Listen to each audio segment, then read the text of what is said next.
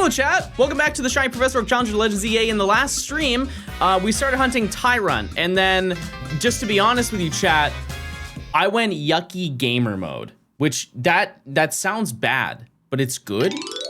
It's kind of a good thing.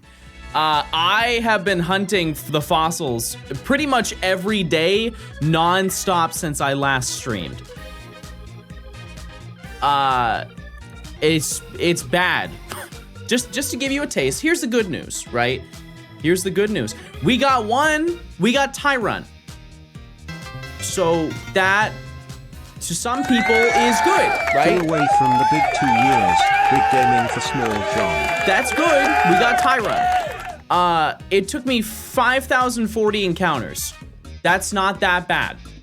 It's over odds, sure. But the next one surely is gonna be a little bit better, right?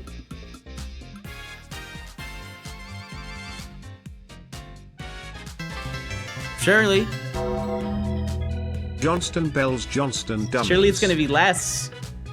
Close. It's gotta be. Now, here's the thing, is I have set up a system where we are now ultra optimized, and it's a way that is not intrusive to people, because I understand that a lot of people will watch the streams and go to bed, which some of you may be bored, but some of you just need your sleepy time, and I respect that. But here's the thing, is I need a timer to know when it's time to check. And I have a system built into Windows. They have a timer, and the beauty of it is that the way that the timer works is whenever the timer goes off, it doesn't sound an alarm, which I hate alarms. I don't know about you, but I hate where it's like, You guys remember the old iPhone alarm? Like, that has ruined society. That specific, it doesn't even exist anymore. But if I ever hear it in like a TikTok or some random video, some random old video, it sets off something in my brain. It's like fight or flight. I'm like, oh my God, I'm late for high school. But this one just reduces the volume of everything. And so everything will just get quiet. That's how we know it's time to check. It's a very non-intrusive thing. So I'm just gonna start right now. Mods, do you want to set a prediction for this little stinky rat? But yeah, I also moved everything that way we can see the shiny when it appears on screen. There was an incident, chat. When I found shiny Tyrant, my camera was in the same location that it normally is down there. And not only did I cover up the shiny Tyrant reaction when it happened, because it just happened to be behind my face on the box when it appeared, but additionally, I was muted the entire time. And so this is my reaction.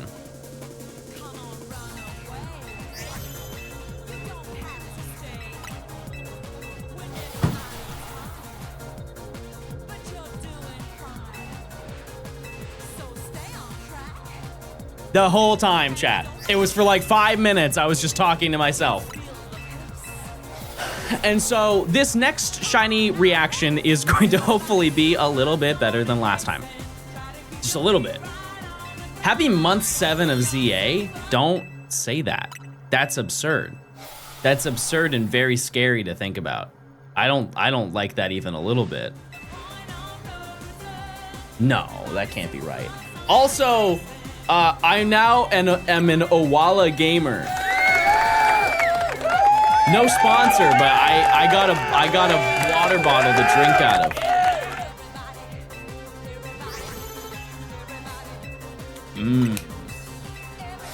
Have you ever bought one of the giant Pokemon plushes? I have the Spheal one. So, small update. I'm going back to my Georgia house in like 2 weeks, and I'm bringing back the Umbreon and Espeon. Do you guys remember that those delivered like a month ago? I'm going back, and I'm gonna mail them back. I'm definitely not taking them on the flight because I would need to buy another seat for them. It's gonna be a lot of money to ship them. It is, but you know what? That's how it goes. That wasn't the big box, no. Record a new door bit. What if instead, chat, I climbed through the window? That wouldn't be bad. We can make that one happen. New door, everybody, and I crawl through the window or jump out of it.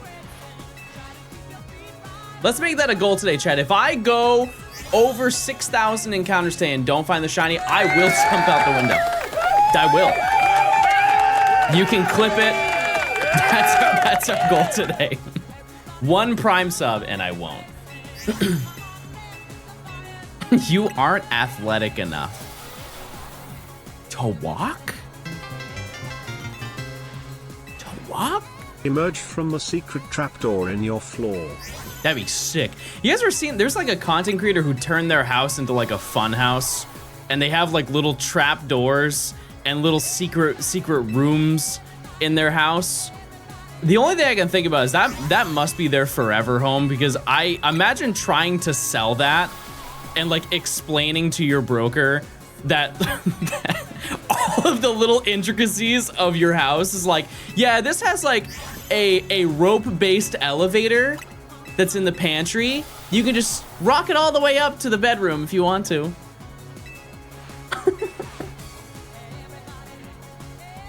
But how have you been, chat? What's been new? What have you been up to? Champions? True. Champions did come out. It did. 15 months with my fave part-time streamer Smile. I think that to be honest with you, I don't know if I'm gonna play it. After seeing people play it, I don't know if my interest is very high. Because to be honest with you, it wasn't high to start with, just because, like, you know, that's not my demographic. I think a lot of people who watch me, it's also not their demographic, but I think it's cool. I just don't think it's something that I would dive into personally. But if you are playing it, do you like it? Is it fun? I know it is a little bit limited, which, you know, in a live service game that's expected, but I think that there are some limitations that are a little bit eyebrow raising. You do Tomo Life when it comes out? What day is Tomo Life? Is it the 15th? I think it's the 15th, right?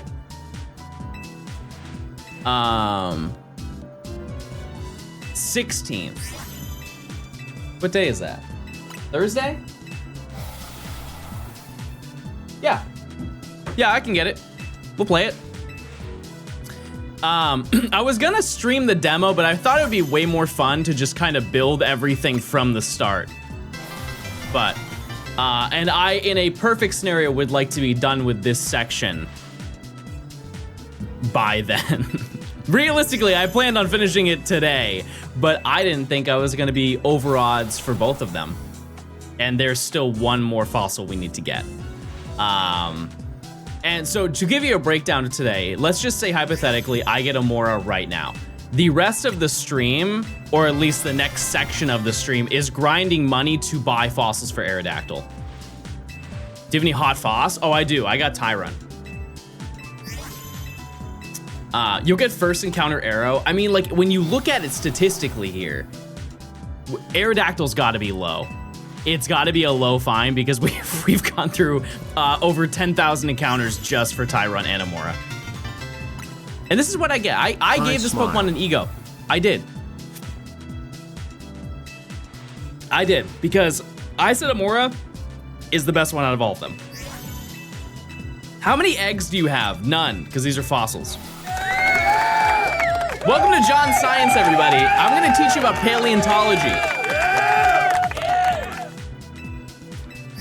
I went almost 10K for Dracozolt. I'm not claiming that. It is the best one. Yeah, Amaura and Aurorus are the best out of both of them. And definitely better than Aerodactyl. Aerodactyl is dead last. I don't think there's really any contest for that. Just even if it megas, it still doesn't look very good. Chad, what did you want to be when you were younger? I hate you. Rock out. Good start to stream. We love that. Yeah, when I was younger, I wanted to be a paleontologist. I wanted to dig up bones. I wanted to dig up bones. Bones. Next month is 5 years of subbing, and I think I had like a year of not subbing. I spent over 6 years here. That is insane. Continue gaming and be awesome, Mr. Stone. That is over halfway to a decade. We are old gaming. Cat, thanks for the 59 months of tier 1. That's absurd. Crazy. How do the other fossils compare? Okay, this isn't gonna make sense, but I like shiny Kabuto. I want it to be a train, not a conductor, just a train. I think shiny Kabuto looks cool, but shiny Kabutops does not. Does that make sense? It's like less Prime. Less green that I have to deal with on my eyes. Because it's the same shiny, but it's just more concentrated. Like you could see it almost looks like a turtle shell when it's shiny. Kabutops just looks like a lime green Kabutops, and I don't like that. And what I will say is that lime green shinies are so wildly overhated. I don't understand what the hate is with Espeon. I can understand that it would look better as different colors, but you could say that for every single Pokemon, right? You could say that Espeon would look good if it was red, if it was solid blue, if it was solid purple. It already is that, but you get what I'm saying? It's one solid color. It could be every color of the rainbow. I just think that the green isn't that bad. Also, it's very easy to green screen, so if you want to change it to something else, it's, the opportunity is right there. Just saying. What are some other really hated shinies that you don't think are bad? I'm trying to think of what other ones. Oh, this one people raise eyebrows at, but I like Komala's shiny. I do. The just having a little pink drum instead, that's cute. Saraledge. Yeah. Okay, I don't think their shinies are good, but I don't like the alternatives that people said for them. They're like, they should palette swap both of them. I saw someone palette swap both of them. I didn't like how it looked. Maybe it's just how they did it, but. All right, the timer has gone off, chat. The timer has gone off. As you can see, you didn't even tell, just because the audio faded out. All right, check number 1. No shiny. Also, mods, what was the prediction that you did? Because I think we'll have to go back to doing numbers again. Pokemon Night Out and Pokemon Day Out confirmed. Shinies are goated and underrated. It's funny you mention that. Because I saw the YouTube video. It was actually recommended to me before it even happened. Or not before it even happened. I didn't get a notification for it. And in the description, it says that the tickets go on sale on April 2nd.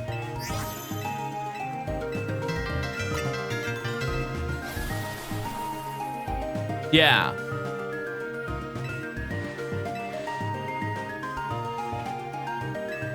April 17th. No, I understand it's definitely not April 2nd. It just says it in the description of this video that it's on April 2nd. Hi chat, hi John, hi VOD watchers, hi shiny reaction watchers. So, yeah, I don't know. Tickets on sale Thursday, April 2nd. I guess, yeah, this video must have been pre-uploaded in like mid-March or something like that. I don't know. Either way. But it'd be cool. It'd be cool to check that out whenever that time comes. Yeah, because they have it in Los Angeles. That's a pretty convenient ride there. It's probably, if I were to guess, it's like a 40-minute flight if I wanted to go there. So, not mad at that. Are we over odds right now? Beyond. Yes, beyond. Do you play any champions? I'm ultra and double so far. No, I haven't played it at all. I love them more. I downloaded it, but I have not played it.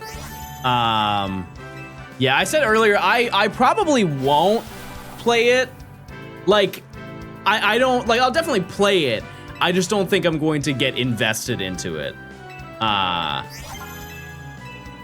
am curious to see the future of it. I want to see what they're going to do, but shiny hunting champion stream. I did have that idea at one point. What are the odds for a shiny?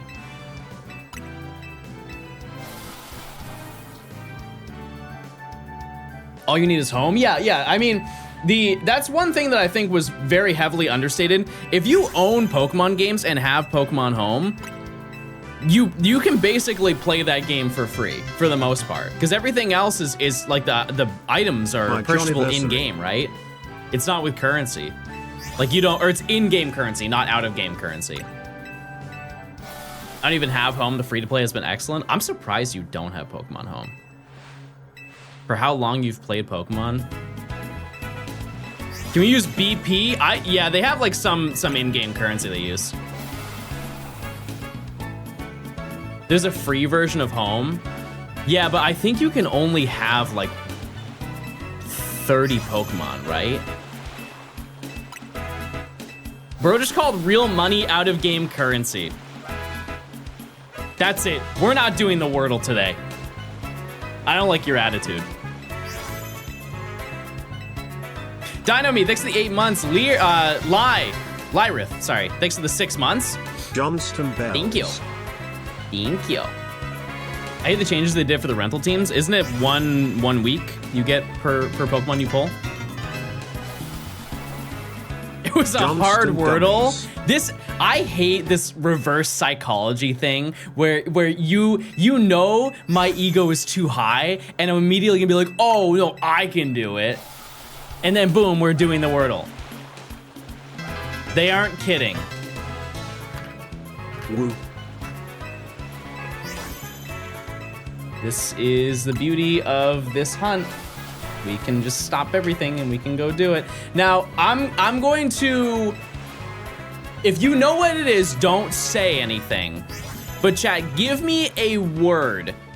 Give me a starting word and I'll get it right. You give me a starting word. Oh, I think that's a solid one. It's not like too hard, not too easy. Logic. 1 year of Johnny. Okay. I don't know why this was the first word I thought of. Musty. Ooh, brutal. Okay.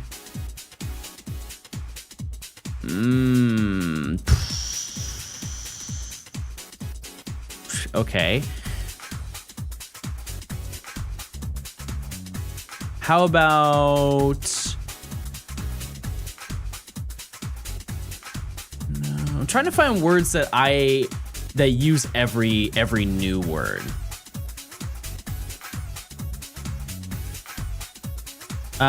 This is a reuse of I, but it's still right. Drain.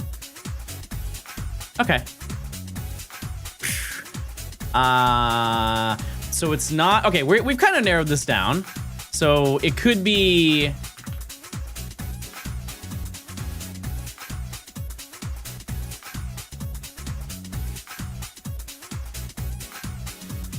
Or it is...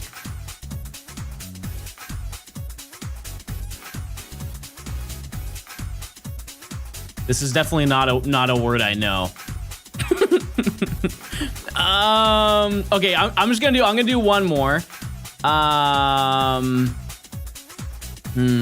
I guess I can narrow down the L as to where that is. So if I do... Actually, no, I don't need to. I don't need to. So... I'm trying to think what would be the most... You guys say it's something weird. So I'm gonna pick a weird letter. Definitely not X. But maybe like V or something. Is it Levin? No, it's not Levin.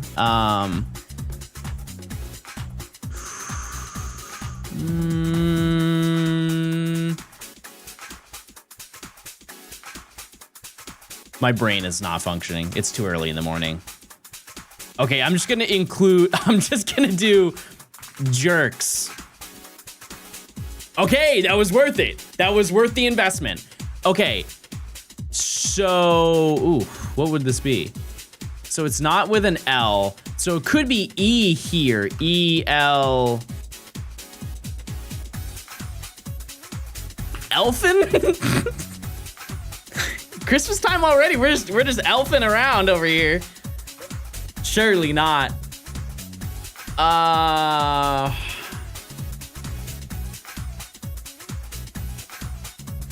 actually, that might not be crazy. It might be Elvin. Isn't that a word? Elvin and the Chipmunks?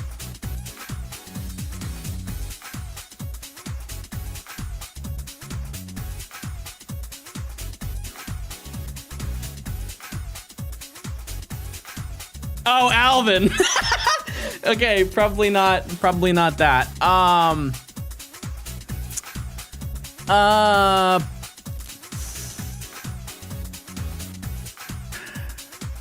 Let's see. Maybe I can narrow down the E somewhere. So let's do, I don't even know. Elvin is not a word, but elfin is. I'm gonna do fresh.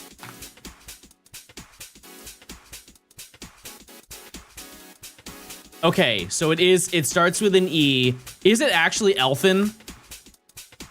What in the world is elfin? What in the world does elfin mean?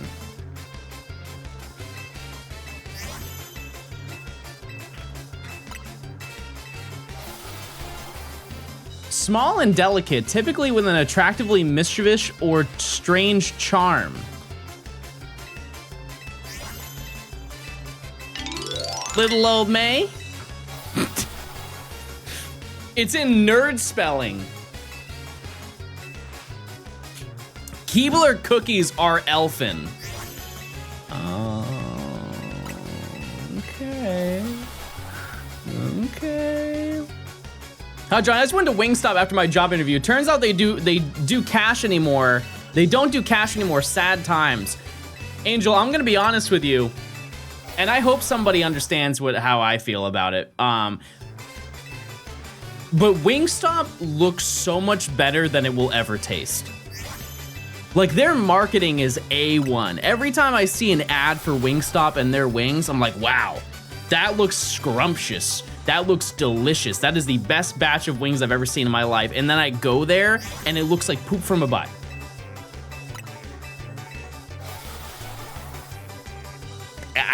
I don't understand what happened. People have been brainwashed just to eat ranch. Okay, let's get this slander out of the way. Actually, no, we need to check. I didn't get a shiny. This is where you start shaming me.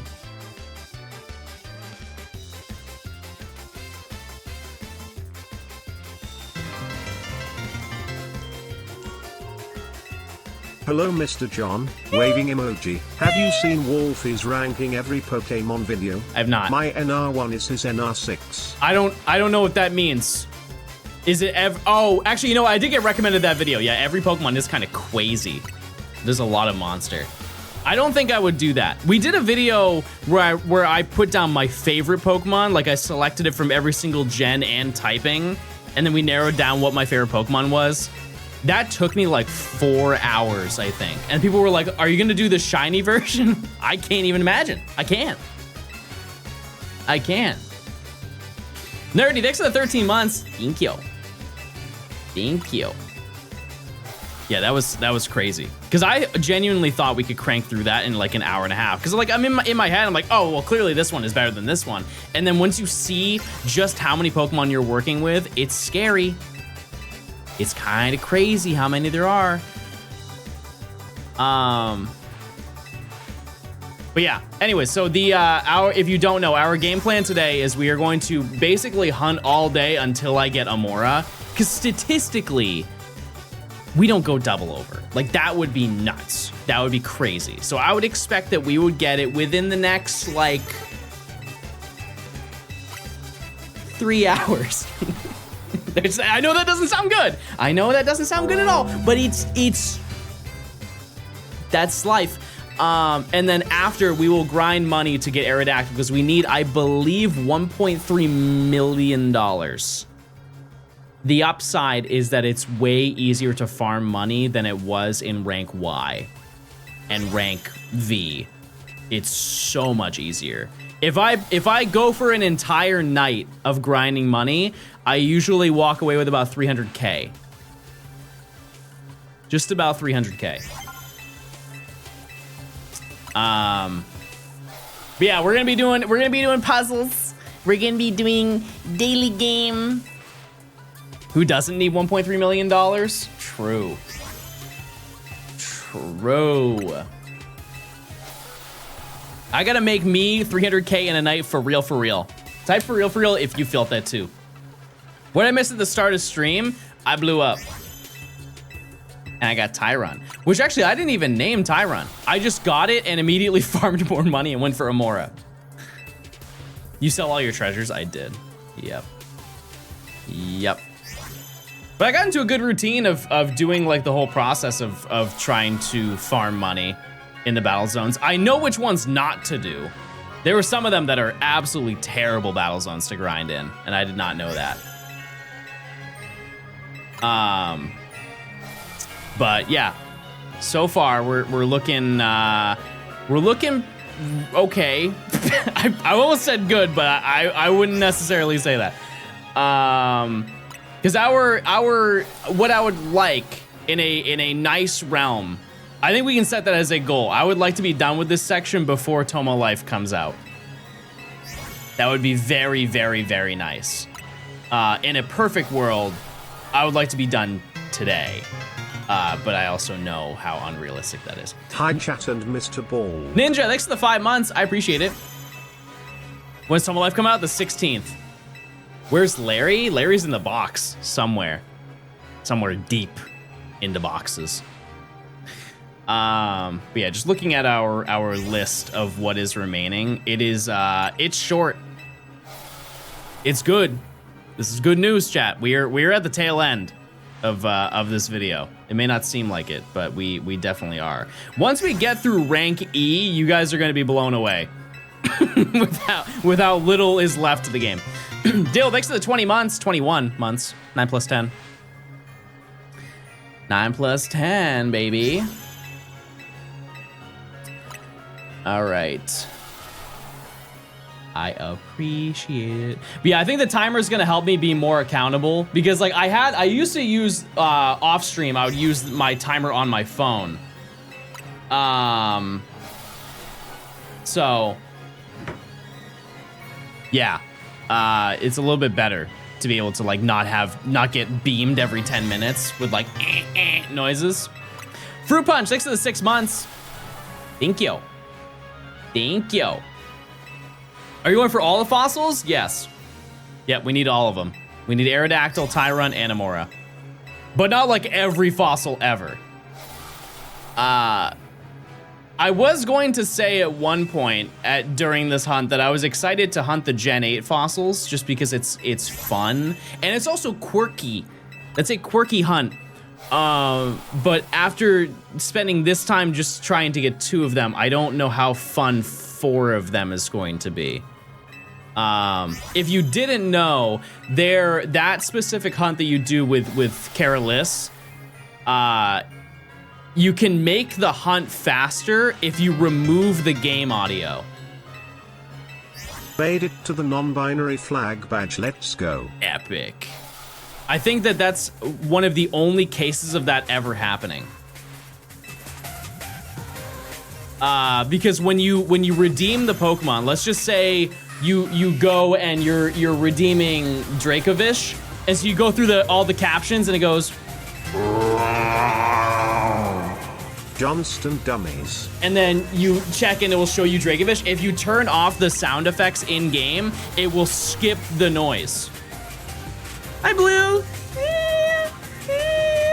It will skip the noise, and then you can just hunt it faster, like way faster. Osveneer, thanks for the 18 months. Thank you. Based. True, I could dual hunt it. Yeah. Actually, no, I could do way more than dual hunt it. I don't know if I mentioned this on stream. I've mentioned it to some of my friends, but when I go back to grab my stuff, I'm going to probably bring all of my switches, which means that I have the ability to 8 times hunt on the Switch. 8. And have them all on screen. And if I wanted to, I could control them all with one controller. Yeah, if you equip a Wavebird to all of them, I could 8 times hunt. I don't know where I would put all of them in my office, but I definitely could make it happen. And that'd be crazy. Crazy gaming. Chad, what's another game we can do? Fossil gaming. I think I lost that list of every single game. Does anyone have that link again?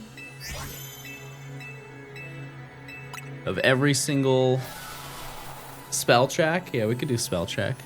We'll do it once this is up. We got like another 2 minutes.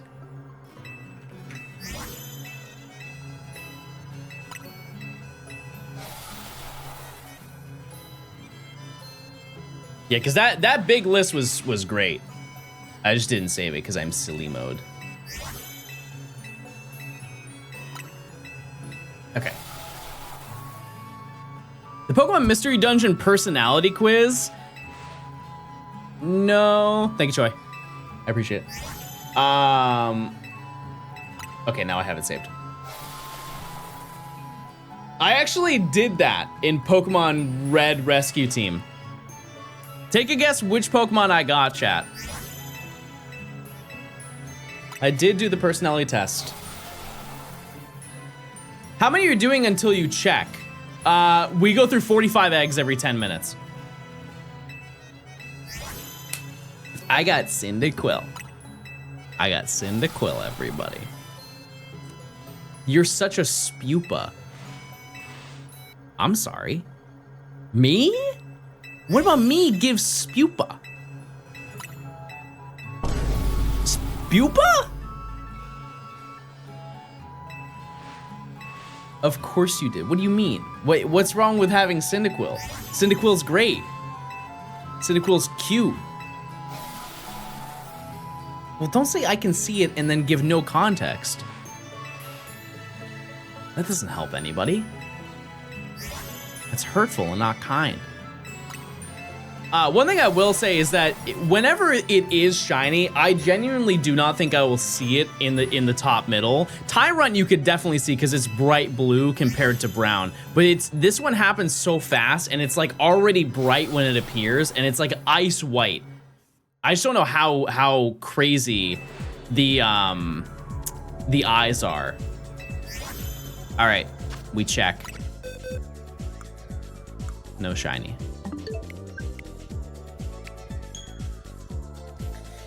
All right.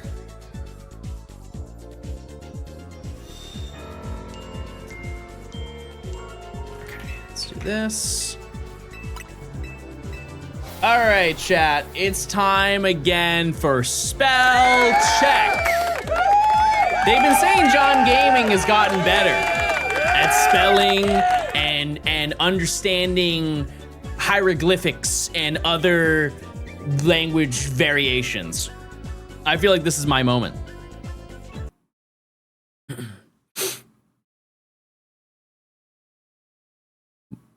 Oh, I didn't have my volume on. Okay, so that's not a good start. Roller. A noun meaning a revolving cylinder over or on which something is moved or which is used to press, shape, spread, or smooth something. Roller. Roller. Next one is going to be fortitude. Stared. A verb meaning to look fixedly often with wide open eyes. The word originates from Middle English, which was derived from Old English starion. Stared. A verb meaning to look fixedly often with wide open. Next. Indicate. a verb meaning to point out or point to. Indicatus is Not bad. quashed, a verb meaning to suppress or extinguish summarily and completely. In no server in my life that I've been in have I ever used the word quashed. Quashed, a verb meaning to suppress or extinguish summarily and completely. Quashen stems I'm about to quash this burger. infant, a noun meaning a child in the first period of life. Infant comes from Okay. enmity, a noun meaning positive, active, and typically mutual hatred or ill will. The term originates from Middle English enmite, borrowed from Anglo-French enemité enemist, linked to enemy, which means enemy.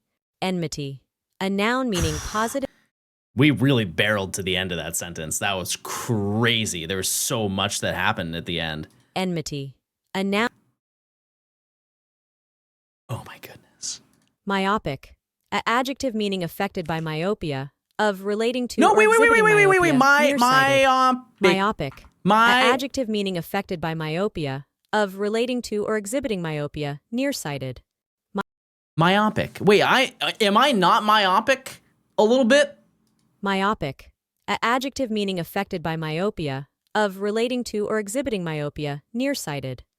Yeah. I'm the most myopic person alive, I think. Holy moly, this is a big day, everybody. We're almost halfway done, and we got them all right. Ga. I'm sorry? Ga. How?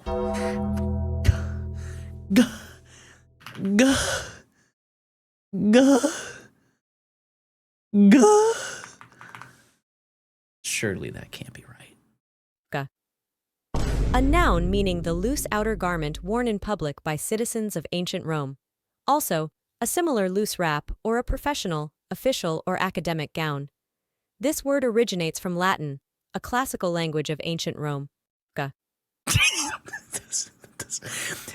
Is she trying to say ghee? Ghee? Like, gah? Surely not. Ga.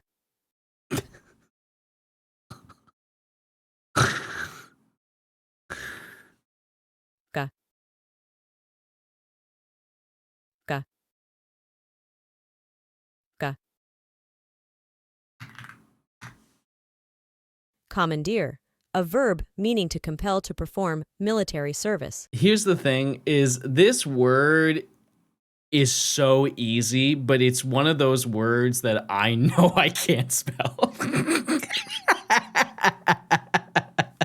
Commandeer, a verb meaning to compel to perform military service.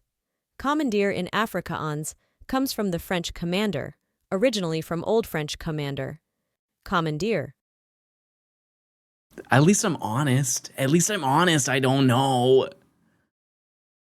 Affront, a verb meaning to insult, especially to the face by behavior or language. Affronten, from Middle English, is derived from Anglo-French. Not bad. All right, this is where things get hard. But they've always said John Gaming is a late game player. Hortatory. Hortatory. Why is she so excited? Why is she so excited to ruin my day? Hortatory. Hortatory. Adjective meaning hortative, exhortatory. Hortatory. Adjective meaning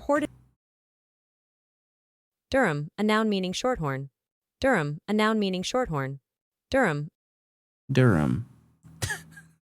Okay, I'm gonna spell it like Durham, New Hampshire, and we're just gonna hope that that's right. Wow, lucky day. Adjutant, a noun meaning a staff officer in the Army, Air Force, or Marine Corps who assists the commanding officer and is responsible especially for correspondence. Ayudante is a Spanish term for assistant, derived from Latin adjutare, meaning to help. Adjutant, a noun meaning a staff officer in the Army. Okay, I think the rest of that information did not help. It was a very surface level. That's insane. Querulous, an adjective meaning habitually complaining. Wait. No, I know this one. Quirrell. It's like squirrel. It's like squirrel. Querulous. Quirrell. Querulous. Querulous. A adjective. Must have been the wind. I feel like I spelt that right. Plumage. Plumage. A noun meaning the feathers of a bird. This word originates from Middle English and traces back to Old French for plume feather. Plumage. A noun meaning the feathers of a bird. The plume fossil from Gen 5. If you get the plume fossil and you evolve it, you get Archin. Plumage. And they said that Pokemon information is useless. Okay, let's see what I got wrong. Commandeer. Oh, deer as in the horse. Hortatory. I feel like they should fix how they spelt that. Querulous. I was close. It's not terrible. We take those moments. That was very good. I think we learned a lot in that moment.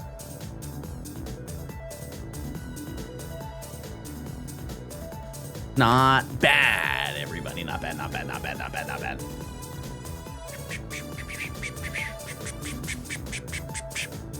Wait, why did No, my controller stopped. No. How far did I make it? Do you get Shalva Tyrant? No, I didn't. How many more do I have? That's never happened. Oh. Oh, nuts. No Shalfa? Ludu, you don't have a Shalfa Tyrant either.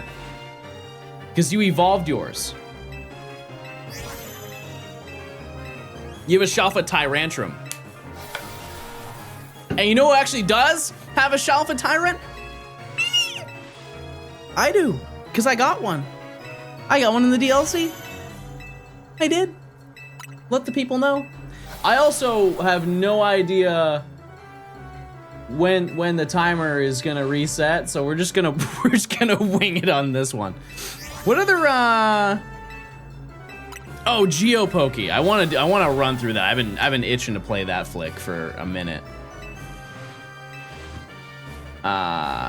Okay.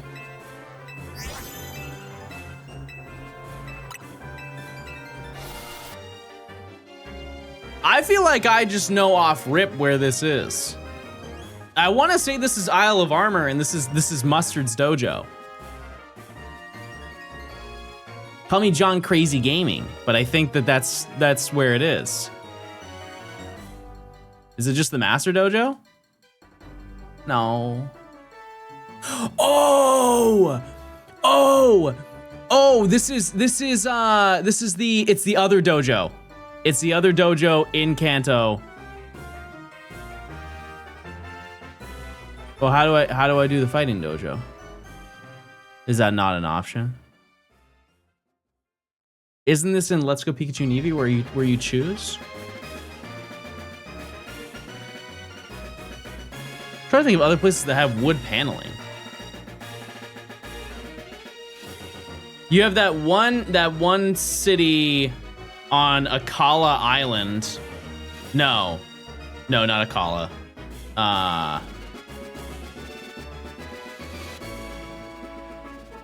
Ula Ula.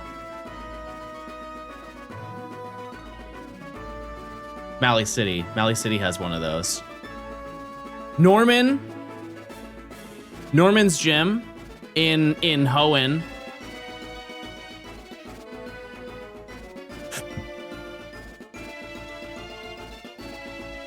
No, I don't think this is Norman's gym.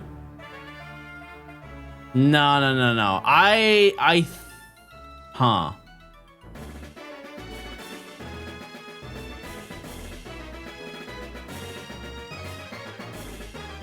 We can try it. Oh, it was.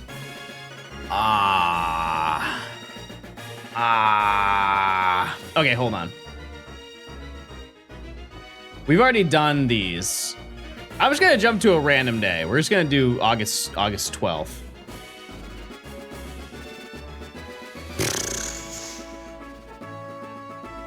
Oh, wait. No, I actually think I know this area. Because the grass here. The yellow grass. I want to say this is in Galler.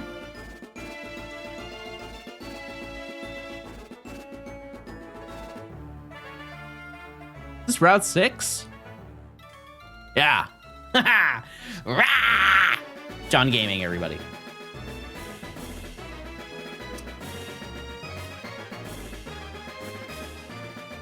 That was a crazy coincidence because we were just talking about the fossils, yeah. This is just the obsidian fieldlands, isn't it? Do we have to get like really specific? I hope not. Oh, okay. Oh my.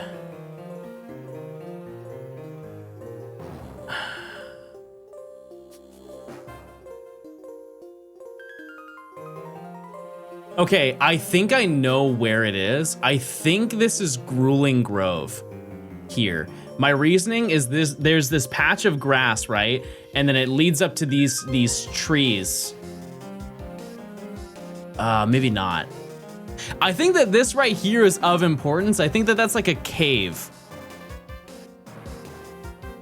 Let me like think about it. No, it's not a cave.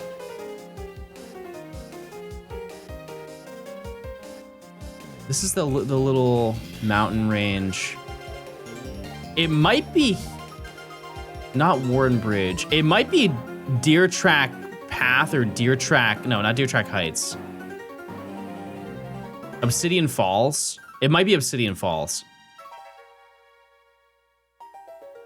Did I have it right before?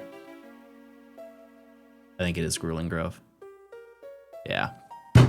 I should have just trusted my gut. That's so brutal. I had it right. I overthought. All right, let's try again. Ooh, see, I'm not well versed on the islands. I want to say this is 2 Island.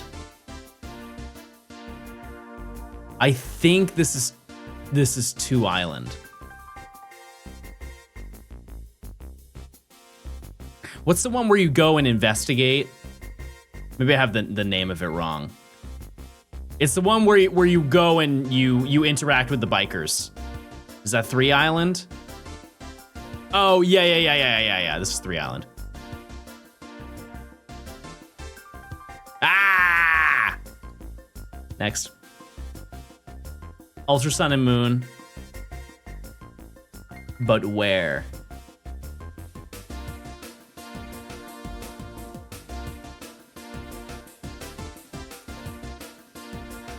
My first thought is this was like the little pathway that you walk down to get to Wimpod. But I don't think that there's no grass in front of there, so it's not that. This could be Pony Plains. It's probably Pony Plains if I were to guess. Or like Pony... Is it Resolution Cave? No.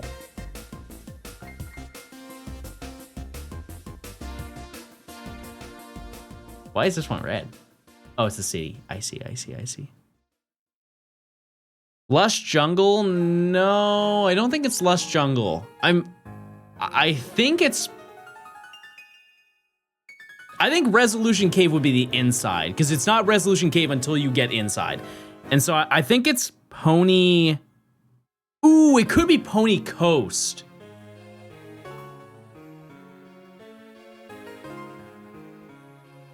I'm gonna stick to it. Last time I messed up, I'm gonna say Meadow.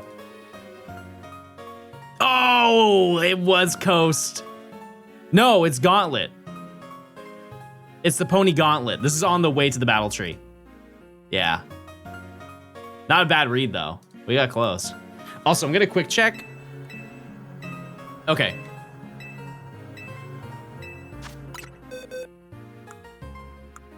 Nothing. Okay.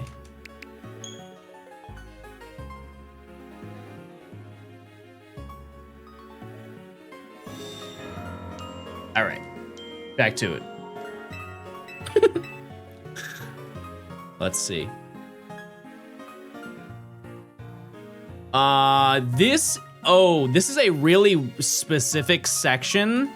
I know this is Route 226 though. I know way too much about Sinnoh. Yeah. Absolutely. It's just when you're going up and down on the thingies. A very unvisited location. Chat, when you went to Stark Mountain, which route did you take? Did you go north of the battle zone or did you go east of the battle zone? Because as a kid, I went up. Hi John, hi chat. But hope you're all doing well, Plink. Going to the resort area is so much easier. It's like significantly better.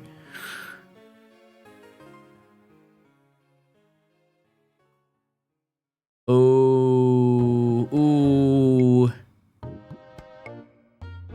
A gate with a fence to the left of it? My first thought... Oh, maybe it's not a gate. No, it has to be. My first thought is this was the area where Miltank is.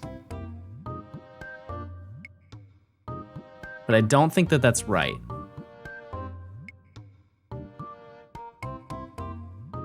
It's definitely Heart Gold, Soul Silver. That's for sure. It's Johto, but where is it in Johto? That seems like the easiest thing, because what other locations... Like, that entire route has fences.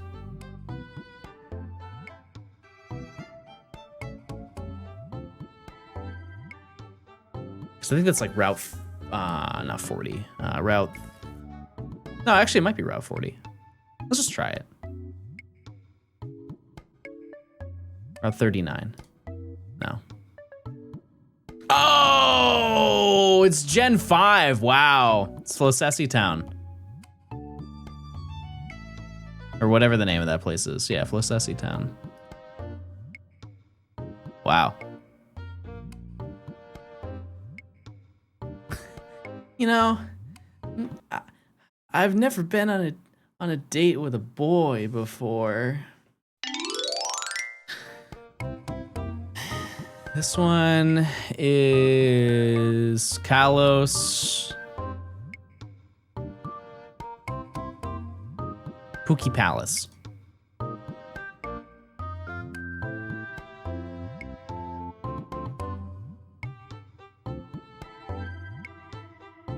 What am I looking at?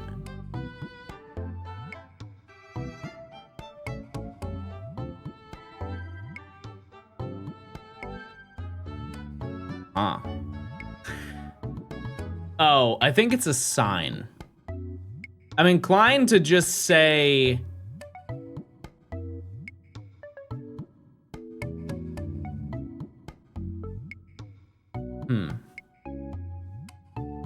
In a weird way, this makes me want to just say Ultra Sun and Moon. Just with how, this is very clearly close to the eye, and it's this, like, bumpy.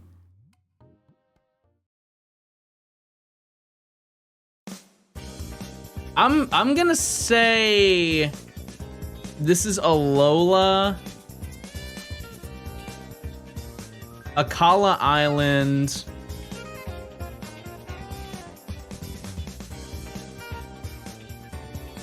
Brooklet Hill. Oh, wow. Wow, I would have never got that. That's absurd. That's crazy. Ooh, how does this work? It would be Indigo Plateau. Wow. Yeah, I saw it as a wall, not a floor. Very tricky. How about this one, chat? I'm gonna leave this one up to you. This is your participation time. Where is this? I have one idea. Route 8 Galar? Yeah, see, my thought was Snowbell City. Sir Chester, not a bad idea. What was the first one? What was the first one I said? So many months, Johnstone dummies. Route 8 Galler.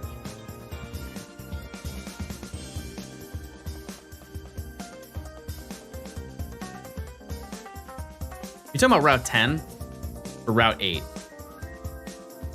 Because Route 8 is two different routes.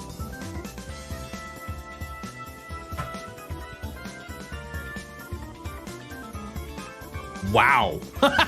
Wow, that was a crazy pull. Oh, I didn't think it was true. That's insane. Because I always thought that the ground was always it was always snow. That was very impressive. How about this one, chat? This one's easy. This one is absolutely free. Yep. Yep. Callous Route 2, everybody. Yep.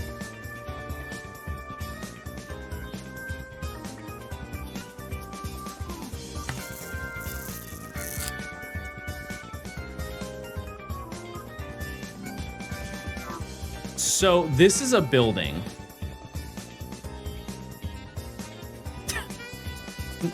You sure, Ludu? Are you sure it's Veilstone? It might not be. It might not be. It was. It's BDSP. It was. Okay, I feel like this one's way too easy. If you don't know this, you have not played Pokemon. To the fate of the universe that you all plink right now. I think this is one of those ones where they should have done the starting image a little bit to the left, you know? And maybe that's like the second reveal of the image. It would have been way better. Way, way better. Get it? Because it's New Barktown? Ooh. Oh! You know what? I might actually not know this. Just because, like, I don't know the name of this location.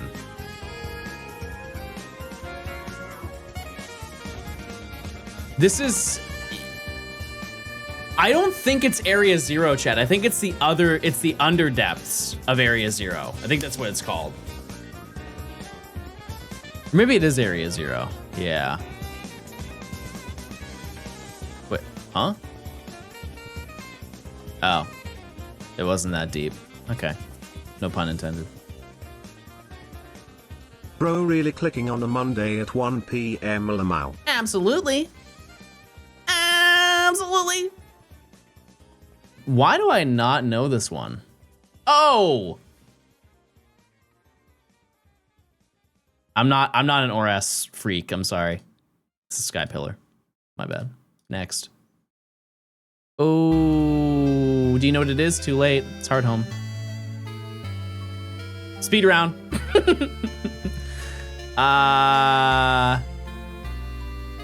Oh. This is...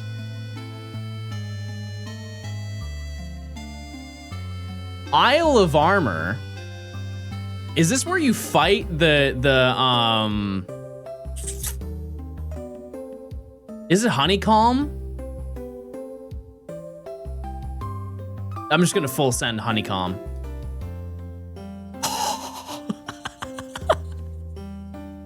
I have not played that much Isle of Armor, chat. All right, keep going, keep going.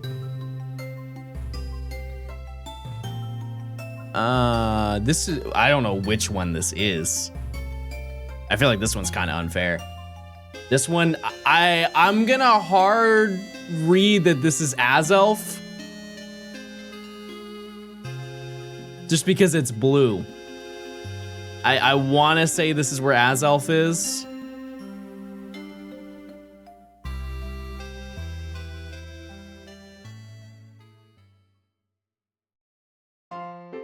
Oh!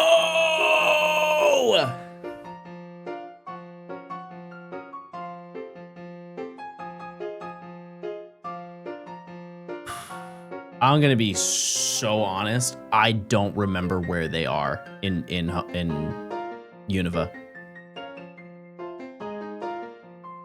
I actually need help on this one. I actually don't need help because it's time to check, everybody.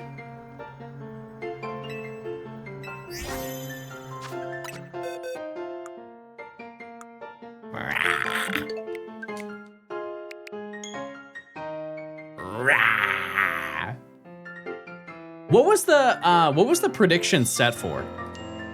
I didn't see what it was.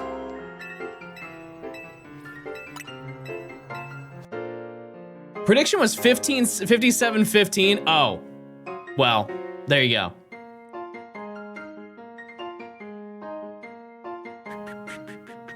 Okay, you guys said it's Route 20. Where's Route 20? Here? Oh, the Cave of Being, right. Okay, never mind. This is Route 22 from Kanto. Easy. This I believe is the Diamond Camp in the Crimson Mirelands, the Diamond Settlement. Oh, when I get the 3D ones, chat, I feel like an animal. I feel a little bit different. Oh, see, the reason this one is easy for me, it's hard for 99% of people who have played because they have no stream idea. I've been able to catch in a while. Happy Monday, you people Inc.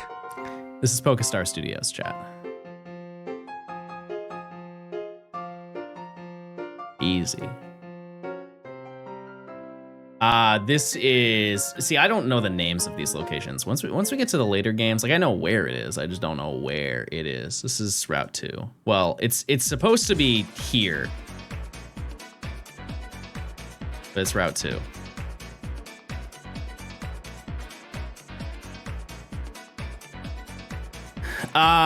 This is Paldea, but this is Terrarium. It's just the polar biome, right? Yeah. Turn back cave. They need to stop me, Chad. They need to stop me.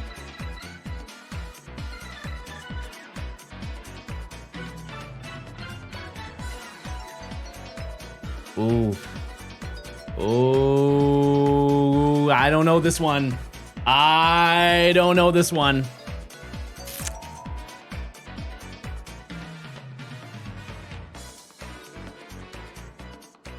Yeah, it's Gen 5. I want to say this is just the Fossil Museum in Nakreen City. That's my... I just don't... no, this might be Gen 6, chat.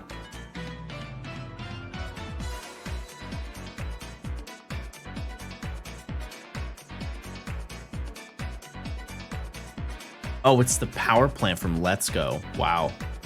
Would have not got that. That's absurd.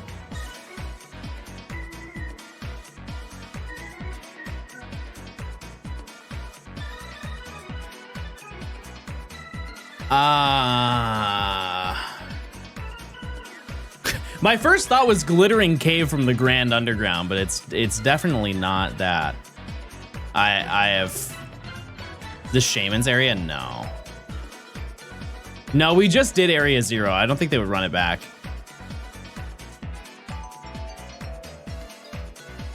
I don't know what this green is. My guess is a Zelda game. Not bad. You're right. You're close.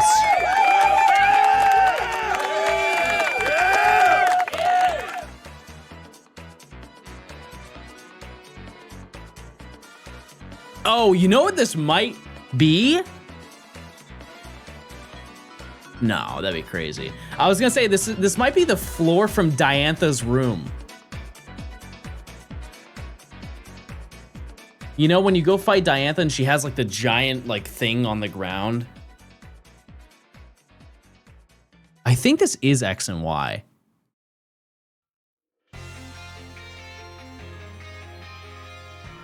I'm just gonna run it. No, I was wrong. What is this? Those balloons are tripping me up.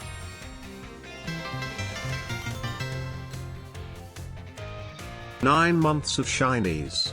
You've inspired me to continue shiny hunting when I've wanted to give up, so thanks for doing what you do, and educating people on the fun of shiny hunting." Absolutely, thank you, Filthy, for the 9 months of tier 2. This is Mesa Goza.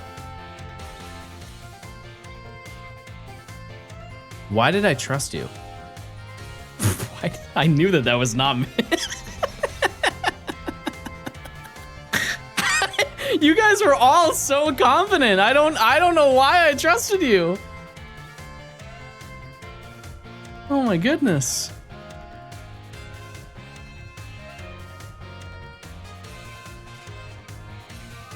Scarlet Violet, is this the shopkeeper who has Petra Runt?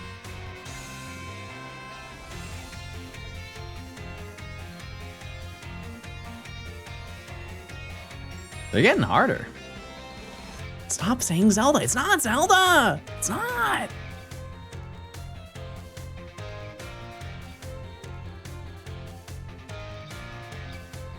Oops.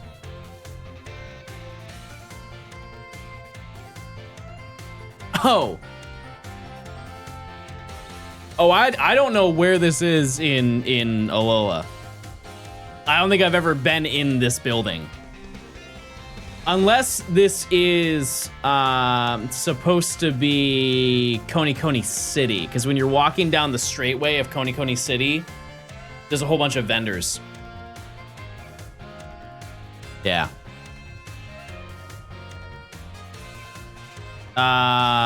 This is the lighthouse. Why do I not know where this is?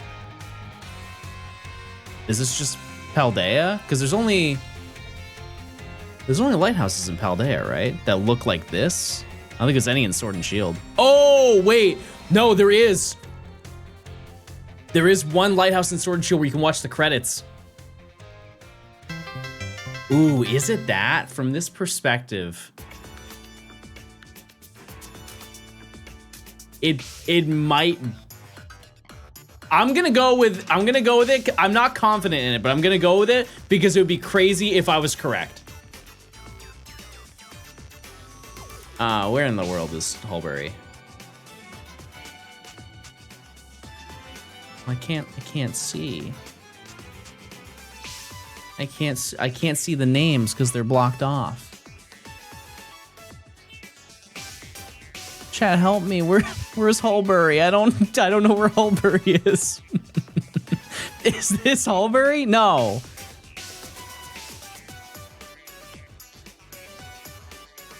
Hammerlock, Stoneside, Turffield. Hulbury. Holy gaming. Maybe one more. Oh. The Floraro Gardens. That's not even fair. That's not even one more hard one. Now we're talking. This reminds me of Super Mario 64, where you go through Peach's painting or Peach's mosaic, and you have to like slide down on the ice and collect the coins.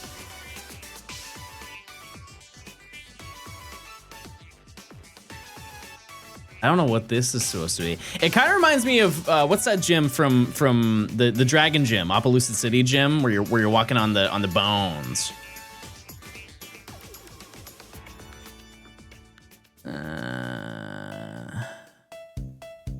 Or like the bug. I feel like this is a gym because you have the bug gym. You have Bugsy's gym that has like kind of that same vibe to it. Wait, no, this has to be Bugsy's gym, right? Because this blue. I think it's Bugsy's gym, chat. Ooh, ooh, that one felt good. That one felt real good. Maybe one more. All right, well, that's gonna do it for today, everybody. That was fun. Some Geopoke always gets the blood flowing. That was the Nether from Minecraft, you're right. You're right, Sam. Thanks for the prime. I appreciate it. Thank you. Thank you. Yeah, I think our goal today on stream is I would like to get to 6,500 encounters. I know that doesn't sound like very far away from where we are right now. It is. It is very far.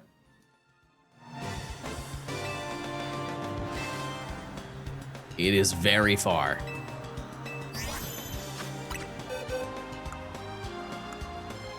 Yeah, we could go to 6,700 encounters. That sounds good.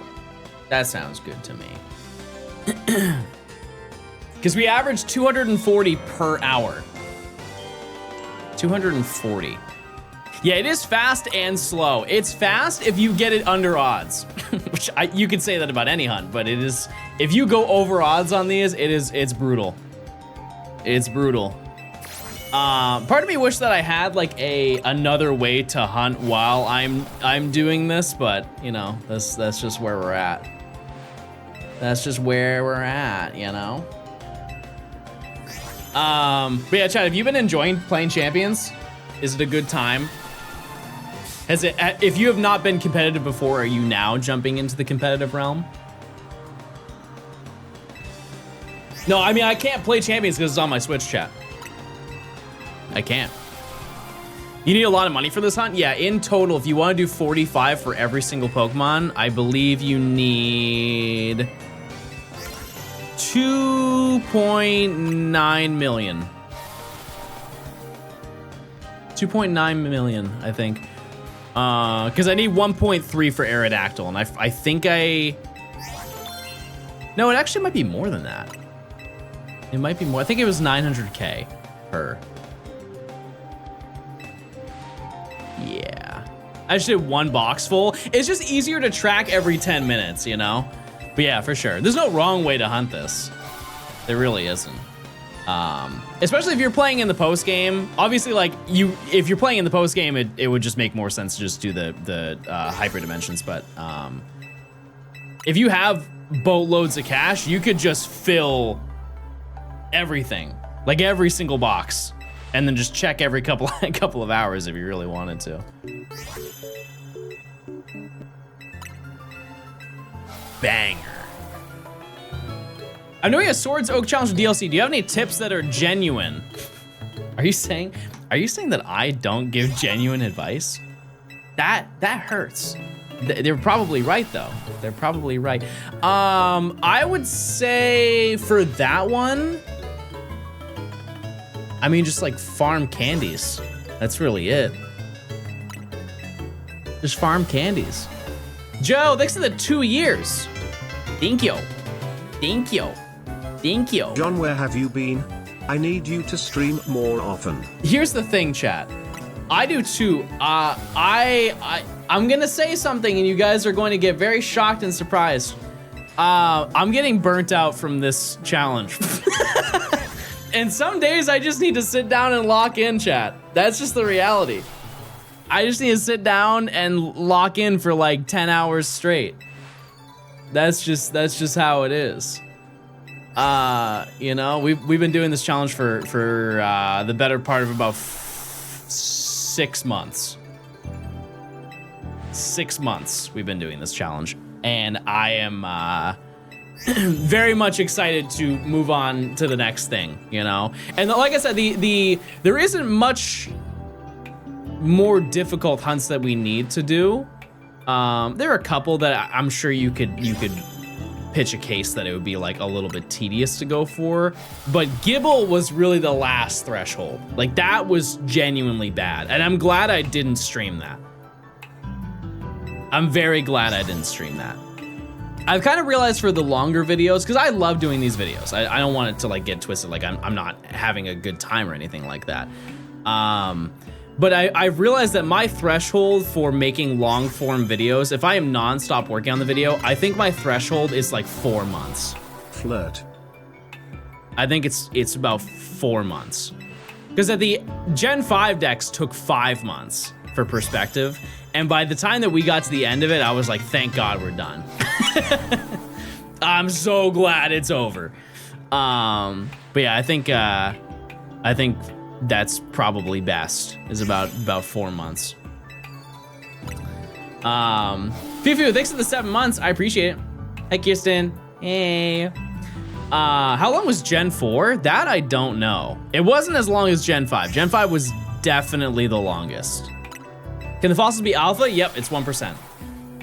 This is a Halo song? No, this is, I think this is Ultra Sun and Moon, right? Oh, no, this is Legend Arceus. Oh, it's the thinking music. It's when they're thinking. Azurin, thanks for the 7 months of Prime.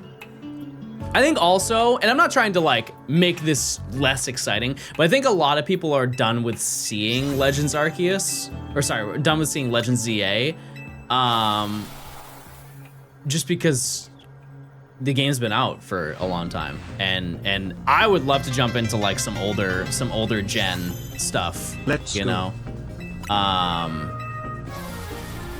But yeah, I mean, I have to get through the video. I have to get it all done. I can't just stop now. What's the most amount of time that you think you put into a video without feeling burnt out?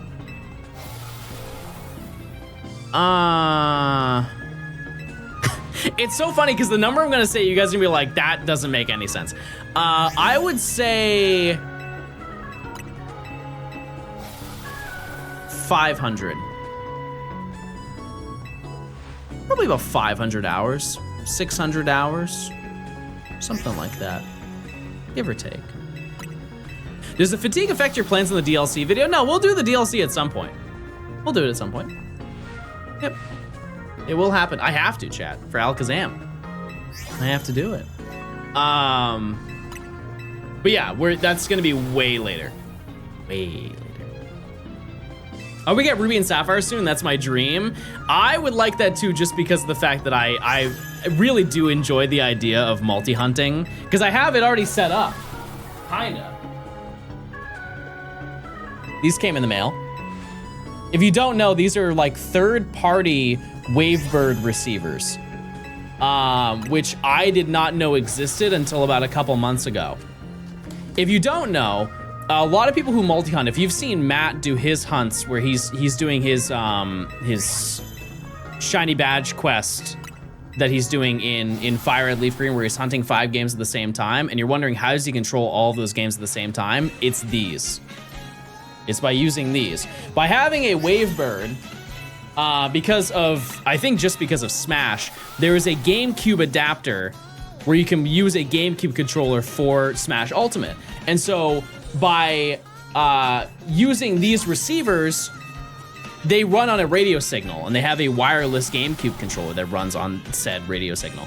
And if you tie all of your switches to these receivers with the same channel, the same radio signal, you can press a button on one singular controller and it will work with every single one because they're all on the same radio length. And you can hunt multiple games at the same time with less controllers. And it is expensive. It is expensive to set it up. However, these specifically make it a lot cheaper because Wavebirds are like $50 just for the controller. And then the receiver, like an OEM receiver, I actually don't even know how much they are. I want to say they're like $60 a piece. These are 15, 20 bucks. 15, no, they're 15. Way better scenario. It's still expensive long-term because, you know, you're if you want a multi-hunt, you will need to buy multiple Switch consoles with the dock, which is not cheap, but yeah, that's I think it would be fun to do like I've kind of dismissed the idea of doing a shiny badge quest for a long time, but the more that I think about it, the more I kind of want to do one. It's very tempting. And I think Ruby and Sapphire, like Fire Red Leaf Green definitely would be very fun, but I think Ruby and Sapphire has a lot more variety in what you can make your team out of. Because Fire Red Leaf Green is quite literally just Kanto. You get to the post game, sure, you can have some non-Kanto Pokemon, but by that point in the time, that challenge is pretty much over for most people. But I think it'd be really, really, really fun to do one in that game. Additionally, at some point we're gonna do the Gen 3 Shiny Dex, and when we do that, that's gotta be, I would like to do probably Kyogre in Sapphire and Emerald. I guess I have to do it in Sapphire. How do badge quests work? You just have to get a shiny before every badge. There's two different versions. There's one where you just get a shiny, whatever shiny you find, and then they have ones that people call the Dream Team quest, where you shiny hunt your favorite Pokemon, and you basically build an ultimate shiny team. And so even if you phase on something that you don't need, it doesn't go on the team. Like, you hunt in that location until you get exactly what you're looking for. And that's, you know, that's a lot of work. It's a whole lot of work. Moz, did you do another prediction?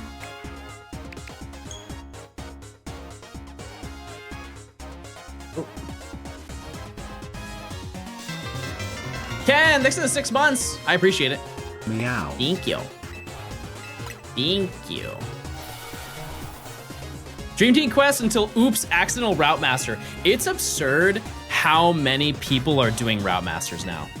It is crazy to see. One thing I will say, and I'm sure some people will take this the wrong way, I really like Brosidon's Route Master. One thing that he did, though, is he told everybody how he makes his Route Masters in his videos. And while I do think it's cool that other people are doing Route Masters, there are people who are doing them verbatim. Like, presentation-wise, down to, like, the graphics that he uses, exactly like his videos. And I feel like that is not really what people should be doing, but a Route Master is where you actually, I can't explain it. I'm just gonna show you.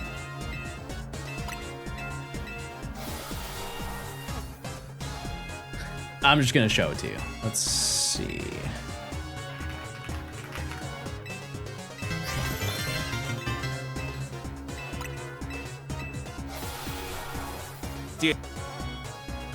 Wow, 12 months since I subbed here. I may be a lurker and I know this will sound like a pie chatter moment, but your content has been a great source of entertainment and joy.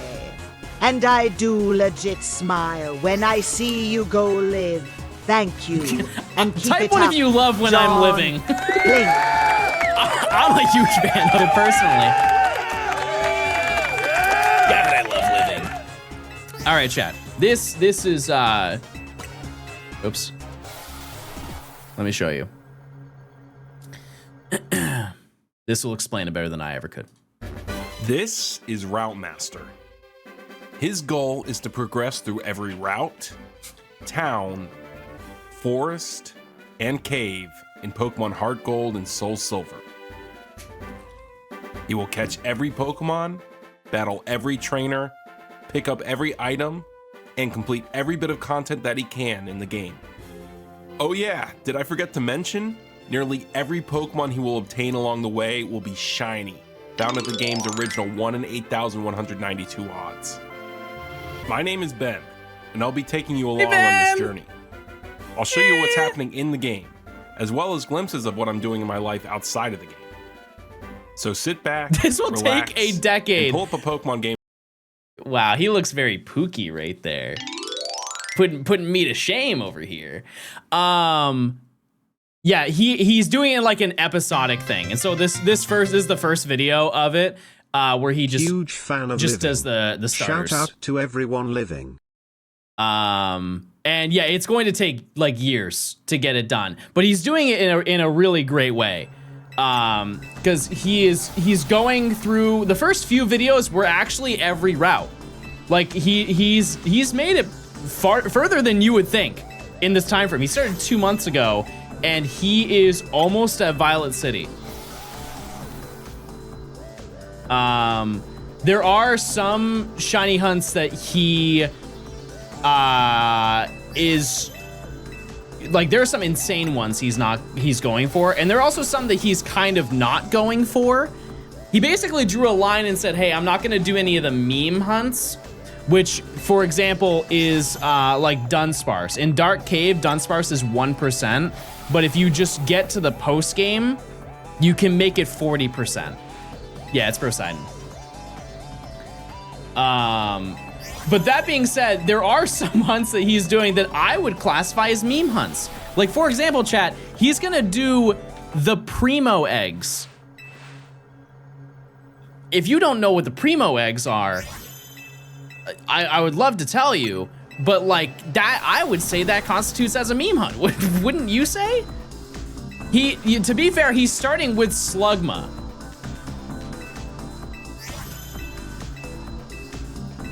He's starting with Slugma so he can at least hatch the other ones faster. What number is next? I think we do them in groups of 135. So if you want to set it to 585. Holy, I did it. I did it.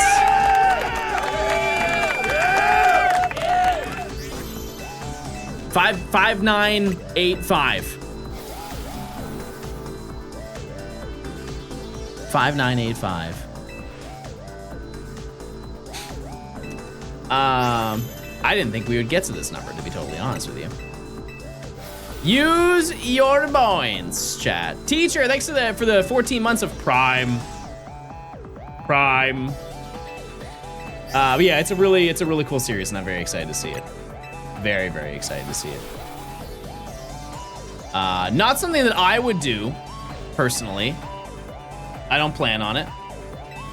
More power to him, though. Do I love Cloth? Yeah. How many fossils was Tyrant? 5,040. Yeah, we were already over odds for Tyrant by about 1,000, and we are now almost 2,000 over for Amaura. So it's not looking great. Happy. Salami. Thanks to the 3 months. Chat, are you happy? Let me see. Let me see that happy little cat if you are. I'm positive mine was over 6,000. Yeah, I thought about that, Ludo, when I was hunting Tyrant. I was like, surely I won't deal with that, and I was right, because it was then delivered to this Pokemon here. So, what's the last time for the base game are you doing, or is it a secret? See, here's the thing: is it's not really a secret. I don't really know. I think technically I am forced to do a final hunt. I could be wrong about that. When you go to Lysander Labs, chat, can you leave?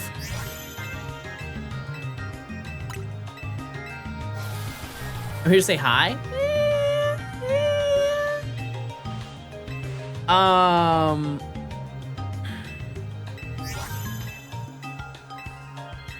Because I'm stuck between what's last and what would be best to be last. Because the final Pokemon is Beldum. But the process to getting shiny Beldum, it's arguably one of the easiest shinies to get in the game, and I find that to be massively underwhelming.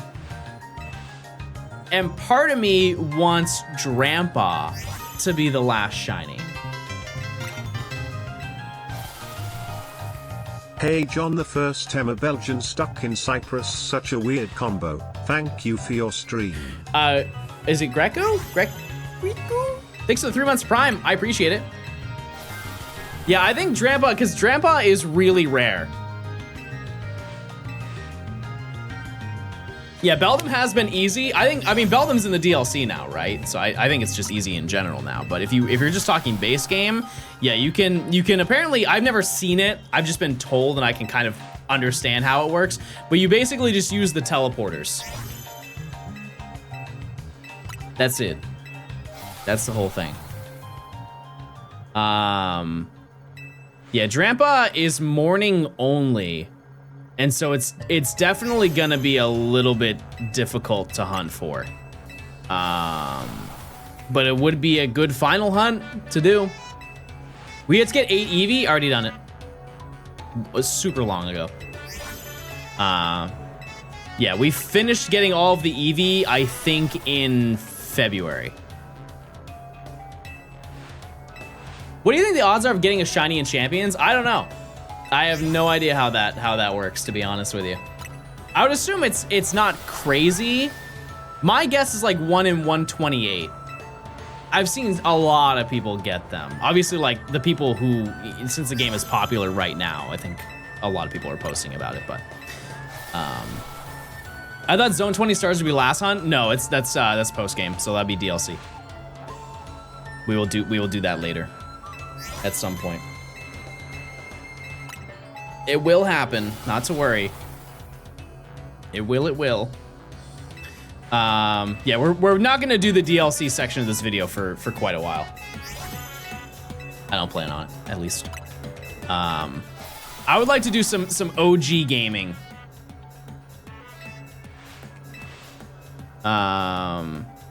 Because like obviously I've told you guys a bunch of the videos that we have planned. However,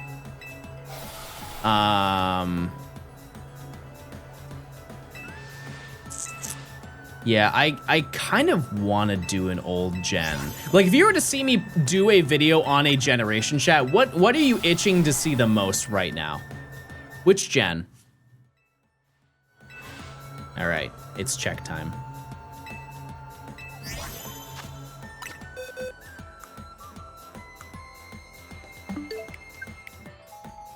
Yeah. See, I'm feeling 3 as well. I'm feeling number 3.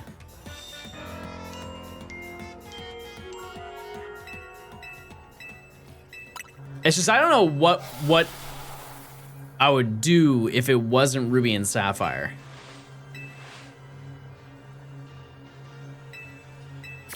I don't know. We'll have to figure that out. Oh. Horde video? No. No, I'm good on that one. I'm good on that one. Samu, 6 of the 60 months of Prime. Insane. 60 months of gaming Johnstone dummies. Was Fire Red Leaf Green not a part of your Gen 3 fix? Oh, no, it was. And I had a lot of fun playing it. I just don't know how much people want to see more Fire Red Leaf Green.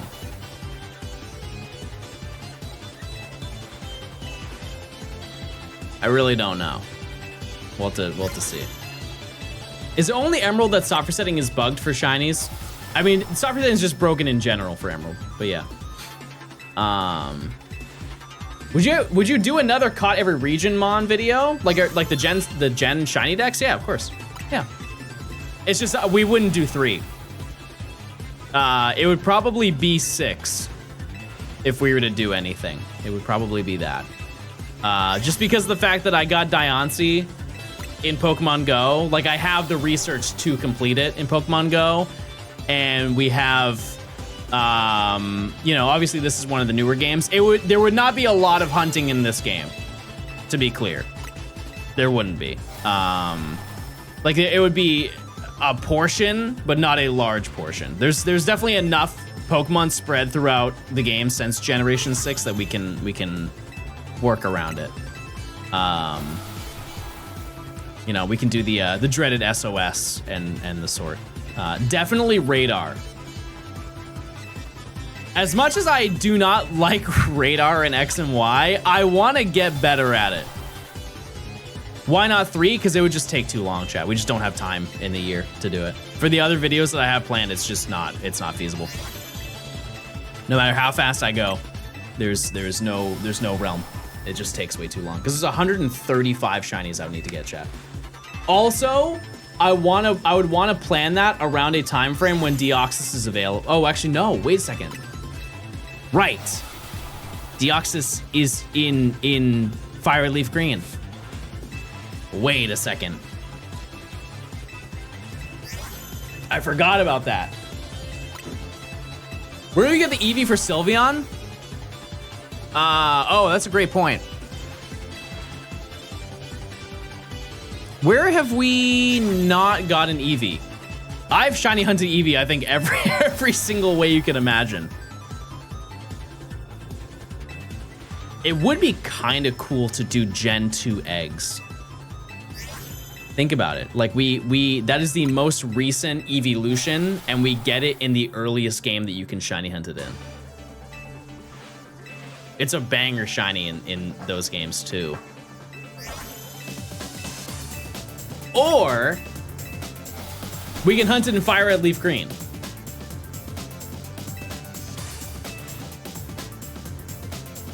That's also an option.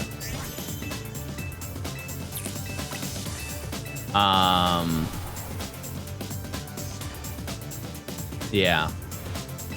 And I think it would be way faster if we went for Eevee and Fire Red Leaf Green.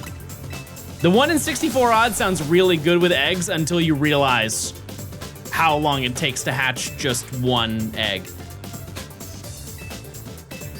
It wouldn't be a good hunt, but the shiny family stuff in Gen 2 is wild. Yeah, no, it's I can actually show you guys if you don't understand.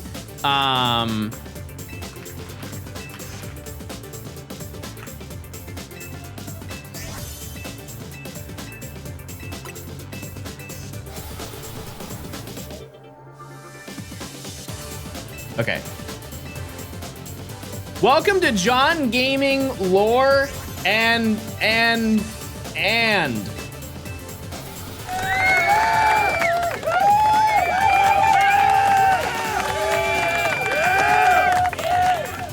hold on one second.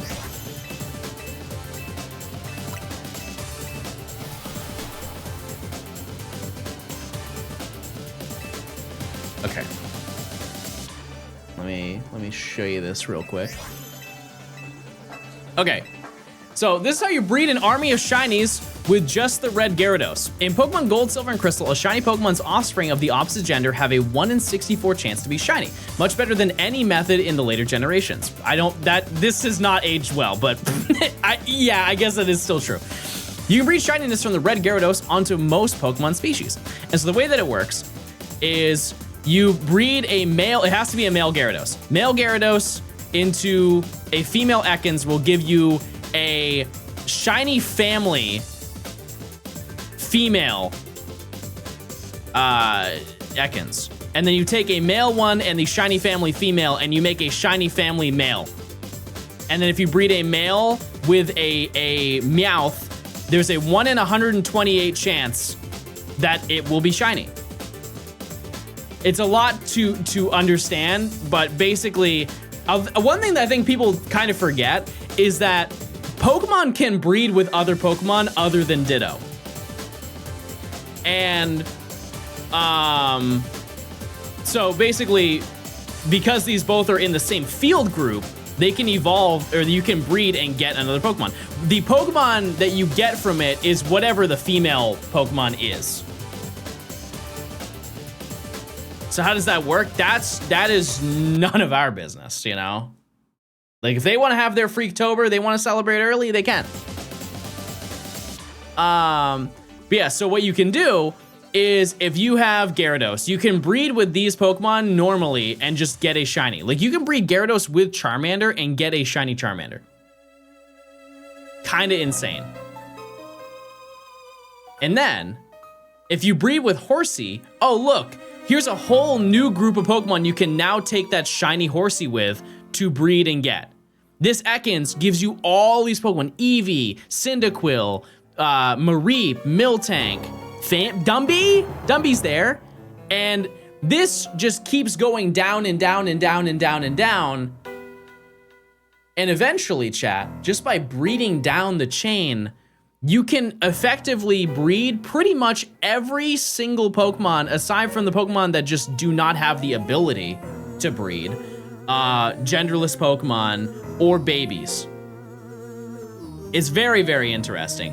What I will say is, although on screen this looks, you know, pretty easy and pretty short to organize and put together, the amount of hours it would take to do this is heavily understated. It would be absurdly long. Like, just this box right here, if you were to hit odds, like 1 in 128 for all of these eggs, I couldn't even guess how long it would take. I want to say like 200 hours just off of this box. Maybe 150. The hatching takes a long time. What if you use Stadium 2 Dodrio Tower? Gross. Ew. Yucky. We don't do that around here. We play at the slow speed, the way God intended. Who's with me? That's true, you could do that. You could. Yeah, and obviously it depends on hatch rate. Because like when the time comes that you have to go and hatch Lapras, imagine that. Lapras is brutal. That's what, 10,000 steps or something to hatch? Text speed slow, animations on. Epic.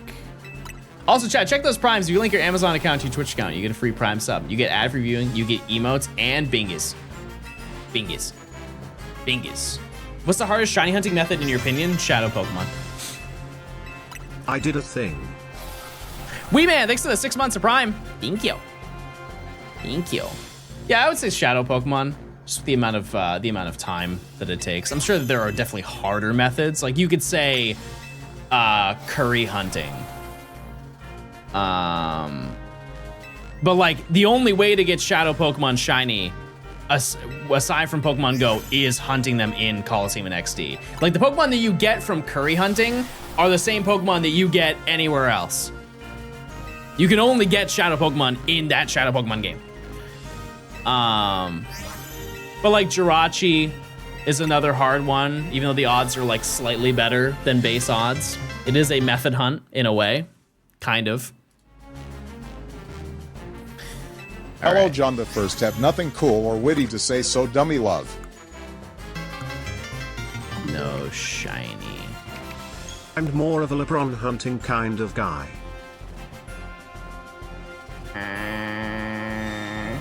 Start setting the timer. I like Lamicki. Killer Llama, thanks for the 6 months. Shark Lord, thanks for the 16 months. Thank you. I don't know. Are there any methods that you would never do, chat? You swear to it. In all of your shiny hunting, you just do not see the want or need to do it. Wanna just do the method? You wanna come in? Oh, you look so nice. Oh, so pretty lady. Oh, she's all dressed up for the big day. For the big, wait,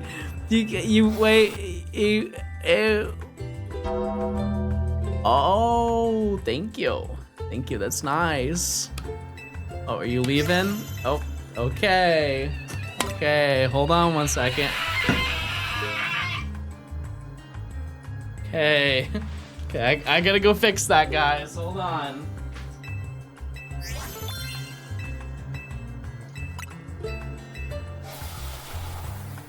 Hey.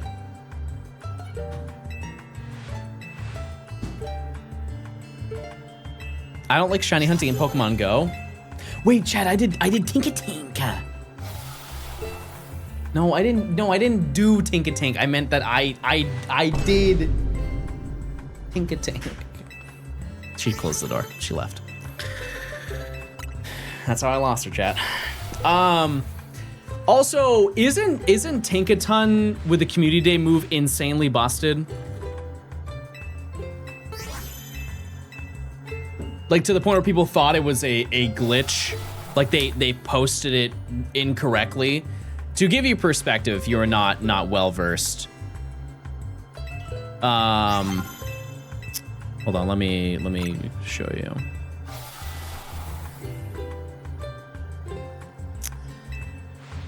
To give you perspective. Let me look at my recents. Let's just take Mr. Charles H. Zard. Do I have a good one? Okay. This Charizard right here. Good Charizard, very epic. If you look at its moves, It knows Air Slash and Blast Burn. Blast Burn has 120 damage, and just note that it has 2 bars there. Two charge bars, right?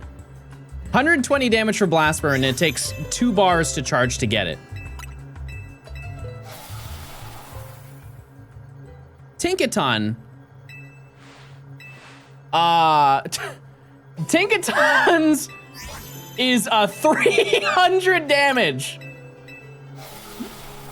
300 damage for Gigaton Hammer. And it's already a fairy type, chat. It's already a fairy type. I feel like it's gonna be pretty busted. So I made sure to get a few of them.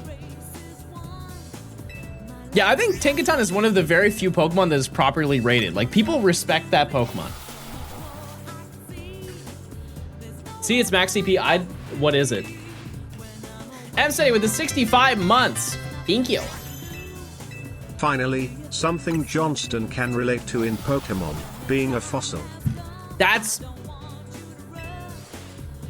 You made me do this.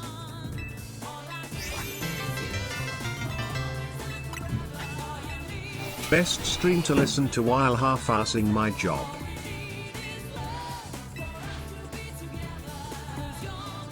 Consider me pissed.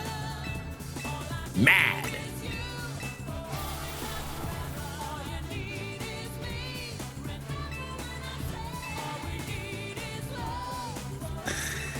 I poured out all the water. Tinkaton Hundo is 2544. Oh, that is kind of low. Glass Cannon. Hammers with the 7 months of Prime.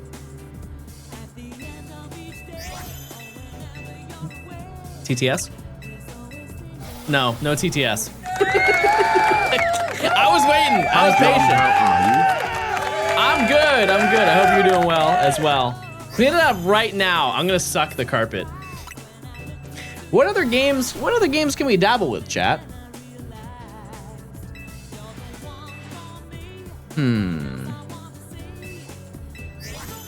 What? We gotta figure this out. What in the world is Fortnite?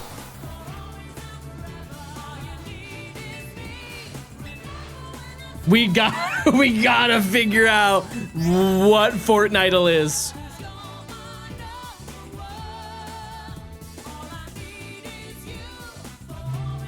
Guess the weapon. Okay.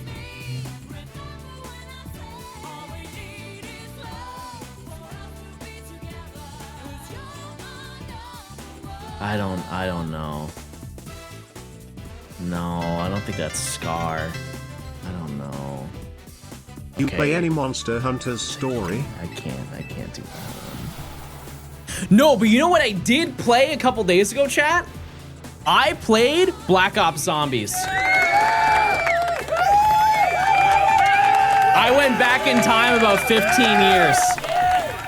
I had so much fun playing that. I played it with Blue. No, we played OG Black Ops. Yeah, we played on Kino. And he had never played before. First time we got to round 20. He had never played before. He didn't know anything about it. BO1. I thought that was pretty good. Round 20 for not knowing how to play at all. Like that's pretty solid. Cause it gets a little crazy around like round 13, 15. Which map? Kino. Okay, let me see. Oh yeah, let's do this because you know the drama behind it. We gotta stick to it. I'm gonna be honest with you. The people love it. It's time for Scrandle, everybody. We're gonna do the daily Scrandle. If you don't know, the concept of this is we have to choose which one you think society will like more. We have the price, we have the name, and we have what they look like. Okay? So first one on the left is from Scotland. This is a steak and black pudding pie. And then on the right, we have chicken nuggets and chips. These were €3, these were €5. No, pounds, sorry, I don't know anything. These are 3 pounds, these are 5 pounds. I would like to think that this side is better. This looks way better than that. That looks like the amount of residual gunk on the bottom is a little off-putting. That looks, there's a level of uncertainty with that one. This one I know what I'm getting out of it. Okay, that was just the vote. And then we have 10 options here. We have the steak sandwich, which is 24 pounds. I'm just gonna say dollars. I don't think you guys care. $24. And this hot dog, which I believe is in a very heavily toasted baguette.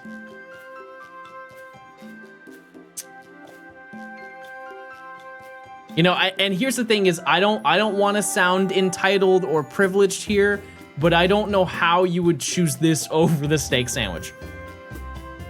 It's a lot of money. It is, for sure. But listen, you get mustard.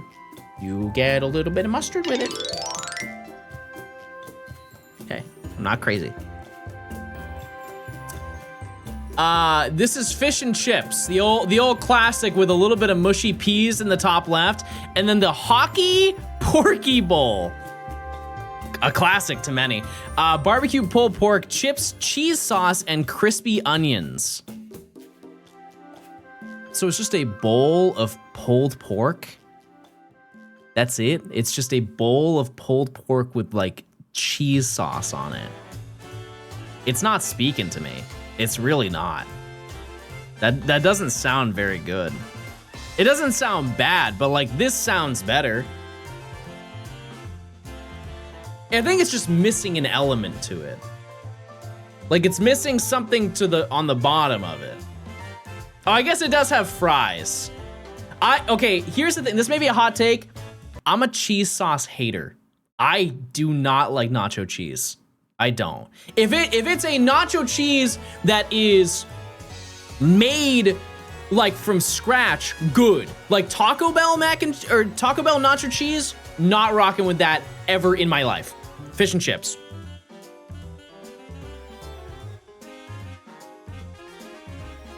Chat, there is no realm.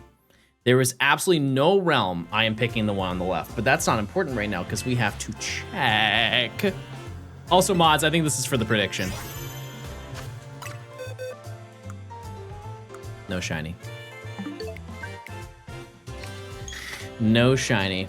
Okay, next prediction is... Hold on. John Math, everybody. God, this is... That's it. I'm taking out the calculator. It's so sad. It's so sad. 6120 is the next number. 6120. Anyways. All right. So, 2 pork bellies. Holy, wait a second. Wait a second. Jacket potato for $3. And it does look yuckington. However, these 2 pork belly sandwiches are $42.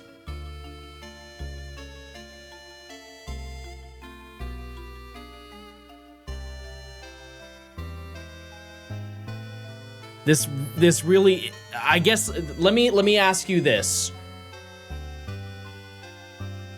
If you were at a game and sober, would you buy this?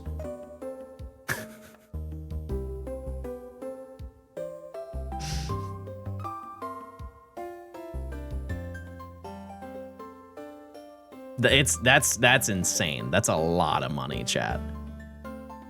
This, while it looks very yucky. It looks very yucky. It is $3. I don't understand that one, but okay. Well, so I know I'm gonna be a hypocrite, okay? Loaded fries, and it has bacon bits, and it has the nacho cheese sauce. It looks like sour cream, but it could also be ranch. It's US on fries, or a hot dog. And some people may be off-put by this hot dog, but this is a classic ballpark Frank right here. This is the gold standard hot dog. If you go to a baseball game right now or any sporting event, that's probably what it's gonna look like.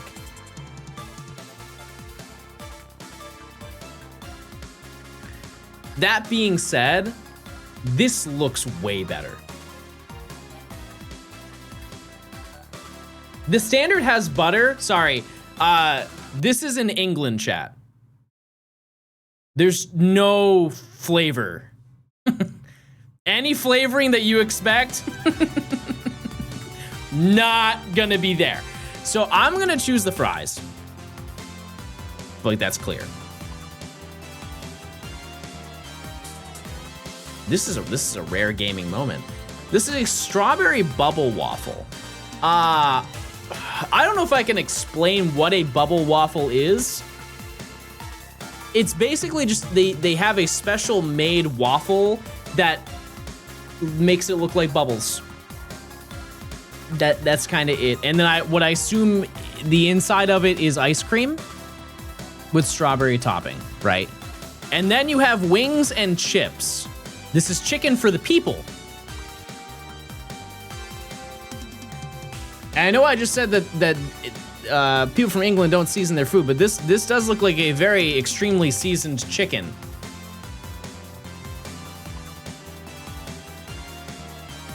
Now, if we're going to a sporting event, are we looking for sweet or are we looking for savory? Because I'm going to be honest with you, I'm going for savory. I'm going for grub. This is like, you know, I always look at it from the perspective of baseball, but like the thing on the left, the bubble waffle, that's like the end of the game. You know, you're on your way out. It's like, ooh, gotta grab that, right? But I feel like the people want this. Yeah. Also, to be honest with you, I don't really understand the percentage ratios. What is the percentage that shows up on screen? Because the left side was like 85 and the right side was 90. How does that work? Anyways, a scone and a hot drink and it has no price data, or chicken euros and chips.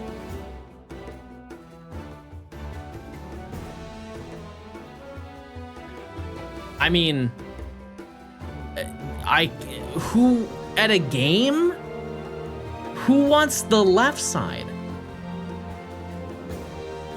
I think $10 is like, it's not cheap, but when you're going to a game, you're spending a lot of money. I think $10 is pretty reasonable for what you're getting on the screen. I'm gonna say this.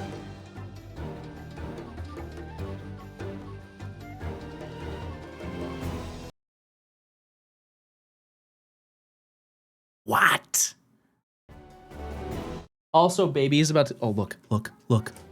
Oh, thank you, baby, thank you. Oh, thank you, honey, that was nice. Thank you. He gave me a little toy. Oh, back to it. Oh my, this is a salted herring sandwich. You know, I always say I don't yuck other people's yums. That's tough to look at. But this Philly cheesesteak is also not in great shape.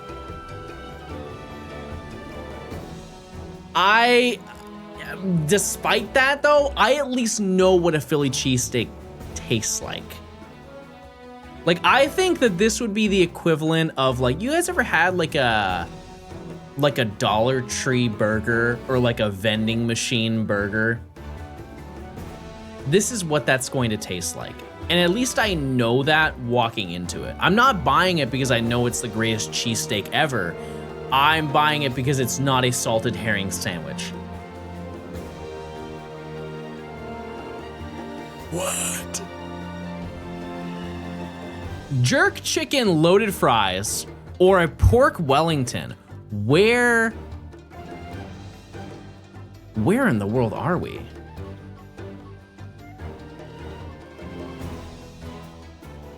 The pork Wellington, see, this is the part I don't really understand. How can we base this when they got it for free? Because conceptually, like, if you look at it from that perspective, it's always going to be the thing that's free because you're not paying for it. Unless you're allergic, maybe you choose the fries, right? But Jerk chicken's real good. Jerk chicken's real good. Because if this was paid for, a pork Wellington, like that takes a lot of skill to put together, right? Like I'm not an aficionado on gaming grub of this caliber, but I would assume this right here, if you were to actually buy it at the stadium or wherever this is, it's got to be like 35, 40 bucks. I'm gonna choose the fries, even though I think people are gonna disagree with that. Ooh, we're up. Okay, can we stop as a society taking photos of hot dogs in our lap? I think we're getting a little too comfortable. I think we're getting a little too comfortable on the internet here, okay? So we got the Polish hot dog, which is $11.20. And the hot dog on the right is $6, and it also looks like a fingy. I don't know if I'm rocking with that one. Oh, you know what, chat? I'm actually choosing the one on the right. This is a deal breaker for me. The Polish hot dog bun is broken in half. Insta deal breaker. This is the better wiener. Listen, I've had a lot of wiener in my day. This is definitely the better wiener. But this is intact. Definitely way better. They don't know. They don't know.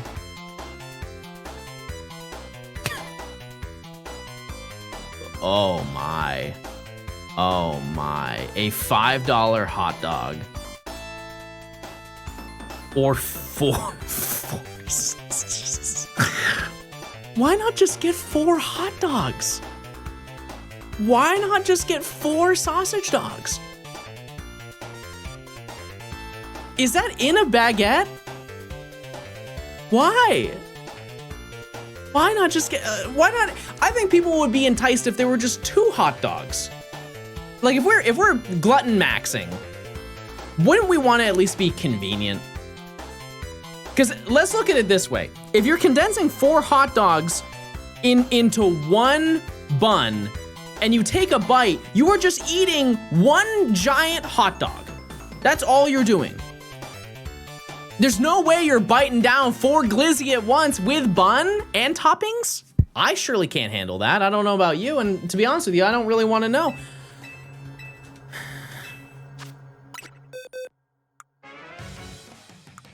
Amaura. The more I see you, the less I like you. 6,000 encounters, chat.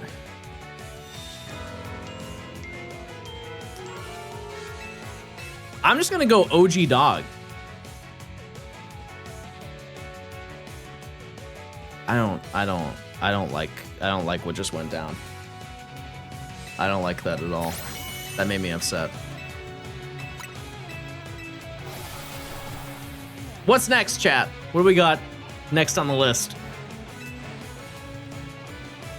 I'm assuming that doesn't include Tyrant encounters? No. Tyrant was 5,080, right? 5,040, sorry. 5,040 encounters.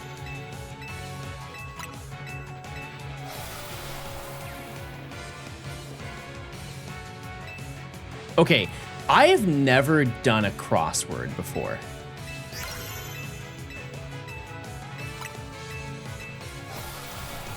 I kind of just want to do a crossword.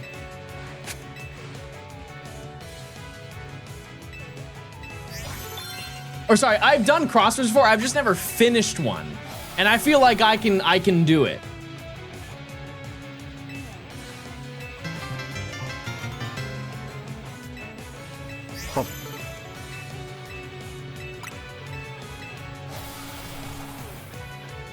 We're gonna see if I have the brain, chat.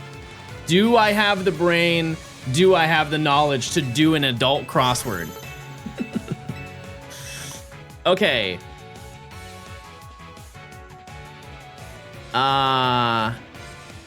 Convenience at some large airports.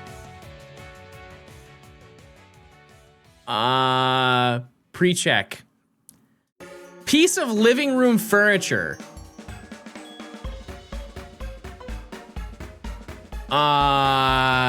Chair. Sofa. Okay. Dad in Korean. K-Dad. Surely that's what it is. Pay attention to. Note. Nail polish brand. With a did you ear about Van Gogh shade? Oh, I feel like this one's very hard. Member of many a family group chat for short. SMS.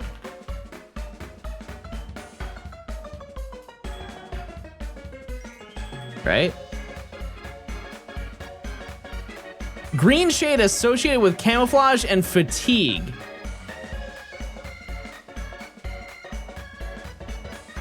OMG, I hate this. Okay, chat. I confirmed I can't do a crossword. What else can we do?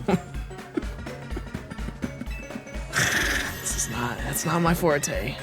We tried though, we tried. Coward, yep. Yep. You're right. Are you happy?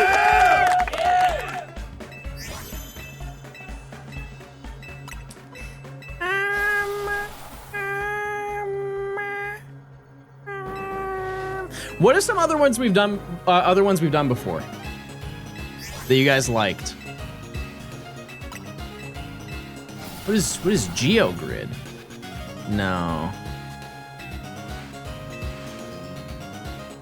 Wait, this one could be sick. Okay, this one is connections, but it's based on location. So we have to guess which locations are the same. So it's 4 of them are the same, and we have to guess which ones are from the same place. I think that this and this are the same location. It's giving like Miami. I'm getting a Miami vibe from these. But I'm also thinking here. The top right looks like Wales. What's another place that looks like Miami?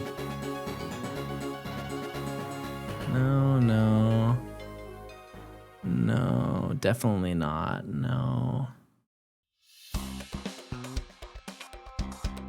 that's a mountain range. No, this has mountain. This is like Japan. Like these two photos will go with each other.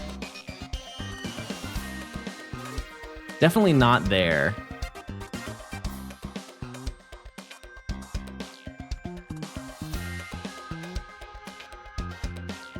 Oof. I'm gonna say here. 2 away? Okay, let's scrap that one then. Okay, these 2 for sure.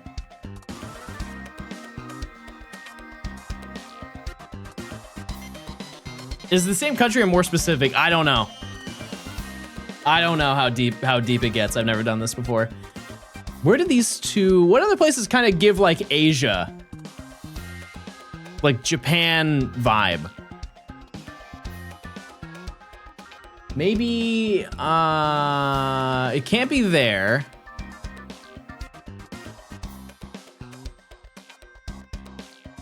Maybe here. Let's just try it. Let's just see. 2 away. Okay, I want a hint.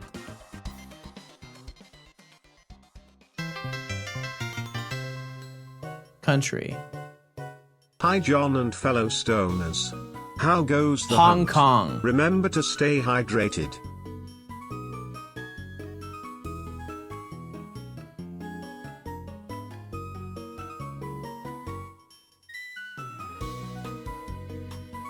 I'm one away from being right.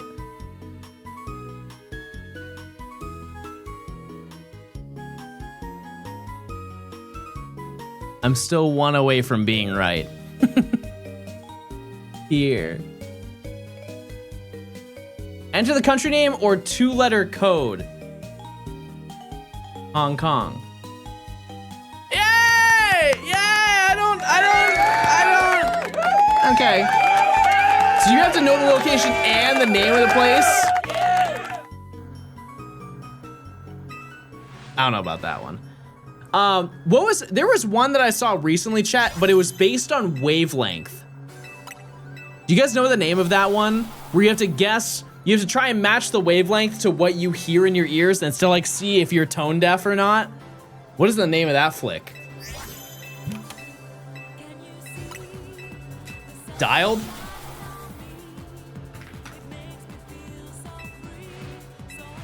No, that's for color.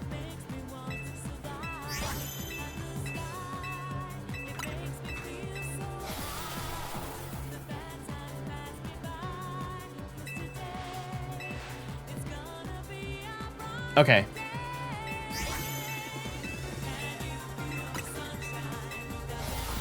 Oh, I got it.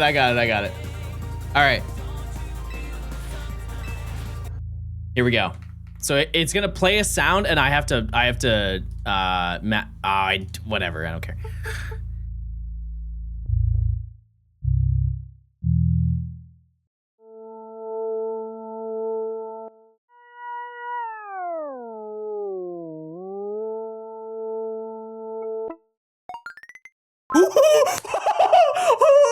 Holy number 1 gamer alive! Oh my goodness, not bad.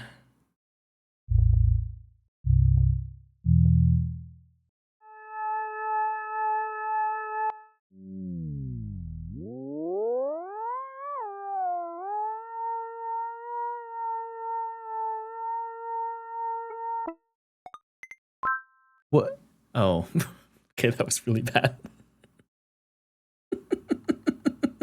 I forgot what it sounded like, I'm sorry.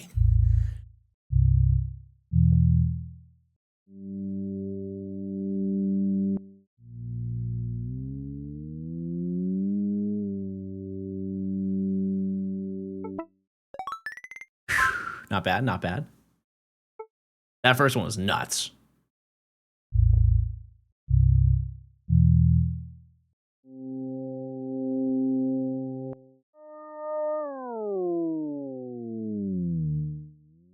Oh no. Oh, the timer's done. Oh, I forgot what the sound was. Nah, I'm cooked on this one. I had no idea what it was. Okay.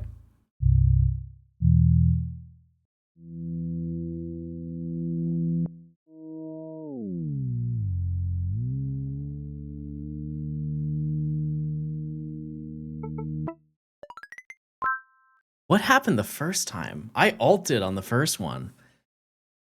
That's insane. All right. No shiny. Hum to remember it? I feel like, isn't that cheating? I guess I could. All right. Let's try it. I went, that's insane what a crazy comparison that is. I got it almost a 10. I got a 9.99. And that was like half of the points we got. Okay, can I do it again?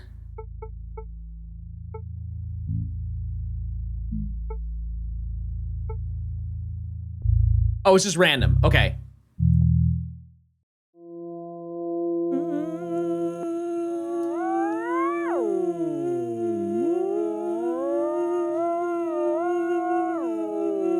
I don't know. That makes it harder. Okay, maybe it doesn't. Maybe it doesn't.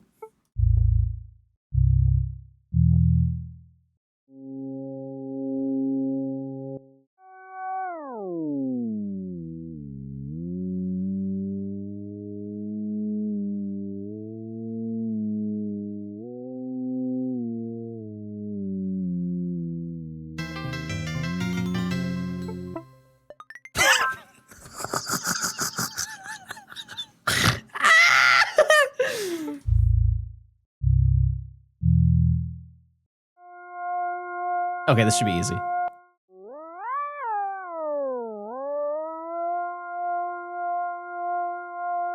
This might be a 10.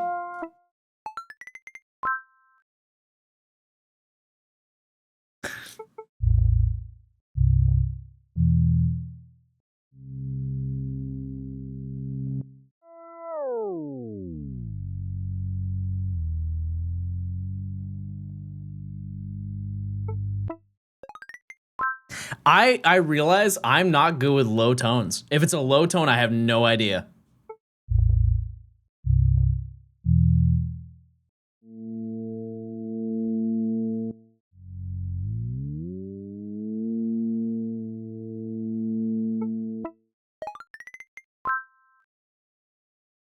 Okay. Okay, that's better. That's better. I feel like I can get 40. I can get 40. I also didn't do the daily one.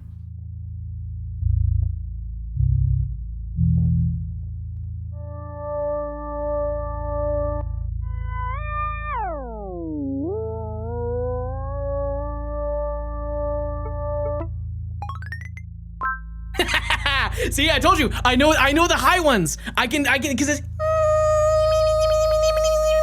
I heard it.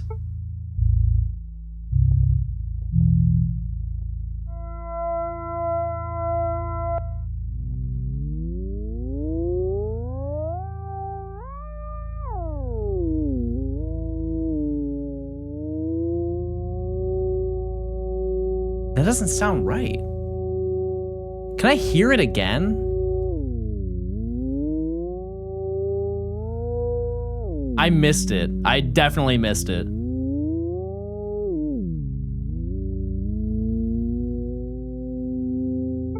Yeah, I cooked it.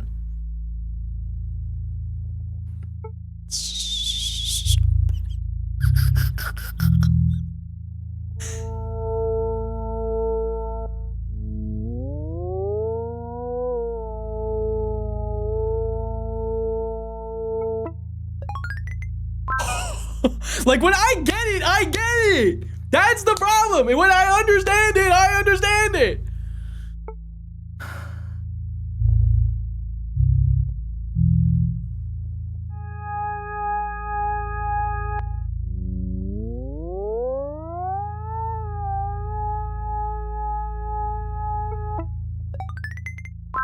Okay.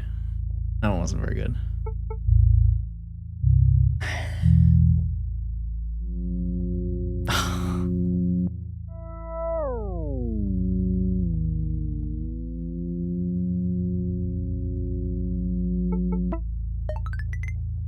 Okay.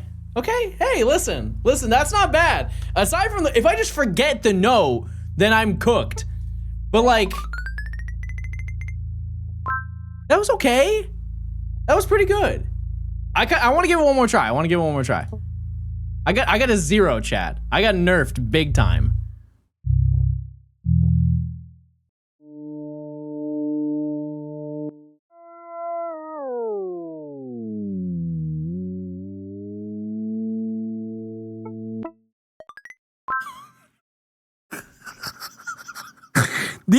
The low notes are so, why is my brain not?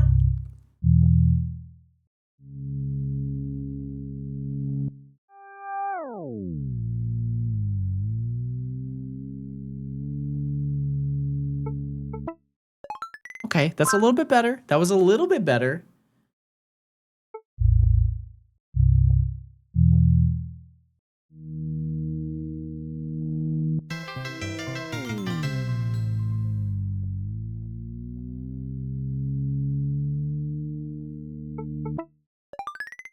Wait a second. Oh, I'm getting better. I'm getting closer.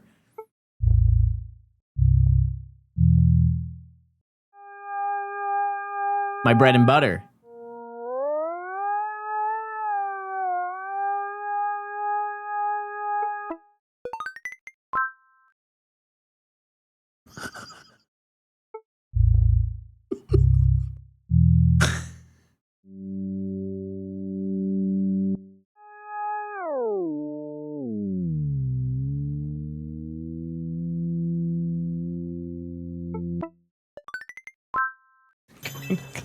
Throw up.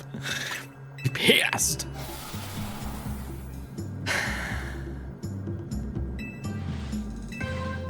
No, I'll do better.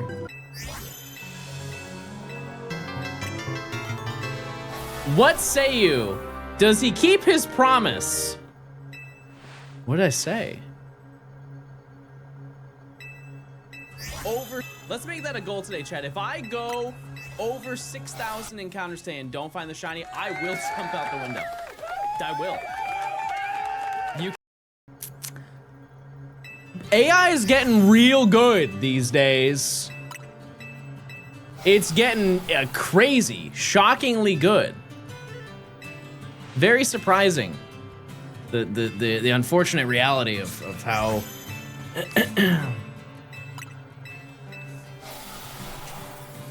Hold on 1 second. I'll be right back, chat.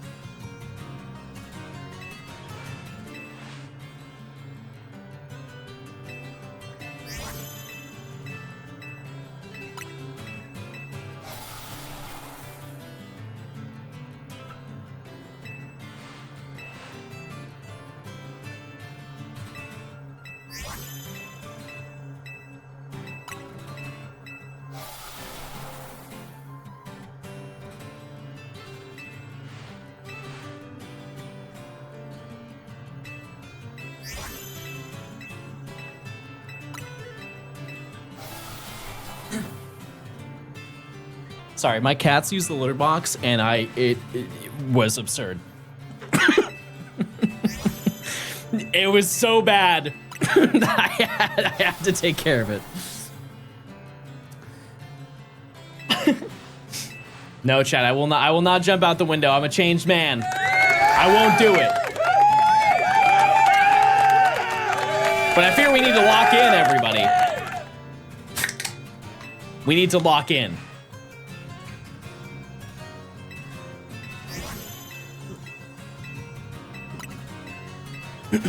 How many of you are getting Tomo Life when it comes out next week? Or this? No, it's this week. Thursday. The windows have bars for my apartment? No. No. I already pre-ordered it. Did you guys do the demo? Are you and Nimi still changing their food and the box is stinky? Well, no, the issue is that the boys will sometimes just like only half cover up what they create, if you will. And it's quite a nose sore the moment it happens. Okay.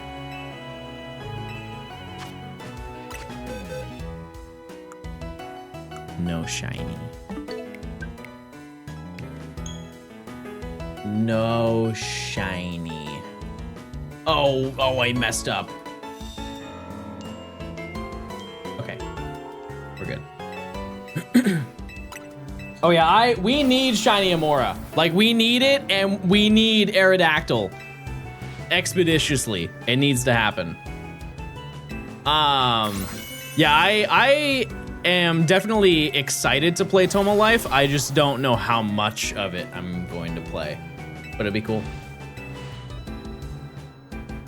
You get Tyrant? Yep. We did. Yep. It was 5,040 encounters. And I was muted and I blocked the screen when the shiny showed up. It couldn't have been a worse reaction if I tried. It was truly an abomination. How do you like Champions? I actually haven't played it yet. I haven't played it. Also, I need to check one thing. Give me 1 second, chat.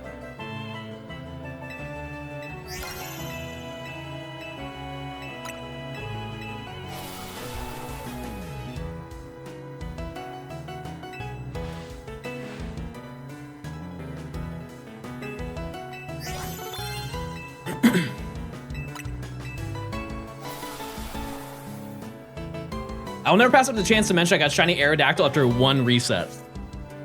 Crazy. How am I doing today? I'm doing great. I'm doing great. I'm just, I'm itching to, I didn't think I'd ever say this, but I'm itching to get back to encountering shinies. Like, in the zones. It was a nice break. However, the fact that we are over odds for both of these Pokemon is a little bit discouraging, but, yeah, the next section that we have, chat, is, how many is it? 18 shinies that need to be obtained, and pretty much all of them are really, really easy, and it's over half of the remaining shinies we need. Any beginner shiny hunting advice?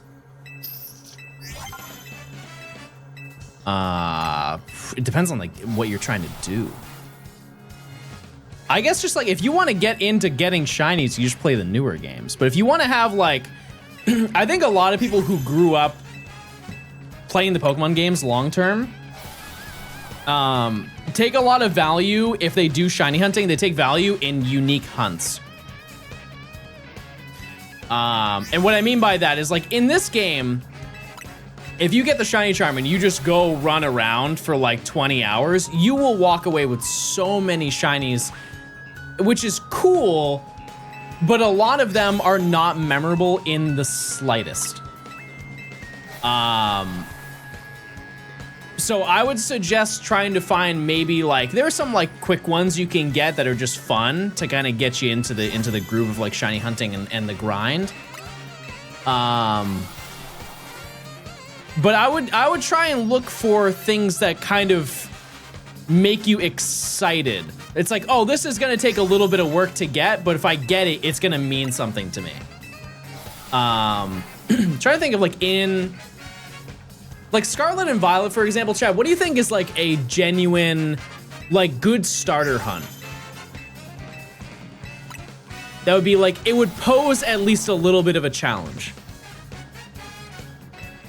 Heart Gold, Soul Silver, we're gonna go for accessibility. We're gonna start with Switch games, chat, because most people who are getting into Pokemon don't own the old games.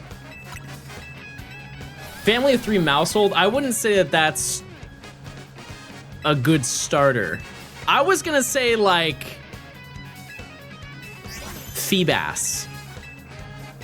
Like Feebas takes a little bit to grind to get it to appear, and then when you get it, you can hunt it, and it's kind of like a rare location for it to appear.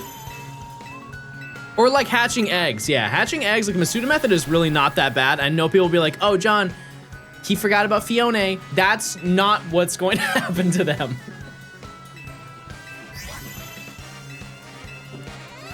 Yeah, I think you should just get it out of your system. Be like, oh, I want to shiny hunt this one thing. Or I want to get a bunch of shinies. Go and rip through a bunch of them with the best method. And then just hone in on something that you think is really, really cool. And I think watching other people makes a big difference for that too, because you'll see people, like I'm sure there's somebody who watched me hunt this and they're like, ooh, I want to get the fossils this way too. And I know that because people have done it, right? So I think that's a good option for sure. But I think not aiming for instant gratification on everything that you want to get is probably best long-term, because you're gonna get really bored with winning all of the time. I know that sounds backwards, but if you're always winning and never lose, you get really used to winning. And it's not as exciting as it was when you first started. I got both of my Tyrant shinies while looking for 2 alphas. Nice. Yeah, my alpha luck has been terrible. I don't even check anymore to see if I get alphas. Because last time I did like 800 encounters on stream and found nothing. Like straight up, I found I think across 800 encounters I got 4 alphas. Bad ratio. How many Twitch Prime subs would it take you to do a living version of this challenge? Chat, I promise you, you don't want to see it. You don't want to see me do that. I would be stuck doing this challenge. Let's just say I did that from the beginning. We would currently be in rank Y and not far. We would not be very far into rank Y. It would be so wildly boring and not entertaining. It would take me probably 2.5 years to do it. We're suckers for content. I appreciate that. I'm glad that you guys want to watch me do content, but I think you guys would much rather see me do that content in different games instead of working on a challenge for 2.5 years or whatever. What's the best game to Shiny Oak? Let's Go, probably. In terms of like, I don't know, it's tough. Because the way that I played Let's Go, I didn't do it the best way that you could have done it. And I think that, I don't know. You definitely get way more phases in this. So you get way more shinies, and so you get less burnt out in the sense of like, oh man, I'm droughting and I haven't found anything. But I think that the shiny hunting aspect is more fun in Let's Go. PLA, I am confident I will never see anybody do a shiny Professor Oak of PLA. It just wouldn't happen. If the only way that it would happen is if people remove space-time distortions. I'm doing one right now. Good luck. Everybody give her a round of applause. We'll see you in 20,000 hours. Yeah, if they remove the distortions, I think that would be a very, very fun one. I love shiny hunting in Legends Arceus. I don't think I'll ever get bored of doing it. Yeah, but I would say if that wasn't the case, like if space-time distortions didn't exist, that would be the most fun. I miss some Arceus content. The unfortunate thing, Chaz, I did everything in that game. The only thing that we still can do in that game, obviously, like we can just play it to play it, but the 100 hours shiny hunting video that I did in PLA, didn't finish that video. Path of Solitude was so unfun.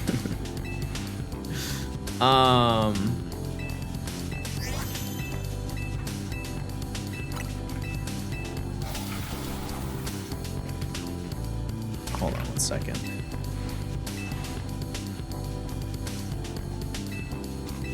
Okay.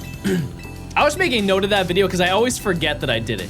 Also, I'm gonna tell you about a video that I worked on. I didn't do it on stream. But I completely forgot that I started this video. I started a video of doing the BDSP Professor Oak, just a regular Professor Oak. I forgot that I started it and was only reminded of it recently. Like last week. And I stopped. Actually, you know what? I did stream it a little bit, didn't I? I think I did stream it a little bit because I was showing it at the beginning of stream. I would slather the Munchlax trees. This was in 2022.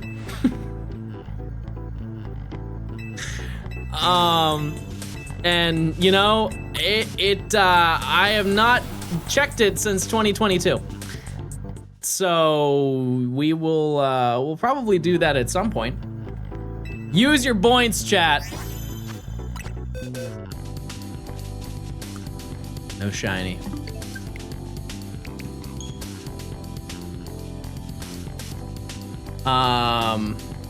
Use those points you have, chatters. But yeah, I completely forgot about that video. Like, I've definitely scrapped a fair share of videos, but there are ones I've just straight up forgot. Like, I don't know why I stopped doing that video. I really don't know why I stopped that. You should do an oak challenge in Crystal. Maybe a long time in the future. Yeah, it might have been DLC. It really might have. I don't know. It's so long ago. That was almost 4 years ago that I started working on that video. And I know I have the recordings. They're somewhere on my PC somewhere. But it's one of those things that it didn't take too long to get to that point, and part of me just feels like I should just restart. Like, why not, you know?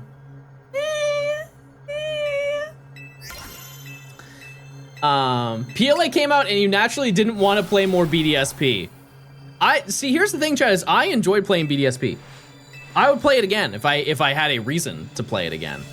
Like, those battle tower streams were genuinely so fun. And the more that I think about those specific streams, the more I kind of want to do like a Battle Frontier video. I think it'd be really fun to do that at some point. I just don't know when we can do that. I don't really know when. It'd be cool to do one for like Harkle Soul Silver. Because I haven't really showcased that Battle Frontier very much. I think people would like that. Or we could just do Platinum. And I could do another 5-star trainer card. We'll see. We'll definitely see.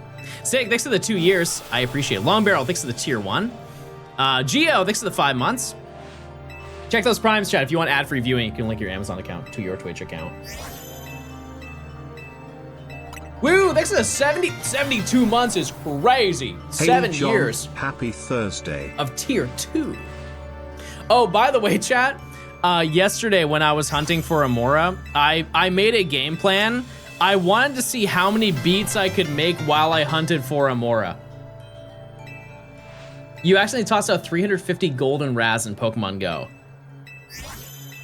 That's tough. That's brutal. That's bad news. I'll give you some of mine. B-Ball, thanks for the 7 months of Prime. Munchkin, thanks for the 19. How is Click Simulator going? Oh, we're clicking, baby. We're clicking. 10 years of Raz! All down the drain. We'll do raids. We'll get you back up. Yeah, Pokemon Go is turning 10 this year. Yep. It is. But yeah, during the hunt for Amaura, I have just been seeing how many beats I can make and complete. Not just like throw together melodies and stuff like that, but like straight up how many beats can I make in while I'm hunting it. And I think I'm just gonna include that part in the video. And yesterday I made quite a few, and it was very fun. Mostly because I have watched so many videos, chat. I'm done watching videos. Did I complete the game? Not on this save file, but currently we're in rank F. But I have. Other than the AFK hunts, do you think PLZA has surpassed Scarlet and Violet as easiest game to hunt in? Oh, for sure. Yeah, it's like very, very, very, very easy. He's watched every video on Earth. I like sandwich hunting in Scarlet and Violet. It's I like that it's casual, and I know some people, like, I've definitely said before that I don't like the fact that there's no shiny noise in that game. And I think there's a lot deeper issues with the fact that there wasn't any shiny noise in that game. But from the concept of just like, I want to mind numb, make a sandwich, and just ride around until maybe I see a shiny, I do find that fun. You contacted Niantic? Okay, we'll see. Yeah, the sparkle would have been it would have been nice if they did that, but Yeah. Is Masuda good for those shinies that are hard to see in the overworld? Absolutely. Yep. Yep. Like, you guys remember when I shiny hunted Tynamo for the Gen 5 decks and I was hunting it in the cave? It was right when the Switch 2 came out. And I was like, wow, I can finally see it on the Switch 2. Yeah, I really enjoy Masuda hunting, but specifically in Scarlet and or in Sword and Shield. And that's mostly because I've had such unbelievably good luck every single time that I've wanted to hunt there, and I know that my time will come one day in Sword and Shield, and I'm gonna get cooked. But when am I coming out? Nimmy, you might want to leave the stream. You're not gonna like what I'm about to say. Are we calling winds and waves Weewa? We just might. No one talks about Fiona. Fiona was Scarlet and Violet.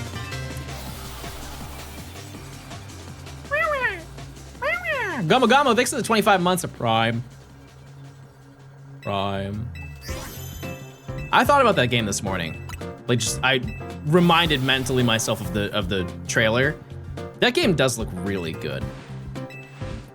Like, visually, I can't stop thinking about new Pokemon Snap.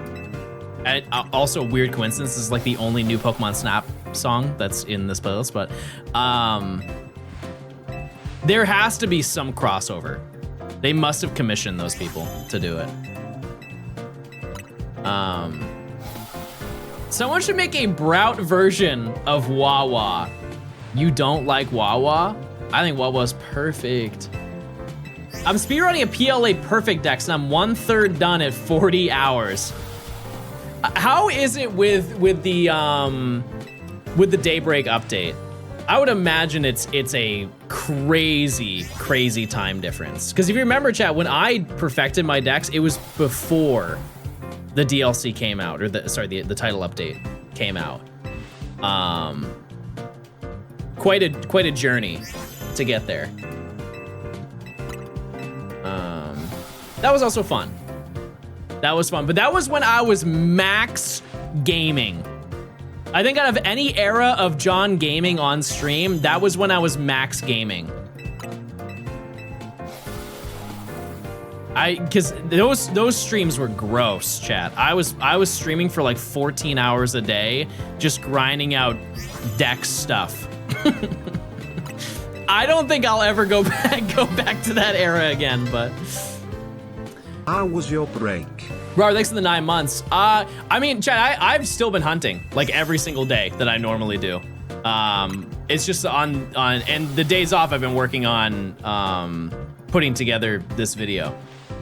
Let me tell you, it's scary. This video, I'm getting a little bit worried, chat. Lengthwise of the video, like you guys are gonna eat. That's the upside. That's the upside, is you guys are gonna eat. After editing everything down, chat. After editing everything down, my thinking so far is once we reach the end of 2025, like the New Year's ball drops in the video, I think we're already at an hour. And it's one of those things where there's no filler, chat. These you know my videos. My videos have almost zero filler. Like once I chop everything down, I'm pretty sure. I've done the mental math at least on it, just based on like all of the reactions that I get, and there's like some stream clips that are thrown in there. I think we're at about an hour. It might be more, like a little bit more. So that's kind of crazy. And then, obviously, like once we get later into it, like rank Y is gonna be the longest portion of the video, but it's not in terms of like explaining, because the beginning of the video, you explain a lot of things. But this is definitely the longest video I'm ever going to make. I cannot fathom making a longer one. And here's the worst part is I believe I said that when I made the Gen 5 Dex video. Pretty sure I said that almost verbatim. Oh, it's check time.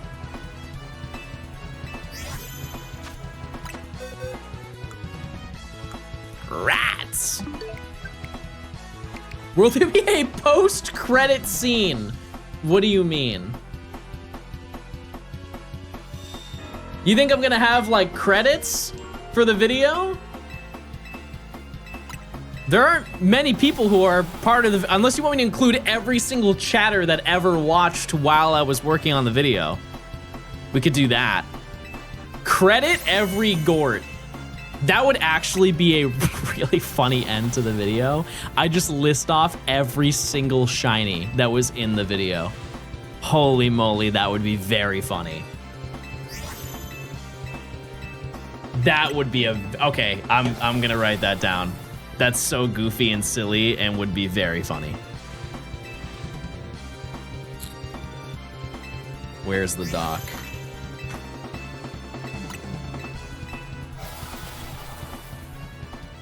Also, the document is getting terrifyingly long, I would like to note.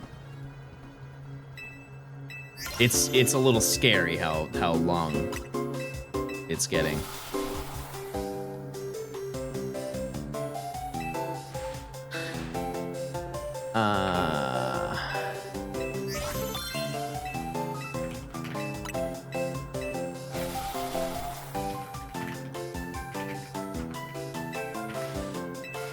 Okay, it's been noted. Nominated for an Oscar. But yeah, I have a bunch of like really cool video ideas, like footage-wise, that I'm gonna include. I just have to have the time to edit it, you know? Because like constructing the video takes longer than it does to edit it, to be honest with you. Like listing off everything that happens as it happens. And then there are some future things that I haven't scripted out just because it's like relatively recent. But explaining the process of getting Gibble chat, I truly don't know how I'm gonna do that. Because if you didn't know, Gibble was if you look at it from the sense of phasing, it was the worst shiny hunt in this entire video. And that happened like last week. Because I phased on Gibble 61 times. I found 61 shinies before I found one shiny Gibble.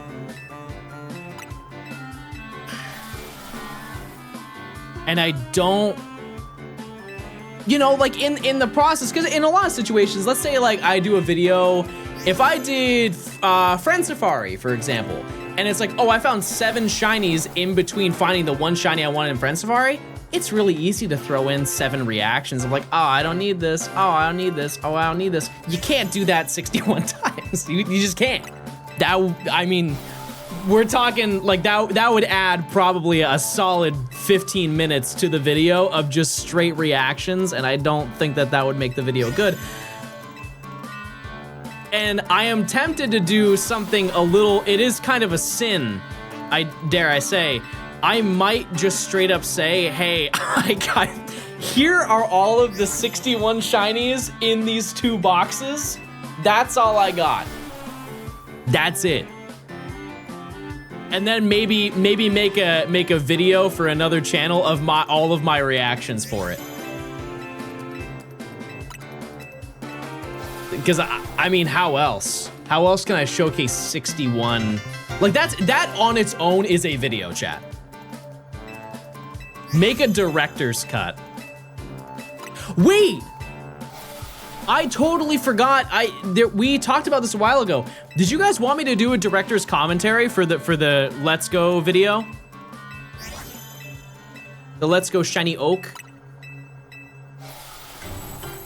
I can do that. We can do that.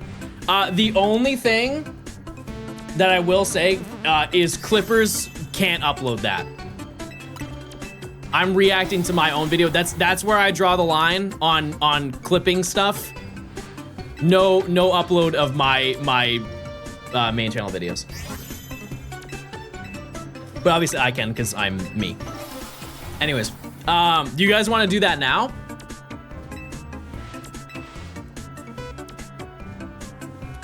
We could.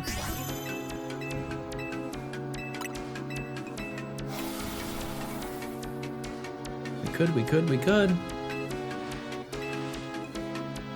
Buh. All right. Okay. And so we're gonna have to stop as we go through. And this is gonna be fun because I don't remember a lot of this video, you know? Like this, I started this video in, I believe it was December 22nd. December 22nd, 2020. It's a very long time ago. It's a very long time ago, Chad. I caught every shiny Pokemon before each gym. Okay. Over the years, hunting these special Pokemon. Hold on. Okay, this is an hour and 17 minutes, chat. An hour and 17 minutes. Obviously, we're gonna take time in between. Every 10 minutes, we're gonna go and check for Amaura. But this is the reaction of my video that I uploaded. Actually, when did I upload this video? When in the world did this video go up?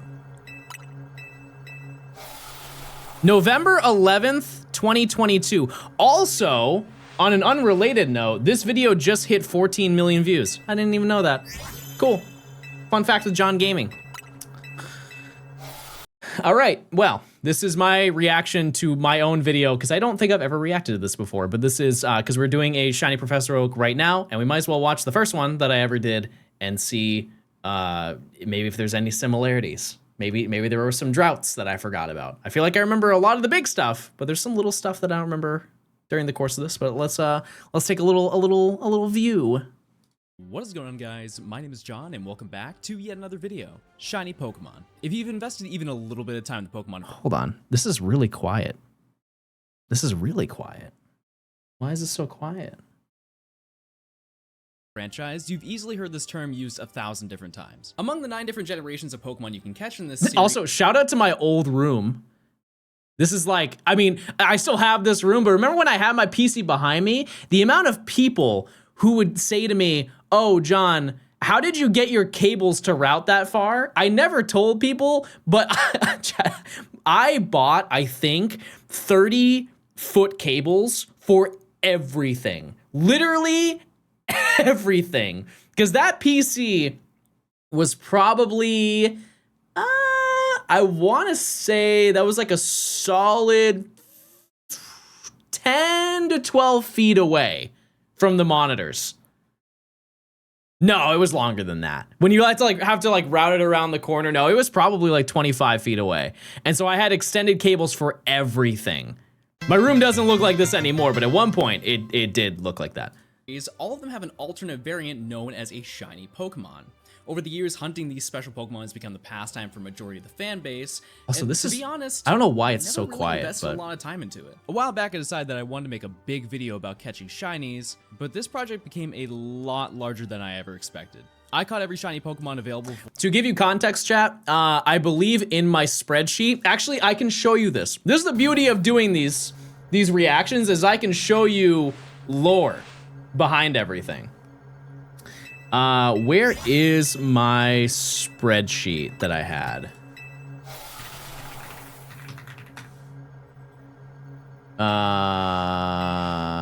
Yep, here we go. Okay, this is a slight spoiler, Chad. This is a slight spoiler.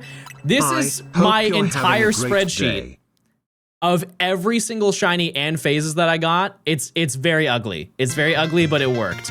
At the bottom, I put a calculation, because obviously I make the spreadsheets beforehand with all the information. At the beginning of the video, I assumed it would take 300 hours, which it definitely did. It did take 300 hours, that's for sure. Without a doubt. I don't know what ego trip I was on in that current moment, but boy, was I very, very, very wrong. Anyways.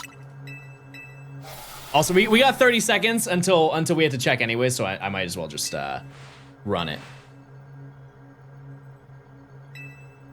Hold on 1 second, everybody. Yeah, it did definitely take 300 hours. Use Google Docs to see when you typed out that text. Oh, it was at the beginning. It was before I even started the video. Yeah. It was long before I started the video. I always plan out like a whole spreadsheet before I jump into a video, because if I don't do that, then I have no idea what's going on. So, all right.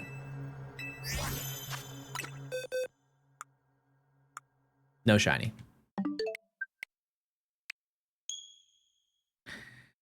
All right, and we game. All right, back to it, everybody. For each gym badge in Pokemon Let's Go Eevee. This is how it went. That was the thumbnail. Now, if you're a regular to my channel, you probably know that the non-shiny version of this challenge is called a Professor Oak's challenge, and this is something that I've done for nearly every game in the series. I would also like to note the difference. I did the shiny Professor Oak I did a regular Professor Oak of Let's Go Pikachu and Eevee prior to this. I think I did it like 2 years or a year and a half prior. I did that entire video in one sitting. I sat down and I think it took me 11 hours, 11 and a half hours to record the entire Professor Oak top to bottom. And I think the first day that I hunted in this video, I spent the same amount of time. But if you've never seen one of these videos, the rules are extremely simple. The main rule for this challenge is that you have to complete the Pokedex as much as you can before taking on each gym badge, which means that once I've caught every shiny before each gym, I have to evolve them to the highest evolution that's available. In comparison to other games for this challenge, this is a pretty easy task considering in the non-shiny version of this challenge, I finished Also, a side note that you might not have noticed, but you will now. I had a lisp this entire video because I had Invisalign in. You can see the Invisalign. And it was, I think it was probably like maybe 3 weeks after I got them installed. And so everything I say is with them in. Like 15 hours. Can we increase the volume? Is there an app that allows you to do that? Because this is max volume. Also, this is a devious look for me. Is there no, the volume mixer is maxed out, chat. It's just a quiet video. It's just very quiet. There's a Chrome extension. Volume increaser extension. Volume booster. Okay.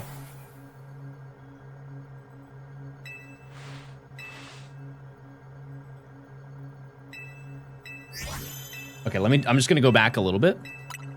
The Pokedex as much as you can before taking on each gym badge, which means that once I've caught every shiny before each gym, I have to evolve them to the highest evolution that's available. In comparison to other games for this challenge, this is a pretty easy task considering in the non-shiny version of this challenge, I finished it in like 15 hours. But as you can imagine, I think that sounds better. Okay. Let's just go back. All right, here we go. I have to evolve them to the highest evolution that's available. In comparison to other games for this challenge, this is a pretty easy task considering in the non-shiny version of this challenge, I finished it in like 15 hours.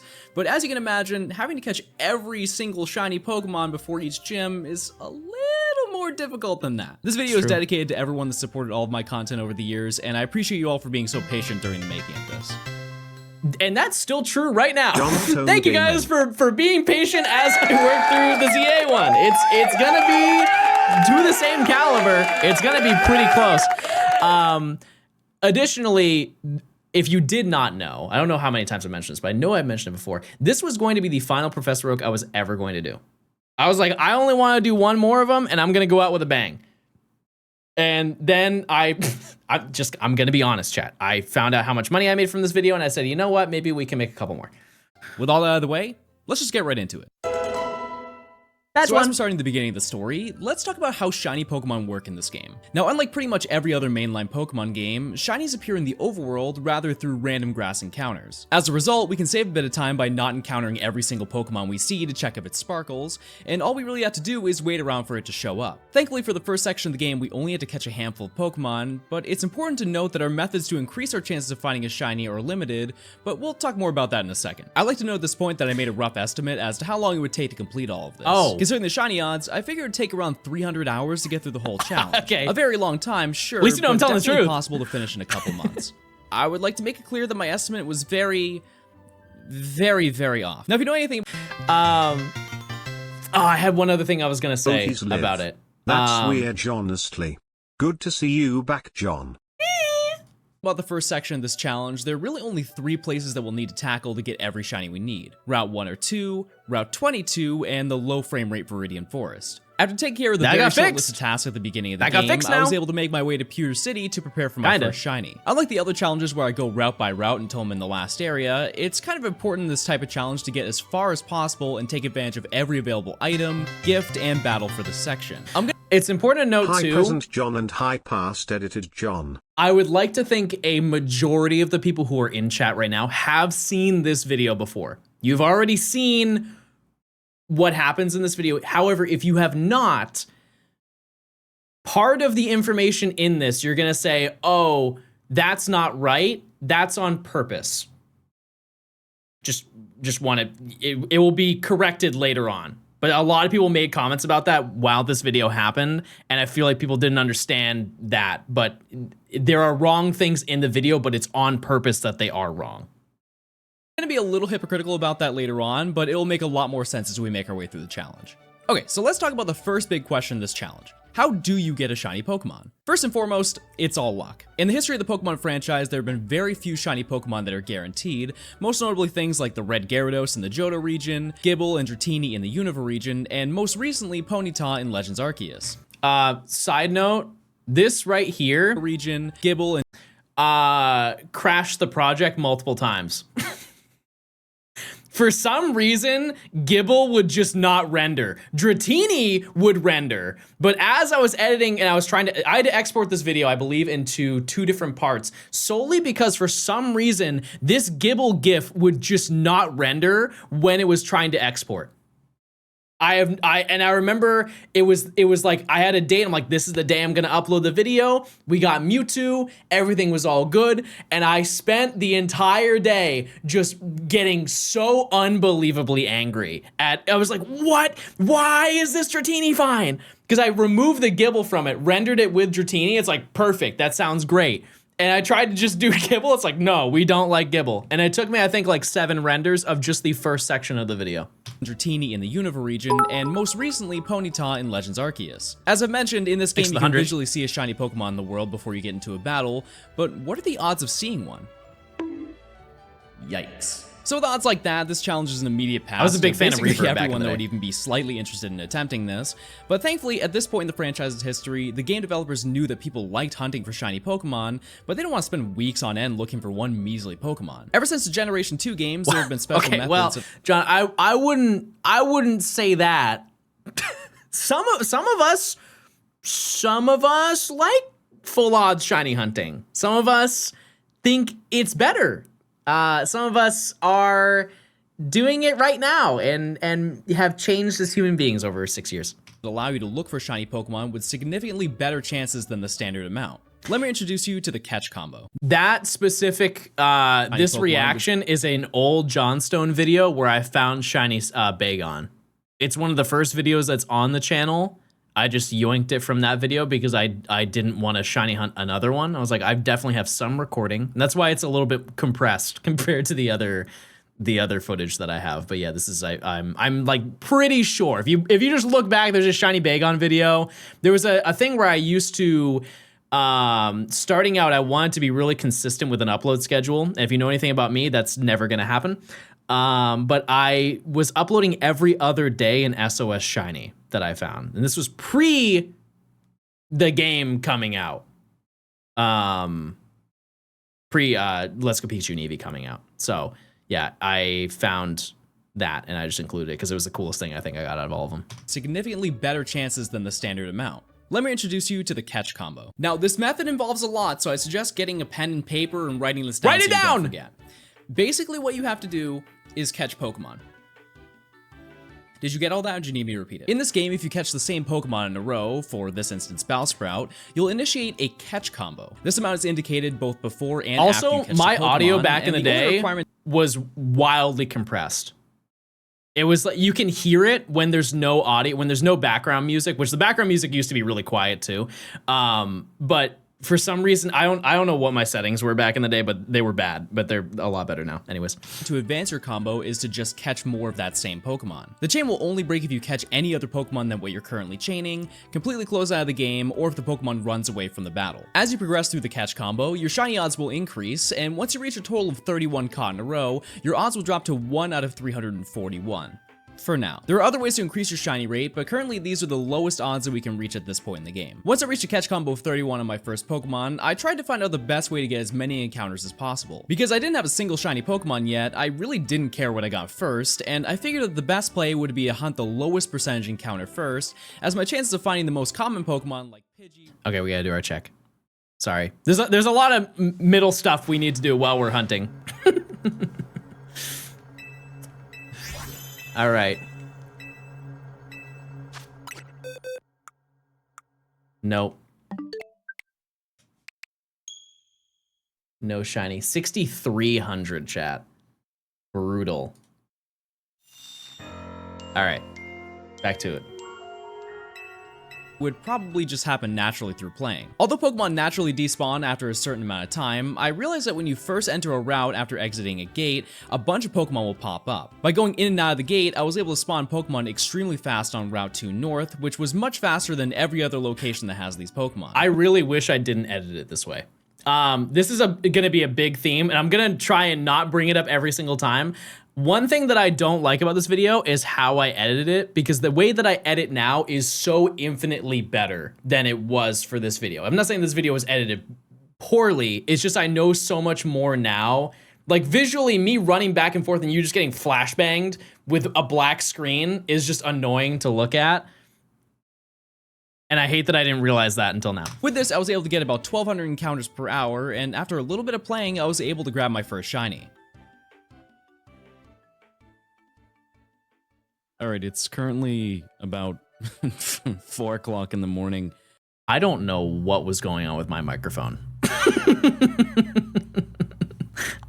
I don't know. And keep in mind, chat, I didn't have this microphone at that time. That's right. I didn't have this microphone. I had a different one. And the voiceover is when I got this microphone. Wow. What did I even have back then? AT 2020? Maybe. I would have to look back at the first few Johnstone streams. Anyways. This is a day after I did the first start of the hunt. It's so blown out. And I found the first shiny. It is a shiny Bellsprout. Kinda sick. I don't have this one. I've never had this Pokemon before. I got this after 3,368 encounters. It was definitely not a snowball, but it sounds like it. Yikes. This was a genuine shock because I assumed this would be a lot faster, and the fact that it was nearly 10 times over odds seems statistically impossible when you consider that every Pokemon shiny chance increases when you combo a Pokemon, not just the Pokemon with the catch combo. Also, the shiny odds in this game have been a point of contention in the Pokemon community ever since the shinies in this game release. look so and much although better I did than want to any just other make game. a video on catching shinies, I also wanted to get to the bottom of this and figure out exactly why the odds aren't as good as they're made out to be. Despite all this, see, that was a banger edit. That was I think that was a good one. And I don't know why I didn't do that for the rest of the video. Maybe it's just because I was tired of the video and I wanted to be done, which is also fair. It took me a little over 2 hours to find, so I really can't complain that badly. Later in the day, I managed to find a shiny Rattata after 1,997 encounters. Not exactly the 1 in 300 odds that I'm still looking for, but these hunts are moving fast, so I didn't really see any reason to complain. Rat. That was... until I went for Pidgey. My final shiny for the day was Pidgey after 5,094 encounters. Although I was extremely grateful I didn't encounter any duplicates on the route, I knew already this early in the challenge that the shiny odds that are deep in the game's code were definitely too high to be true. After doing a bit of research, it's apparent that although the game's code does support these odds, the amount of people going 10, 20, and even 30 times over odds makes it seem like something else is at play. For comparison, this hunt was almost 17 times over odds. If this happened in Sword and Shield with the shiny charm, it would have taken me roughly 23,000 encounters to find it. Statistically, it's just too high to justify not having interference. If you calculate the probability of finding a shiny within 5,000 encounters, it comes out to this. I used this formula so many times in that video. I used it as a coping mechanism. Like if I went over odds, I would spam that to be like, what are the statistical chances of me being this over odds? And it works. It definitely does work. But sometimes you just don't want to see it. Like, for example, chat, if you were to use this for any hunt and you hit odds, what do you think is the statistical chance of you hitting odds and not getting a shiny? It is way more likely than you would think if you were not tapped in. Yeah, it's about 60%. I think it's 64%, something like that. And the chance of you going double over odds is still pretty realistic. Like, the fact that I am over odds for Amaura right now is not good, but you know, that's how it goes. Obviously, people get really unlucky every once in a while, so... What about the odds for Amaura right now? Okay, we can actually calculate this. Side gaming John lore. Let's figure it out. What are the odds for me to be over odds right this second? Bear with me, everybody. We're currently at 6,300 encounters. And so the odds are 1 in 4,096. And then we're at 6,300.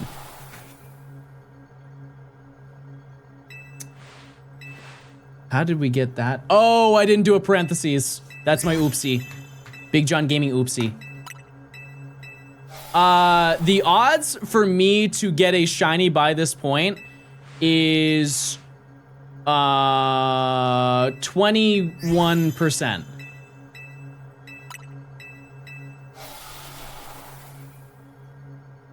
So, not great. Not great at all. Yeah, it is 9 plus 10. That is 21, everybody. That is John math. Anyways. Maybe it's just a one-time thing. With routes 1 and 2 completed, it was time to take on Route 22, which is by far the most difficult area out of this entire section of the challenge. Although there aren't any absurdly rare Pokemon, I found out very early on that I was going to encounter Pokemon a lot less quickly than I did earlier. Unlike Route 2, the closest entrance that we can go through is the gate that leads to the Pokemon League, and with an enormous fence blocking the way, not only can you not see every Pokemon instantly when you enter the area, you also can't see every Pokemon that spawns. This may not seem like a huge deal having to walk for an extra 10 seconds, but with all this downtime, it generates about half the encounters per hour that I got in the previous area. I decided to start looking for a Nidoran male, but this began the start of my bad luck in the challenge. A very important thing to note about the catch combo method is that when you reach the chain of 11 for a specific Pokemon, you'll start seeing that specific Pokemon more frequently than others. The shiny odds are obviously increased for the Pokemon you're looking for, that's old lore so too. is every other overworld Pokemon in the entire game. This means that while walking around with a catch combo of 31 for Nidoran, yeah, for clarification, chat, that does mean, sorry, I was thinking about it, I did the math wrong on that. Like, the math is right, but it was the opposite. It was the inverse of it. So I have right now, for everybody who has ever done a hunt, if you were to look at it from like statistical probability, 79% of people would have found the shiny Amaura by now. Does that make sense? 79% of people who would normally do that hunt and reach that number would have found it by then. Same odds for finding a shiny Pidgey on this route, or even a shiny Charmander if I went to a completely different location. As you can imagine, this gives a ton of potential for finding a shiny that you weren't chaining for, which isn't necessarily bad this early on, but over time the odds of phasing or not finding your intended target will become a lot more common. Okay. Rats. Yeah, I'm not catching this. I'm just gonna not catch it to continue my combo, but it's cool that I found it. So after this encounter, I felt that I was going to get absolutely destroyed in the comments if I ran away from every single Pokemon that wasn't the one I was looking for. So I decided from this point on that I'd attempt to catch every single shiny that I came across, no matter how badly I didn't want to get it. You know what's so funny about that is I did the same exact thing for this video. Because when I found, I believe it was shiny, I think I found a shiny Bunnelby. So I found, first shiny was Bunnelby, then I found a Fletchling, and I caught them. But I was like, oh, I don't want to get another shiny Bunnelby after I found the second one. I was like, if I just catch it, then I'll be susceptible to getting another one, and I don't want a third Bunnelby on top of that. And so I'm like, I'm not going to catch it. But then I was like, wait, why do that when I can just get a whole bunch of shinies? It would make the video so much better. And I still don't know why I did it twice. Anyways, Really, this live and genius learn. idea won't extend the challenge too far. Make it stop. The next day, I grinded to get an actual Pokemon that I needed, Actual and good bit. although I was dedicated, I was unaware that the hunt for Pidgey was child's play compared to how long it would take to get this next Pokemon. After 9 hours of hunting, I finally got something that I wanted. Oh my god! No. That wasn't a voiceover. No, that's the flea animation. Please don't fail. Please don't fail. Please don't fail. Please don't fail. Please don't fail. If I failed that, chat, I think I would have not continued. I don't need that. To be honest, I don't think I would have continued this challenge if it ran away, considering that this entire day I was contemplating even continuing. But who has time to complain? I'm on a mission here. There are still 2 more Pokemon that I need to get, and knowing my luck, I'm gonna be here forever, so I better strap in and get to catching because... Oh! Alright. With a whopping 5 encounters after seeing Nidoran, I managed to find another Pokemon that I... Alright, it's check time. Yeah, we found that. We found that now. I screamed. I screamed when I got that. No rat. Mods, is that the prediction? That might be it for that prediction. Hi. When are you doing a Let's Go Run Back with the updated knowledge? I'm not. You couldn't catch me doing that again. So I only have 1 more Pokemon for this area. Nidoran. Again. Yeah, so unfortunately both Nidoran can be found here, but on the upside, this didn't take the 9 hours like it did for Nidoran male. It took 10, but hey, I didn't find any duplicates. And now I can move on to one of the best locations in the entire game, the Viridian Forest. This is going to be the final stop before the first gym leader, as we can't access any more routes until we get to the first badge, but don't be fooled. If there's anything that people know about this forest, it's that it's a slideshow when you play it in handheld mode, and more importantly, it spawns a lot. Fun fact, that was not an edit. That was that was actually raw gameplay footage. I just scrubbed through to see when that would happen, and I just pulled that footage for fun. I could have definitely edited it, but that was all natural, baby. Pokemon. This area allows for 20 Pokemon to appear on the map at one time, which if you compare it to the previous area that had a max of 4, it seems like there's a high potential to find shinies pretty quickly. In addition, there are very few duplicates that can appear, with only 25% of the spawns being Pidgey or Bellsprout, but this area is also the start of a brand new mechanic. Now, if you remember from earlier, I mentioned that once you get to a catch combo of 11, the Pokemon you're chaining has an increased chance of spawning. On top of that, I have to note this.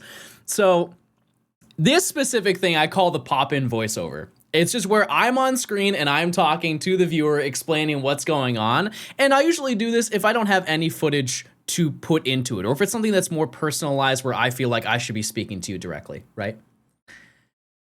I vividly remember, there's always, whenever I do a certain video, there is a sentence that is so hard for me to say. And I remember this specific one taking so many tries. You can see the ones on my face where I'm fed up of doing the same hand movements over and over. Me when I find the shiny and it's a good reaction. Anyways, this hand movement, I vividly remember doing the hand movement over and over. But this area is also the start of a brand new mechanic. Now, if you remember from earlier, I kept doing this over and over because I was like, if you remember from earlier,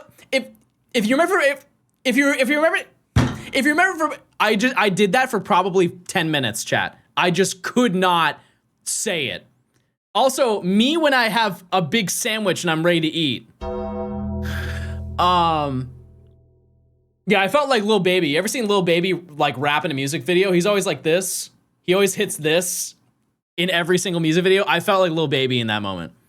I mentioned that once you get to a catch combo of 11, the Pokemon you're chaining has an increased chance of spawning. On top of that, in certain areas there's a special Pokemon that can appear in this combo, and they'll continue to reappear as long as your combo stays above that number. These Pokemon can still appear outside of chaining, but without a combo they have a 0.5% chance, so as you can imagine, chaining something like this would not only take forever to get to 11 to spawn more of them, but if I didn't find the shiny that I wanted, I'd have to spend another 2 to 3 hours trying to get back up to a 31 combo for the best odds. True. Thankfully, we can take advantage of this mechanic. While you have your 11 combo, the next spawn will have a 50% chance to be the special spawn, and it will keep rolling for that until one is on the map. This means that I could just get a chain of 31 with another shiny that I needed, and just run into Bulbasaur over and over until one appeared to be shiny.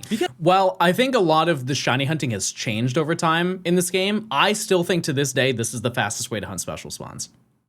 The grind to get to an 11 catch combo is just so brutal because every single special spawn is a 0.5% encounter rate. It's the lowest encounter rate, I think, in the history of Pokemon, because you have the 1%. You know, I've hunted my fair share of 1% Pokemon, but 0.5. 0.5 is crazy. And so I think that just the original method that I had, because I didn't know anybody else who was hunting in these games, and I figured this was like the best way to hunt it just based off of the mechanics of the game. And still to this day, I don't think that there's a better way to hunt them. As Pikachu is easily the rarest spawn here, I decided to chain that first and run into Bulbasaur over and over in hopes that at least one of the two appearing. Thankfully, that worked out. After encountering 556 Bulbasaur, I managed to get a Pikachu, and because it didn't break my combo, I just kept going. Later that day, I ended up finding another Pikachu, and although I had found nearly 1,500 Bulbasaur by this point, the method was working. Cute. Yikes. That was a long time. I really hope I don't fail this. Now, one big thing to know about the earlier part of this challenge is that I realized very quickly that I was not very good at Not a lot of handling commentary on my time-sensitive end. situations. Getting the ball. Okay, no. No. I like to know that I'm doing this in literally the worst way possible. Absolutely. When you encounter a Pokemon, there isn't a timer as to when it's gonna flee. It's dependent on how many Pokeballs and items that you use that increase its chance of fleeing. And that's a huge misconception. Everybody who I look, whenever I found a shiny on stream in Let's Go, and I'm just like talking, I'm like, guys, this is so epic, this is so cool, and you guys are all clapping. There are some people in chat that are like, they're like, John, you catch it right now, and it is not there's not a timer that's set. If I found a shiny and I like just left it on screen for 26 days, it wouldn't go anywhere. It really wouldn't. The only time that the flee rate begins is when you throw an item or throw your first ball or use an item for the first time. It'll permanently stay there until you act first. Luck, I was still able to get it, and I moved on to looking for Caterpie. Now, although Bulbasaur took me about 6 hours to find, the hardest part of this section is all done, so I can just sit back, relax, and... An hour later, I managed to find the Golden Worm, which leaves only one more Pokemon before we can actually play the game. Weedle. Because I was so adamant about finishing the first section, I grinded catch combos the entire following day, and thankfully, it paid off. After only 322 encounters, I found a Metapod, which... I don't remember this shiny. That is so vibrant. Isn't it more like red in Gen 3? This is like a relatively, I wouldn't say it's like a rare shiny in these games, but it's a very uncommon one. But that really just kind of shows how good the shinies are in the game. Or I guess like, it's more so the saturation. The saturation in this game is unreal, like an appropriate amount.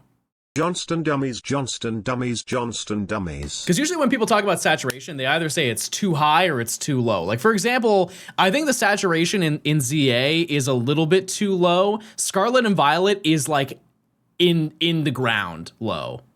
You kind of have to like in post boost up the saturation to make it kind of like more vibrant. Is new, but not what I'm looking for. But a couple of hours later, it finally happened. Worm. The time has come. 1,618 encounters. I finally found the last Pokemon. That's so... Oh, I love the shiny too. No! Please. Oh, dude. Yes! Yeah, that's the last one. So now I get to do the fun part, which realistically takes about an hour to do. And who knows? Would find some shinies in between, so that's pretty cool too. Yep. All right.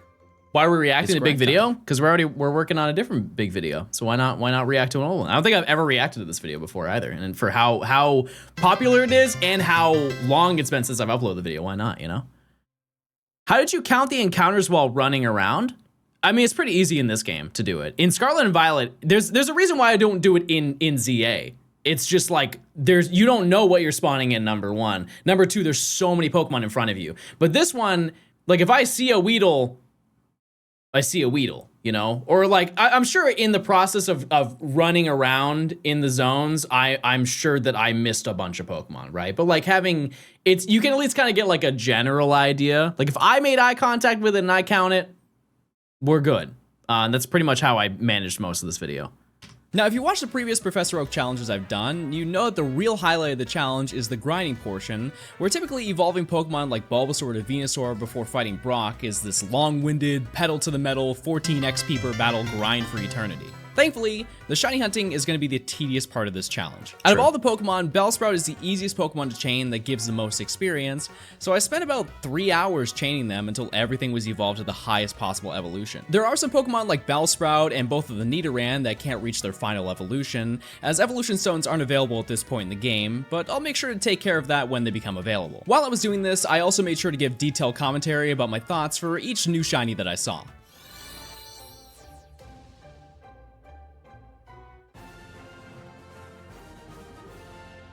Nice. I'm not going to cover every single... That was a good bit. I actually like that one. I forgot about that one. Also, I know some people mention this. They're like, oh yeah, how did you have the money to catch the Pokemon?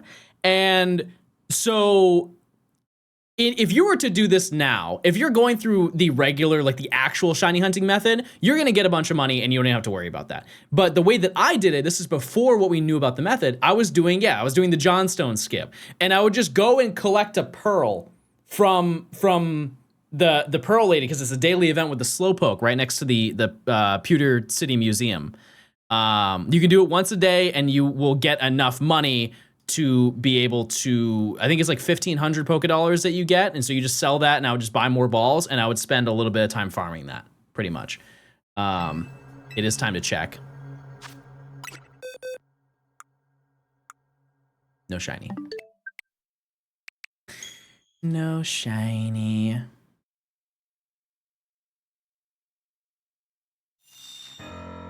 All right. Pokemon that I evolved, mostly because this video is long enough, but don't worry, I'll still play the noise. After catching about 200 I don't do that Bellsprout anymore. through a It's couple so annoying. chains, I managed to evolve my final Pokemon, and I was able to register 23 shinies in my Pokedex before the Wow, first gym. this is a cool and informative YouTube video. I hope the YouTuber in question releases videos frequently and more than 1 or 2 a year. For your information, last year I released 5.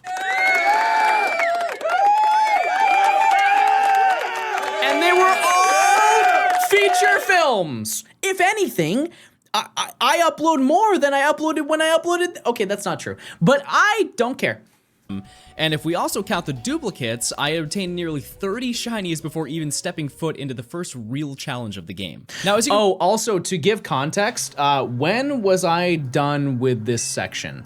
Because I don't think I really mentioned that. I caught Weedle. So I started the challenge on December 22nd of 2020. So that was correct when I initially said it. I caught Weedle on January 7th. January 7th of 2021 is when I got that, to give you perspective. I'll try and keep up with that as we go along. You can probably expect having a team of level 30 Pokemon this early in the game is going to make this pretty easy to get through, but I see it as a rite of passage for catching everything. I get them all, you let me mop your team without getting hit once. After a quick 5-minute battle, I was able to get the first badge from Brock to actually complete this section, which now brings us to... Now, as I mentioned earlier in the video, when it comes to tackling each section of the game, it's really best to make it as you might have noticed, the audio is completely different. This is more to my point. So the video was split into 2 parts. This is where the second part was, because I couldn't render out the gibble at the beginning of the video, and so the audio is completely different for the second part. Far as you can before you start hunting, as there are usually a lot of opportunities to get a lot of items that could potentially make hunts a lot easier. Unfortunately for this section, that's not really an option. If you know anything about the Kanto region, you know that the next big hurdle that needs to be tackled is Mount Moon, which obviously contains a large chunk of the Pokemon available for the next badge. Yep. Although it would be smart to skip this area and get prepared in Cerulean City, once you leave Mount Moon, you can't go back until much later in the game, which means that all the shinies in this area need to be addressed right now. You can tell how many times I had to look at the script as I was saying that. I really do try to make eye contact the entire time, or a majority of the time when I'm reading a voiceover. That sentence was so long. I don't remember saying any of that, but I am sure I was very irritated the entire time trying to do that one. With that in mind, let's start with round 3. Thankfully, this area only has 2 Pokemon that need to be caught, with one of them being a special spawn. I decided to work for Charmander first, and thankfully this didn't take too long as I found one after only encountering 422 of them. And while that's cool, this specific hunt was much more than just finding the shiny. A neat little Really worded that sentence poorly. I feel like I said a no-no word. I don't remember that, but I feel like I said a little bit of a no-no word in that sentence. Let's just run it back. Maybe I'm wrong. And while that's cool, this specific hunt was much more. I think I'm just not going to use that collection of words in a sentence ever again. Anyways. Than just finding the shiny. A neat little feature this game has is the ability to walk around with your Pokemon. However, some Pokemon like Charizard can be ridden, which in nearly all cases is a lot faster than walking. So that is the correct way to use that in a sentence. I remember looking that up and I was like, that just sounds wrong, but I didn't want people to be like, well, it's actually ridden, John. It's not rode. He didn't ride his Charizard. It was ridden. With that in mind, I decided to evolve this immediately to be able to fly around, which is going to be a huge help for increasing encounters in locations just like this, where I can't exactly leave and re-enter an area quickly. True. Surely with this new method, the next Pokemon won't take nearly as long to get, right? Yeah, so if you had secondhand frustration for both of the Nidoran hunts, Ekans was a completely different animal. The hunt for this Pokemon took nearly 8,900 encounters to find, and you might be thinking, well, with being able to ride Charizard, I'm sure it was pretty fast to get there. And while it was much faster than walking, this hunt took me exactly 30 hours. Now, I'm not typically the one to reveal how much time it takes to complete each section because I feel like it takes away from the surprise at the end. True. But to get all the shinies before Brock, it took about 72 hours, so pouring nearly half of that into one Pokemon didn't exactly give me a great feeling about continuing the rest of this challenge. And to make matters worse, there's a brand new hunt that needs to be tackled right now. So one thing I have noticed in this video that's so different from my current videos is the reactions. There's so many less than what I currently do. And I think it makes them better. The ones that I have now, I think it makes them significantly better. But like for how long this took to get Ekans, the fact I didn't even include my reaction. Video as it really kicked off my shiny hunting. I'm now currently on Gym 3 section and still having a blast started on the 29th of December. Epic. Somehow failed 12 shiny story setting over them on Route 7. Sorry for the long message. No, you don't have to be sorry. Thanks for 300. You're hunting this? You're doing this video? This video is all off stream. Yeah, if you don't know, this video was a surprise. So I did not bring up this video at all until I did the final hunt, which I revealed it on stream, hunted it. The video was already edited up until the final hunt. And then once I found the final Pokemon, I spent a day to like finalize everything and then shipped it out the next day. So, yeah, this was all a surprise video. And so while I was streaming, I was also working on this video in the off time. So throughout the entirety of this game, easily the most forgettable Pokemon you can obtain is the gift Magikarp that's available in the Pokemon Center right before entering Mount Moon. Although your starter is shiny locked at the beginning of the game, every other gift Pokemon can be hunted, and because you can't even get Magikarp in the wild in this section, I need to hunt it here. If there's anything you should know about shiny hunting in Switch Pokemon games, it's that soft reset hunts take forever. I think the most recent one that people complained about was getting a shiny starter in Brilliant Diamond because of how much waiting there. That's crazy, chat. Why are you showing me this? No, Coop, you're good. You're good. You've got it. You've got it. That's crazy to put in perspective. When this video came out, people were hunting it then. Chat, this came out in November of 2021, and that's the month.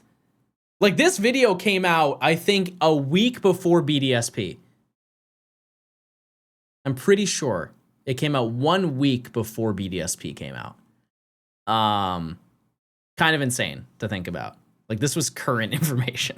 is between encounters. Thankfully, it doesn't take as long as the briefcase simulator, but when you account for the loading times, you can encounter about 70 per hour, so you can probably guess that these are going to be the largest hurdles in the entire game. On top of that, unlike the wild encounters, all gift Pokemon odds are stuck at the base 1 out of 4,096, with the only exception being if you have the shiny charm, which obviously at this point in the game is impossible to get. True. Thankfully, the game really tried to compensate for the hunt for Ekans.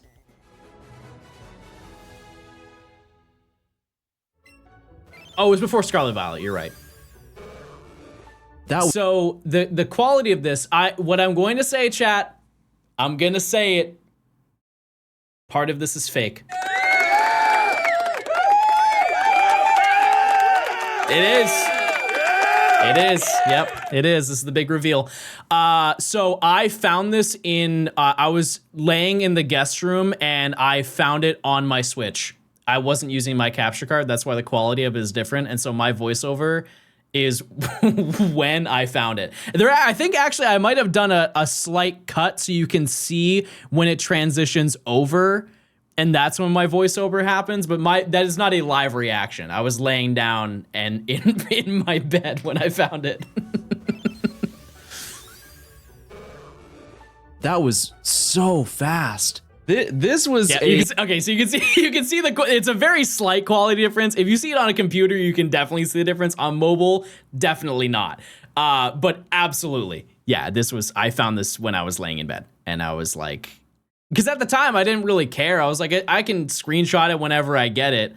But from now on, I'm pretty sure there aren't. I can check my spreadsheet, but I'm pretty sure every single shiny that I found was on capture card, and so I had to be at my desk. a refreshing treat because I was so concerned. I found this in 510 soft resets, which is insane. I'm really glad it didn't take 4,000 plus encounters because then I would be Coop. Anyways. That would have been so bad. But in total, so because it takes about a minute, so this took like, oh yeah, no, that's a long time. So with all this done, now let's take on the largest chunk of this section. Mount Moon has a total of 6 Pokemon that need to be obtained before we leave, but thankfully this is by far the fastest location for encounters out of basically any part of the game. It's time to check, everybody. Yeah, that was so insanely lucky. Like, devious how lucky it was. Speaking of luck, we're only a little over odds, baby. We're only a little bit over odds right now. Just a little bit. Just a teeny bit. On so far. Because the caves in these games have multiple floors, you can instantly spawn a bunch of Pokemon no matter what stairwell you're taking, so there's a solid chance you'll find what you want pretty quickly. After about an hour, I managed to encounter Onix, which is by far the rarest Pokemon in the area, considering that's only a 1% encounter, but there is also a new special spawn in this area that needs to be addressed. Chansey is the most common special spawn in the entire game, as it can be found in basically every location aside from maybe 6 or 7 areas, but at this point in the No, I knew about it all that time. Oh, nuts. Chat, use your points. Am I gonna get a shiny Amaura in the next 135 revives? Yeah, no, I was the person who did it first. Remember that. Game, this is the only location that you can find it. Now, typically this is the hardest one out of the area to get, so it's really important to tackle it first because the worst thing you'd want is to find everything else before... Oh, okay, well, that was probably just good luck, right? I guess I'll get it. I started working on hunting down Clefairy, which is probably a good segue to talk about how we're going to evolve this thing. In this basement area, you can find a Moonstone once a day, which we're going to need for this Pokemon, as well as quite a few more Pokemon like the Nidoran line that we caught earlier, and on top of that, some future encounters like Jigglypuff. Thankfully, because I've been here for multiple days, I was already set, but it's important to note because of how easily you can miss dex entries like this. Over the next few days, I worked to try and complete the remaining members, and I managed to get Clefairy, to no surprise another Chansey, Paris, and Zubat all within a couple days of recording. So one thing to note that I feel like I bring this up in the video, but in the event that I do not, this part right here. Over the next few days, I worked to try. There is a bug in the game where if 2 Pokemon overlap, what can happen is if you encounter one Pokemon, it will delete the other Pokemon. This is a situation where I could have totally just failed Shiny Clefairy, but the game just gave me the roll. Anyways, I do explain it? Okay. And complete the remaining members, and I managed to catch Clefairy, to right. no surprise another Chansey, Paris, and Zubat all within a couple days of recording. A majority of the Pokemon found in this area were found around less than 1,500 encounters, so when it came time to get the final Pokemon, I knew I was due for a big hunt. Rock. It has finally happened. Oh, and it looks so good. This is the final Pokemon. Okay, let's not lie. It's a glorified cheese ball. Only 2 dupes? 2?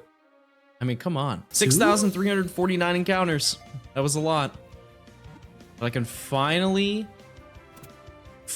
leave Mount Moon.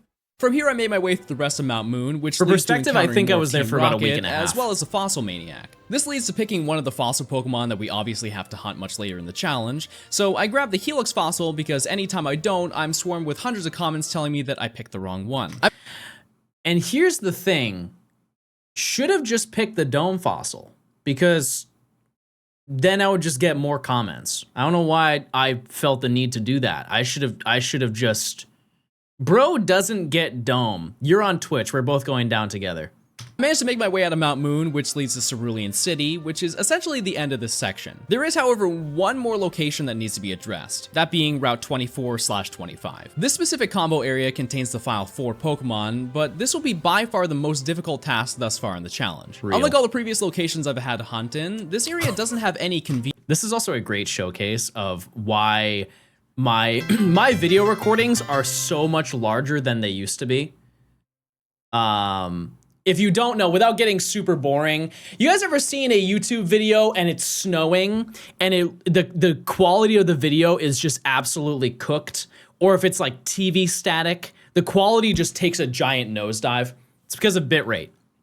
As you can see here, because so much is happening on screen, the frames are constantly updating. And as you can see, the quality of it is really bad because I'm finally on Charizard and I'm riding around way faster than I was prior. And so the bitrate didn't matter before because I was just running around a lot slower. But now that I am moving much faster and the frames are getting different, they're increasingly more different because of the speed. I had to update the quality for not just this video, but for all future videos, just because I noticed how bad it looked when I looked back. But this happened, I think, like months later, I realized. So the quality is cooked for a while. Convenient ways to reset the spawns. The closest house to the right is Bill's house, and the next closest option is the house on the complete opposite side of the bridge. So realistically, the best option is just to ride from route to route on Charizard, or run to Pokemon to despawn to bring out new encounters. So at this point in the challenge, I ended up taking a pretty large break, and that's mostly because I ended up moving into a new house around this point. True. And I really didn't have much time, but it was extremely apparent that this extended break had an impact on the future of the challenge. Squirble. All right, so I got Squirtle in 144 encounters. I think this is the 145th. I'm kind of concerned that I'm not gonna be able to catch this, but we're gonna figure it out. Let's see. Oh, wait, did I mess this up? Oh no. No, no, no, no, no, no. No, no, no, no, no. Are you still here? Please? Yeah, so let me explain. Basically, I forgot about that. Oh, wow. Chat, we don't even need a commentary. I just cover it all. I'm not telling you anything new that you don't already know. This game has a bug where if 2 Pokemon are close to each other and you try to encounter one of them, there's a chance that you'll get out of that battle and the other Pokemon will have despawned. In my defense, the Venonat spawned right when I moved, so it wasn't like I was trying to sneak my way around it, but regardless, I'll have to hunt it again. And I think that issue happens the most with Charizard, because I think that is the largest Pokemon you can use, and its hitbox it's like everything. I don't think like the ends of the wings count, but like it is a much larger hitbox than if I was on like, I don't know, Persian, for example, because later on I hunt on a Persian and it's way, way easier. Later in the day, I managed to redeem myself by finding a Great shiny. Meowth, followed by another Squirtle that I did actually end up catching. In the following recordings, I managed to catch Psyduck in about 3,500 encounters, which left me with only Venonat before I was done with this section. Naturally, because I've been working on this section for 53 days out of the 4 months I was recording, there was a lot of anticipation around finishing this up, but as you can imagine, the game was going to make me work for this last Pokemon.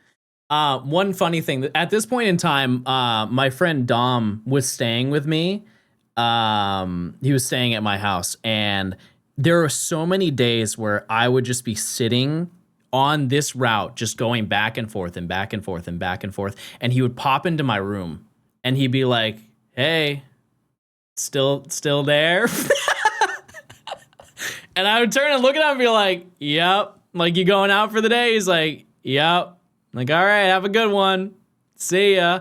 And that went on for, I think, about 3 weeks, chat. Oh my god. Oh my. Yes, I'm in the process of completing this challenge. I got very lucky going through Rock Tunnel, getting a full odds cube and almost missed it due to the fog. We'll get Just to that. caught the sparkles. Okay, this took 8,905 encounters. Fun cut. fact. This is the last Pokemon for the section, which is fantastic, right? Good. This took me, I believe, from start to finish to just catch all the 4 Pokemon here on 24 and 25. It took me almost the entire series of Breaking Bad. And I'm still watching it now, chat. I'm on season 5, episode 9. Walter. That was what I just watched. I can actually confirm if this is true or not. So, well, I mean, I can't confirm that specific thing, but to give you perspective, I found Squirtle on May 9th. No, sorry, the first one was May 7th. That was the one that I failed. May 7th to get to Venonat was May 22nd. From the 9th to the 22nd, I was hunting there probably nearly every single day.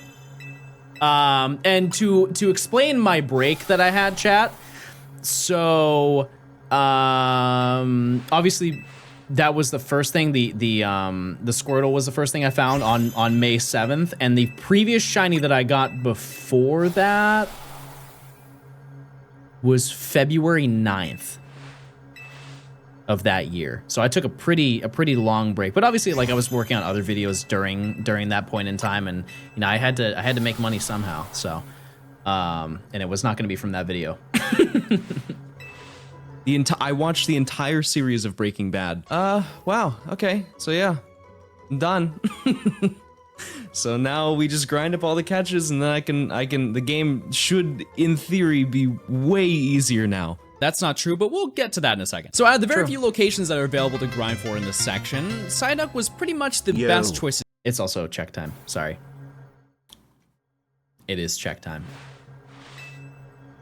Also, I'm gonna use the restroom real quick.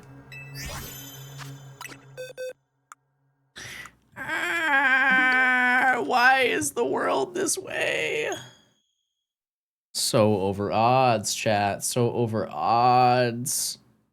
Efan, thanks for the 3 months. I appreciate it. Hold on, let me throw on some music real quick, and I'll be right back. No, not this. No. Okay, I'll be right back.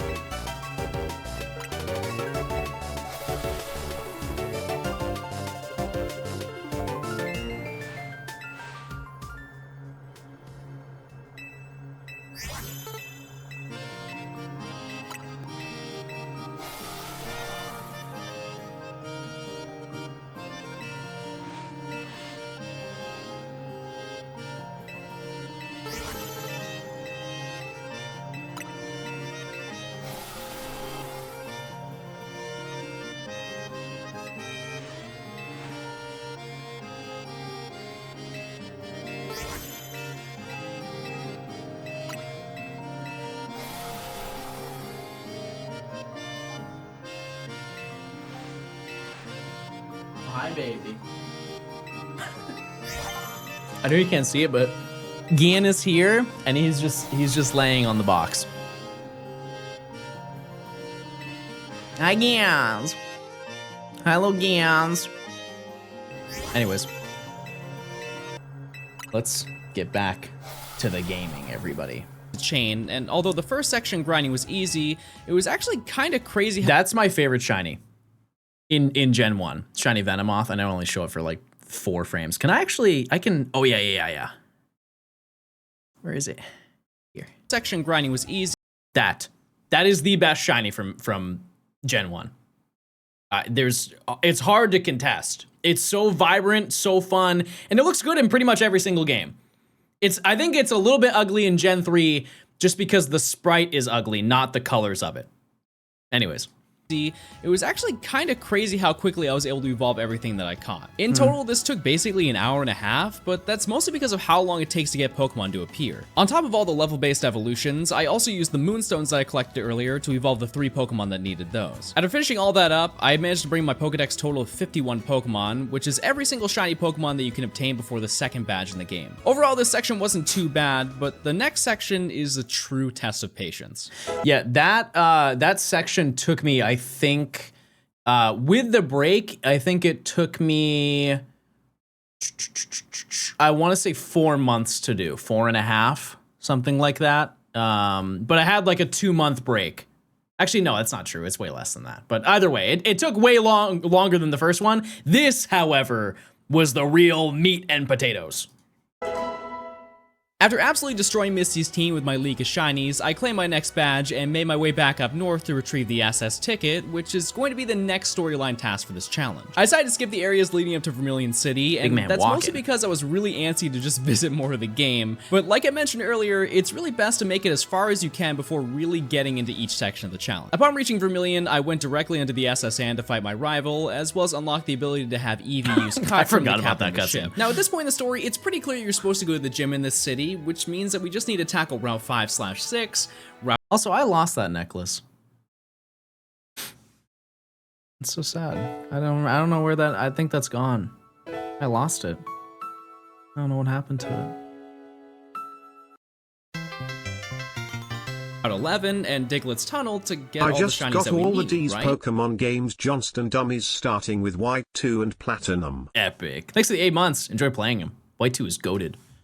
Also, I was really proud of myself for editing this. This is basic editing, but I was really happy with myself. I was like, wow, I can't believe I learned how to do this. Now, at this point in the story, it's pretty clear you're supposed to go to the gym in this city, which means that we just need to tackle Route 5/6, Route 11, and Diglett's Tunnel to get all the shinies that we need, right? Here's where things get interesting. One very unique feature about this game is that when you get the option to teach your partner Pokemon a special move like Cut, Strength, and Fly, they aren't tied to a gym badge. Although the game does block you off in some locations, with the guards in Diglett's Tunnel, the Saffron City Gates, and the Snorlax at the end of Route 11, there is one place that they didn't think of. If we head all the way back up to Cerulean City, there's a tree to the east that we can cut. At this point, you're probably slowly routing the game through your head. Heading east of Cerulean leads to Rock Tunnel, which leads to Lavender Town, which leads to Celadon, where you can get the tea to open up Saffron, and you start to realize that this little oversight has opened up nearly the entire game for us. Now, it's also important to note that this functions as well in Fire Red Leaf Green, but there is a little outside trick that you can do where if you have somebody trade you a Pokemon that knows Cut, you can unlock the entire map because you get the ability to use Cut from Misty, same as this game. It's just you need an extra step to do it. But this one, you can just do it on your own. As you can imagine, this is extremely daunting because of the list of I guess, actually, that's not true. I was thinking of if you wanted to go to the truck with Mew under it, you can do it that way. You can get the trade for it to do it, but it is actually the same situation. This is extended by 3 to 4 entries for basically every new route that we touch, but there are a lot of upsides to getting this far in the game. The most important thing to note is that there are a lot of quality of life additions that we can take advantage of, most importantly, flying. Because it's just a pain in general to run around to every place you want to visit, I made the decision to just rush my way through the story to get access to the ability to have Eevee fly. So I made my way through Rock Tunnel, followed the underground path to Celadon, grabbed the tea Pete from Brock to get access to Saffron City, made my way through the basement of the game corner to take on Giovanni to get the Self Scope, and strapped some balloons to Evie to make this section much easier to traverse through. Despite having access to all these areas now, the game still treats us like we only have 2 badges, so the shops won't have anything better than Great Balls, no matter which location we try to shop at, which will make a lot of the stronger Pokemon more likely to run away. Speaking of purchases, which is true, yeah, it does make it significantly harder. Because obviously the limitations of balls in this game is kind of shocking. Like, you only get Ultra, right? I think isn't Ultra the best ball you can get in these games? Master, obviously, but like for ones that are purchasable, I think that Ultra is the top of the line you can get. And even though Great Balls are fine, in this game, Ultra Balls are like, that is, you need it for a lot of Pokemon. And this comment doesn't really matter anymore because of the way that the method works, because I'm sure I'll explain it at some point, but in case I don't explain it, as you catch Pokemon, just in general, it doesn't have to be in a catch combo, let's just say you catch 50 Eevee, the next group of Pokemon, like at a certain threshold, they become easier to catch. And I think there are 3 stages. I think it's once you catch 50 of a Pokemon, 100 of a Pokemon, and then 150 of a Pokemon. It could be less, but I believe that there's 3 of them.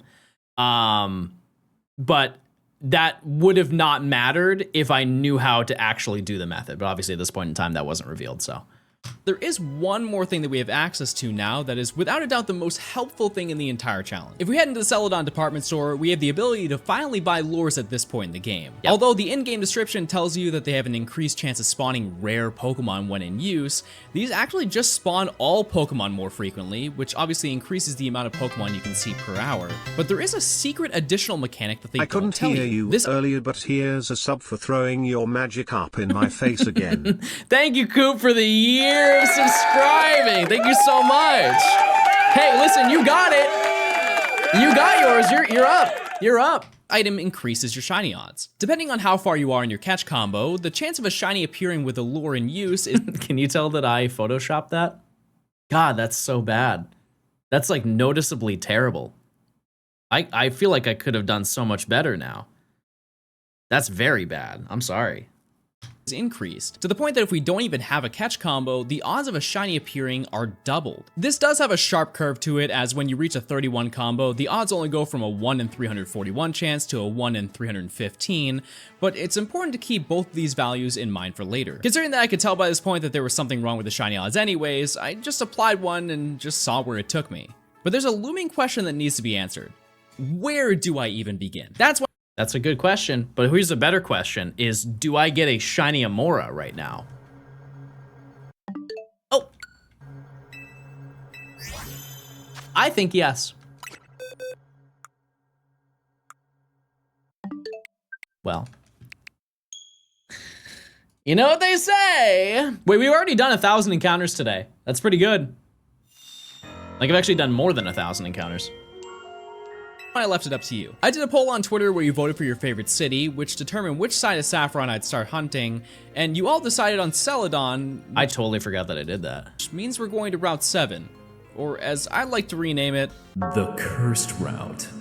So to start out, in comparison to the most recent hunts that I had to do, this area was a lot easier to work with, as it was really quick to just pop in and out of the gate, and with a lure applied, things started to work out almost instantly. I managed to find a shiny Pidgeotto after 482 encounters, which was basically half an hour of work, and eradicate the following day after having caught a small chain of Jigglypuff. When comparing this to how long the hunts took in the previous sections of the game, I knew this seemed a little too good to be true. But with 4 Pokemon that need to be obtained in this route, I was kinda hopeful this luck would continue. Honestly, I almost didn't see that. I had to do, oops, I dropped my controller. Oh no, oh no. This was 3,990 encounters. Not too bad. I mean, you get like 1,000 per hour. So it's first of all, you can also tell that my microphone is different now. Because of the sound of being in a different room, and it's a different microphone for sure. 5 years of Johnstone. The audio isn't honed in completely, but it is significantly better than it was before. So thank you for being patient.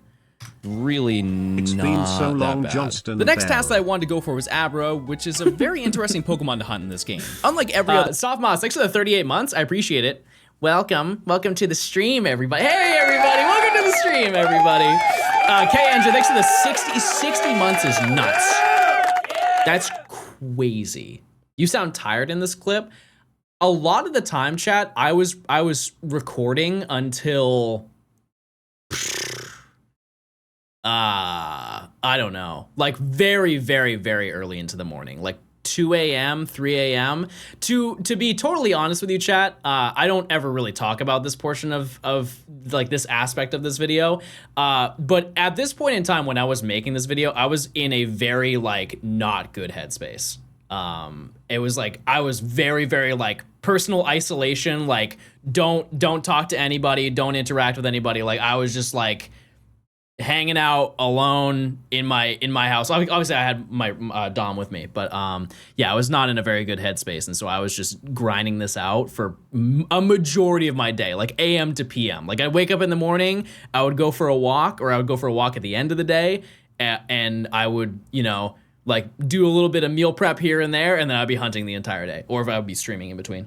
The Pokemon, Abra has the ability to teleport when you're walking in front of it, and as you can imagine, this can be an absolute disaster with a shiny, as these Pokemon do not respawn if they disappear from the area. So as long as you just walk behind the Pokemon, you'll never have that issue.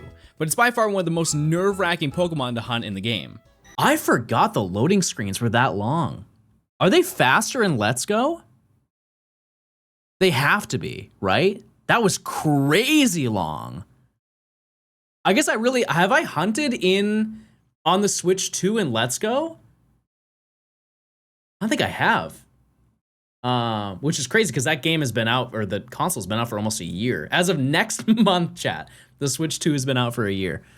Yeah, I feel like it must be faster by now. Okay, great. This could not be a better situation. It's facing in the corner, so no matter what I do, it can't teleport away. In order to pull this off though, I need to have stealth, I need to have speed, but most importantly, I need to have skill. Okay, yeah, I have no defense for that. But thankfully, I found it again a couple hours later, and the most important part is that I've learned to be more careful with the doorways, so there's no way I'd make that mistake again. Right?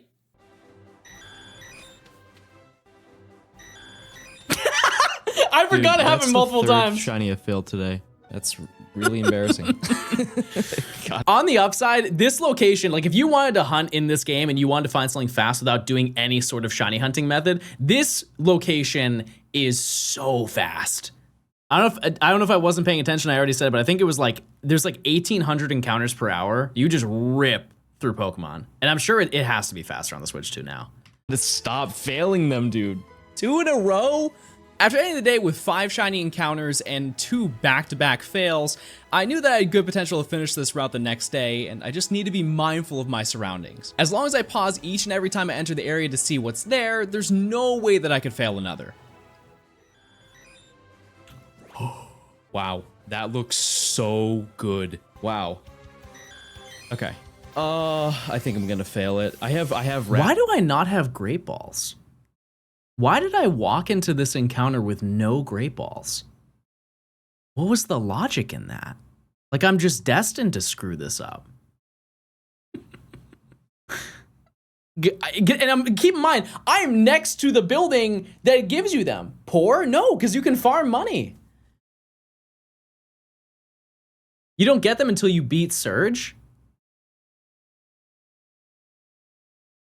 No, I'm pretty sure I get Great Balls, don't I? Ah, whatever. As I have berries. Okay. Hold on. So much work, dude. Yeah, I have Great Balls. Yeah, so I forgot to mention this, but this area also... What a stupid play. I just rushed right into it. And by this point, I knew the mechanics of like the flea thing. I had to have. There's no way I didn't. That's insane. I never realized that. Have a special spawn, but with my previous history with special spawns, I figured it wouldn't be too hard to get back. This is the point where everything changes. A couple hours later, I was able to redeem my catch for Vulpix, and another hour after that, I got Porygon back. and I caught it. So at this point, I was done with the route that you all voted for, so I decided to just take it in my own hands and make my way back to Vermilion City.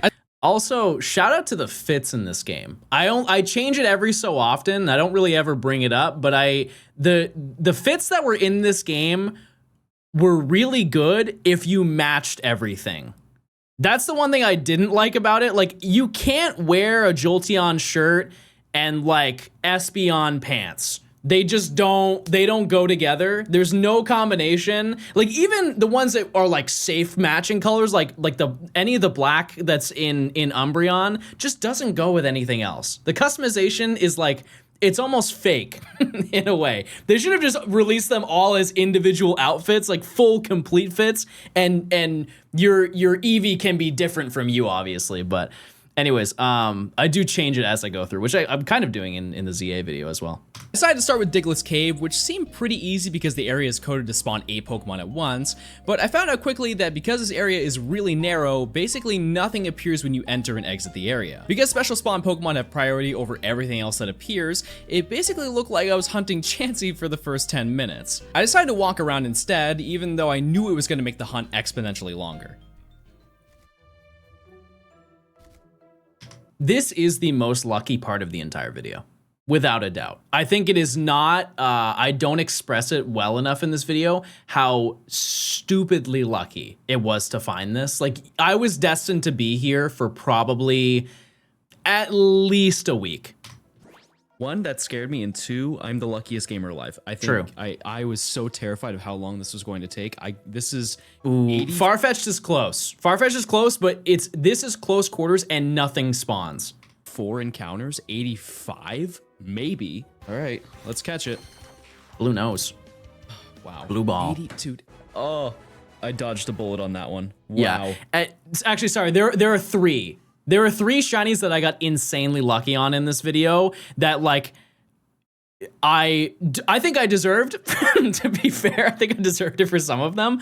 But this one was like the first big one. It's like, whoa, that's crazy that I lucked out. Because I think max spawns for this area is 3.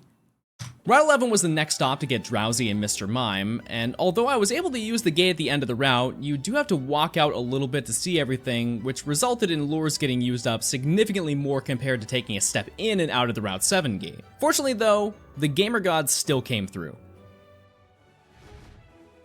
Oh.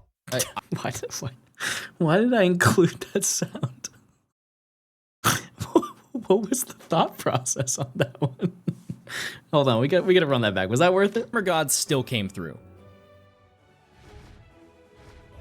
Yeah, it was. I must have activated like my gamer sense. This is 140 first alt encounters. ever. What game am I playing? Oh wow, 141 encounters. The following day, I managed to find Drowsy after about Pink. It looks like Patrick doing the strawberry cone. You guys remember that when in the Olympics, in the Fry Cook Games, when Patrick jumped he turned himself into a soft serve. We're just missing the cone here. 5 hours, which finished off everything for this area. I made my way back to Spooky Town. Oh, it's time to check. It's time to check. Spob. Spob.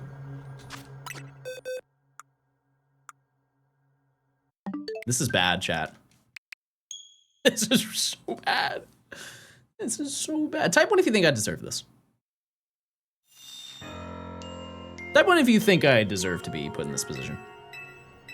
To take on the tower, as the only Pokemon that needed to be caught here was Ghastly, and I assumed it was going to be pretty easy to get through, but I was very, very wrong. This location has the same issue as Diglett's Cave, but arguably worse. Yep. Although the game is coded to spawn 6 Pokemon on the top floor, I don't think in my entire time there I saw anything close to 6 Pokemon. And that's a thing for this certain area where I don't think this has ever been fixed. This is just the way the spawn mechanics in this location work. It's just because everything is so close quarters. For some reason, I think it ruins the game. Because a lot of the open areas do not have this issue, but this straight up, if you go there right now and you keep walking up and down the steps, nothing spawns in. To conserve burning through all my lures, I had to run into every encounter that wasn't chancy to respawn them, but this location was by far the lowest encounter area so far in the challenge. I think I averaged about 150 encounters per hour, so you can imagine how disappointed I was to get a Zubat after nearly 4 hours of hunting. Considering that this was also a 5% encounter, I wasn't exactly— Mods, can you do a prediction for Amaura, please? Pleased with this, but I knew that with a 60% spawn rate, it had to come soon. Okay, so this is after 838, or it was 9. I don't know. Insane that I got it. I don't know. Okay. I do not know. Oh, it looks so good. Please. I was just about to say, not even bait, I was just about to say, I think this is the worst Ghastly has looked in any Pokemon game. Actually, no. Gen 3, once again, still not very good. But I think in the modern games, it looks better. Like in Scarlet and Violet, I think it looks good. In ZA, I think it looks good. Oh my god, I almost threw that. Oh, that would have been so bad. That would have been so bad. That would have been so bad. Wow. And it looks so good, too. You just checked it, no shiny. We do the prediction every, no, Emily, don't redeem it. Don't redeem it. Do not redeem. You guys ever seen that video? Do not redeem. We do it every 135. It's not every single check. We're at 6570 right now. We're at 6,570 Amaura. Let's go to Rock Tunnel and then, yeah, let's do some easy stuff because that was way too long. So see, and here's the thing: is I really should have not complained for how lucky I got on Ghastly. Crazy what it could have been. After spending a lot of time in Mount Moon, I knew that this area had potential to find a lot of shinies in a short time frame, and with the fact that there was an enormous open area deep in the cave, this was gonna be quick. I decided to go for Kangaskhan because it's unfortunately another 1% encounter, but I think it's fair to say that the game really wanted me to get it out of the way.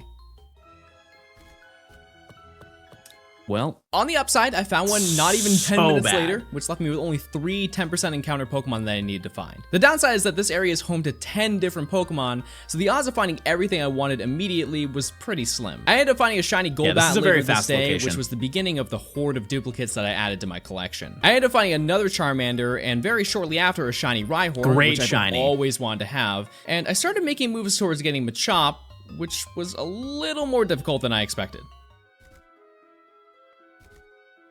Huh. Still have no answer as to why that happened. I've never experienced that any other time. But for some reason, this one Machop, you could just not encounter it. If it was shiny, that probably would have been the best clip of the entire video. Yeah, no, I love me some reverb.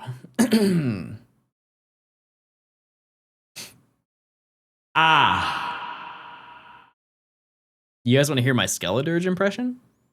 Wow. Okay. Thankfully, I was able to get this in only 40 minutes, and the game was kind enough to give me another. Oh, there we go. All right, yeah, 363. Once again, not too bad, but I do want Cubone. Yeah, the game didn't agree on that. On top of this Machop, I also found Graveler, which by the way broke the record for the most encounters ever, wowee! Geodude, and another Charmander, which proves once again that the special spawns are gonna be the most free encounters in the entire game. After a few days of playing and nearly 6,000 encounters, I got what I was looking for. I really don't want to mess this up because I want to get out of Rock Tunnel. I've been here for a week, I think. So let's just let's play this smart. Okay. Oh, jeez.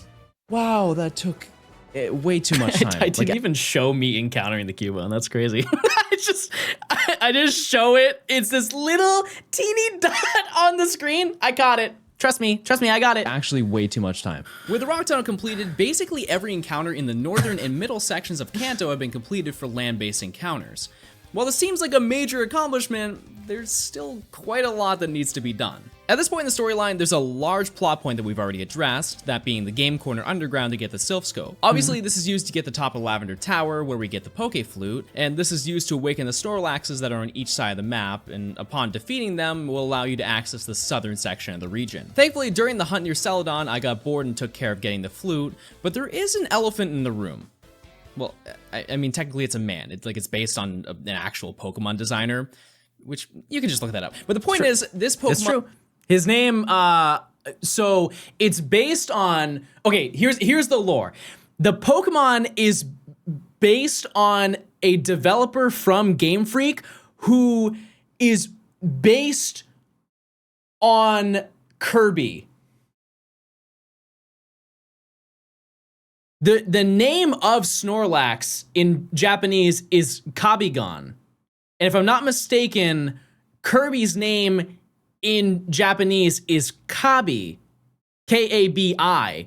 And so the reference is the reference of the fact that he looks like Kirby, but he also looks like the Pokemon they designed.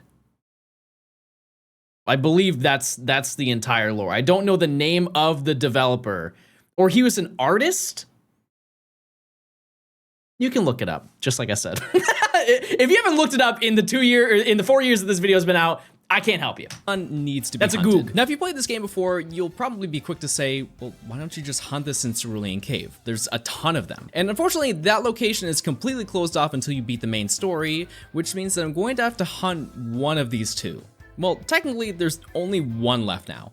Let me explain. So when I initially grabbed the flute, I went west to Celadon City, which is the location for the other Snorlax. When you have your first interaction with one, there's this long cutscene with Mr. Fuji where he explains to you how the flute works, and then you're thrown into a battle against it. The catch is that if you've already completed this cutscene, they're obviously not going to make you learn this again for the other one, so you can just walk up and start the battle. While this does save a lot of time, this is arguably still the longest soft reset hunt in the game, and that's because you have to play the Poke Flute literally every single time you want to battle it.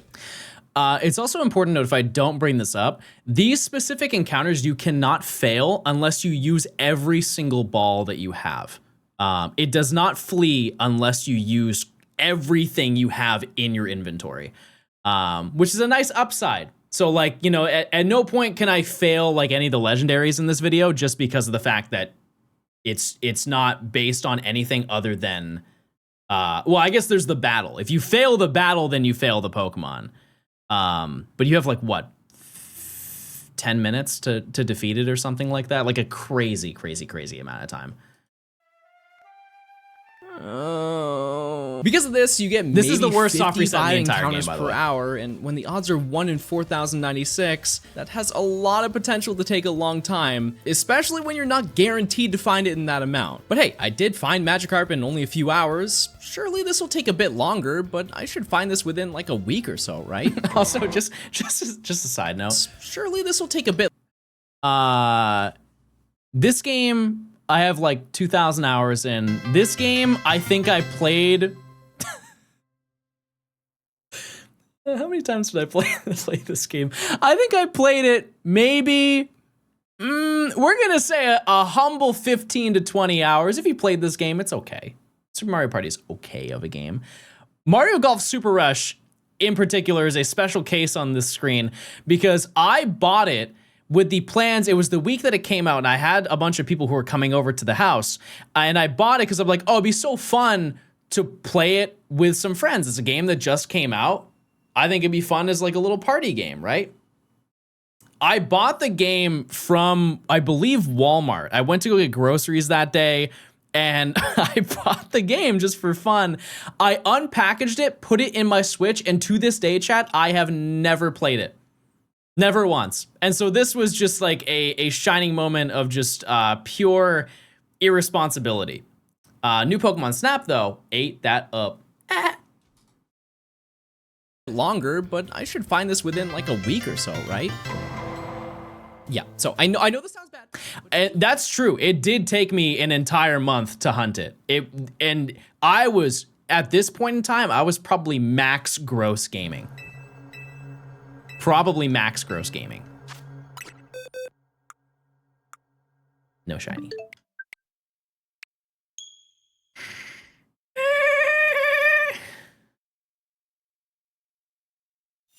What is max gross gaming? I think most days, chat, I was hunting this for 12 to 15 hours a day.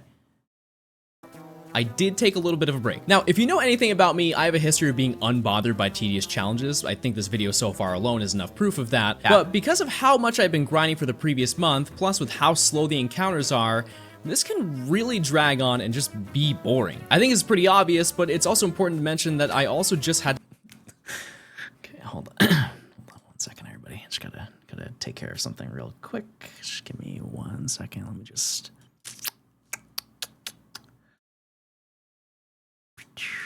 take myself over there. There we go. Okay. To make other videos and stream, which is almost entirely the reason this video took so long to make, but even while I was doing that, the challenge still followed me. Wait, John, you've never seen Attack on Titan? No, I've never once seen it. Do you think he has time for that? He's got a shiny hunt.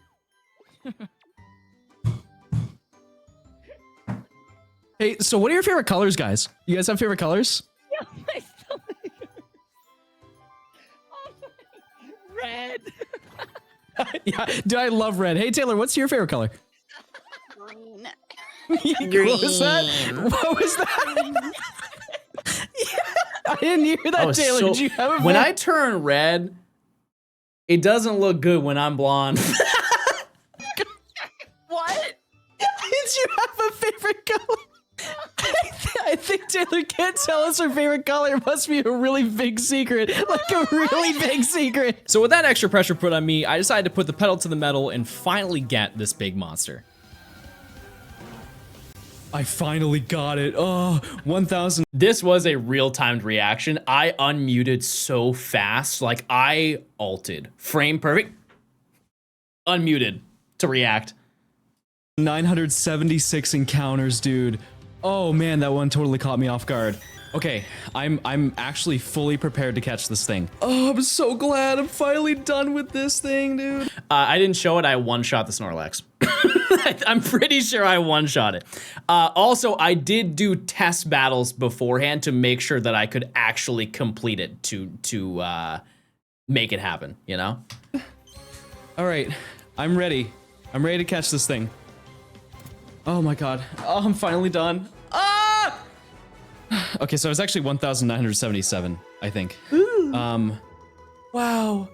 Oh my god, I'm finally done. Grinding that out without chat to interact with seems not fun. This was the point where I regretted not telling you guys, but I was already in too deep. It happens. That's just how it goes sometimes. So at this point, I had the option of doing a couple more soft reset hunts, but as you can imagine... I got it on 7-Eleven. I should have gone to the restaurant, or what is the, oh no. Chat, I don't know what those are called. What is 7-Eleven? What are those places called? Gas station. Oh my god, I'm insane. No, you can't even get gas there. It's a convenience store. It is a restaurant if you live in like Korea or Japan or Hawaii or any place that's not mainland US. And that wasn't exactly something that piqued my interest, so I decided to make my way down to Fuchsia City to tackle another gate-based hunt. Route 14 on the surface seems like an easy route to progress in with only 2 Pokemon. However, these 2 Pokemon, being Tauros and Pinsir, are not only some of the rarest and hardest to catch in the game, but also very likely to flee when trying to be caught. Although I usually... Side note, I totally forgot about this. This video was the first time I ever edited on DaVinci Resolve. I know some of you don't care that I told you that information. However, I only know that because I was reminded, because this is a default, like when they're like floating like this, that's a default camera shake animation in DaVinci Resolve, which I still use to this day. But I remember that while I was editing the video, or I was like getting to the point, I was getting so tired of using Adobe Premiere, which if you use Adobe Premiere, you probably can resonate with that in some way. It just, at the time, I don't know how it is now, but at the time it sucked. It just did not work, especially if you had a bunch of videos or video recordings. And for a video like this, I needed something with a lot more firepower, you know, a lot more horses in the engine. And I decided, I think it was like 2 weeks before I edited the video for the first time, I started using DaVinci to try and learn like the ins and outs of it. It was definitely a decision. It was a decision that was made, and that's also kind of why I don't like the editing for this video, because I was starting a brand new editing software. Rarest and hardest to catch in the game, but also very likely to flee when trying to be caught. Although I usually go for the rarest one, I decided to start with Tauros, mostly because I wanted some instant gratification after spending so long on Snorlax, and the game actually kind of pulled through on that. I almost ran away from that. I didn't even really notice that it was there. That is the ugliest shiny in this game. All right. Not bad. By a lot. After finding this, I strapped in to grab the 1% pincer, By a and whole like I lot. mentioned, this thing is a pain to chain. Getting that initial 11 chain to spawn more is just a mess because of how low its catch rate is, but realistically, getting any part of your chain interrupted is a bad time.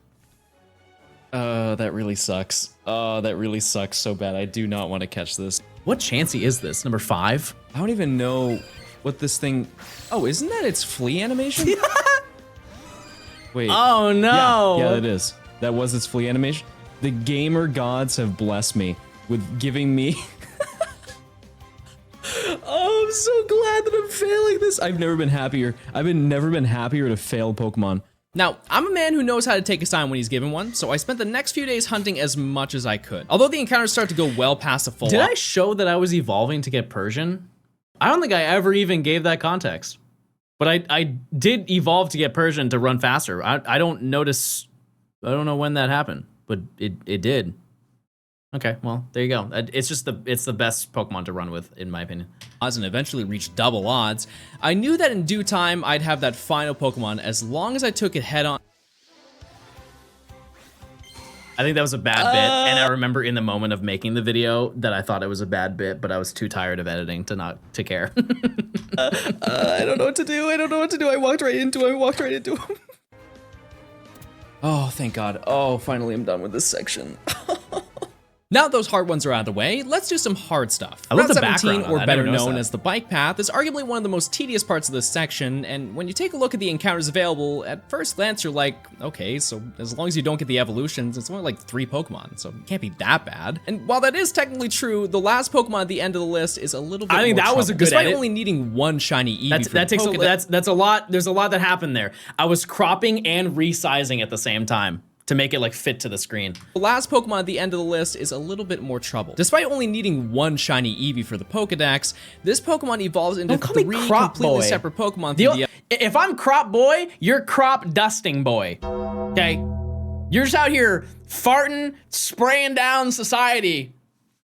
evolution stones, With your and because you farts. obviously can't change the Pokemon once I'm you use here for one, that. we're going to catch 3 of these, Yes, which sucks. sir. Although Eevee is kind of a tough Pokemon to catch, because they become easier as you go along, I decided to catch every single one that I encountered as I went along, in hopes that eventually when I did find the shiny, it would be a cakewalk to catch. After a whopping 1 Eevee, I found a shiny Psyduck, and another 10 later, I came across an interesting issue in this challenge. So this was the first situation where I came across a shiny where I didn't have its pre-evolution, and when you look at the challenge on a non-shiny level, the goal is to catch everything and bring them to the highest level, which I've technically already done by catching this. Despite that, I figured you all would find it stupid to not get Doduo, so I made a new rule that if this does happen, I have to get the entire line. I don't think there's any other point in this challenge where that can happen. Rapidash. Rapidash on this route. Yeah, I don't... Oh, Oh, no, it actually does happen later. It does happen later. Yeah. There are some water Pokemon. I think Tentacruel and one secret find that we'll get to later. Dugtrio and Diglett's Cave. I don't think Dugtrio spawns in Diglett's Cave in this game. I don't remember. It would have... Imagine, though, I got shiny Dugtrio. That would have been... so unbelievably The audio devastating. for this video is engraved into my brain. I've listened to it so many times. Thank you, Shadow. I appreciate it. Yeah, Chad, this video just hit 14 mil like this week, I think. Kind of insane. There aren't many Pokemon videos that have more than 10, so I'm very grateful you guys have enjoyed it. Surely this won't delay the area, right? Wait, why is there music playing? No, please. I've been trying so hard. It's been a year and a half at this point. Please don't be foreshadowing. Oh, it's getting louder. This is not good. After catching only 93 Eevee. That's probably my favorite bit of the entire video. I love that bit. I remember laughing so much when I did that. Yeah, I ended up finding my first shiny, and I decided to keep up with this It's process of getting catching all of them, louder. and it worked out pretty well in my favor. Oh, The next day I found another it is check time, everybody. You know what? I'm feeling real good right now. I'm feeling like this is it. Look at the number. That's a high number. That's a high number. I think it's time. We've spent enough time. What's another 45? We round it out to, what is that? What is that? That's 6660. Okay, that's not a good number to end on. So maybe that's not really what we want. Well, I guess we still gotta check. Oh no. No! Oh, it's evil! No! No! We summoned the devil! No! Oh my god, that's so bad. That's so bad.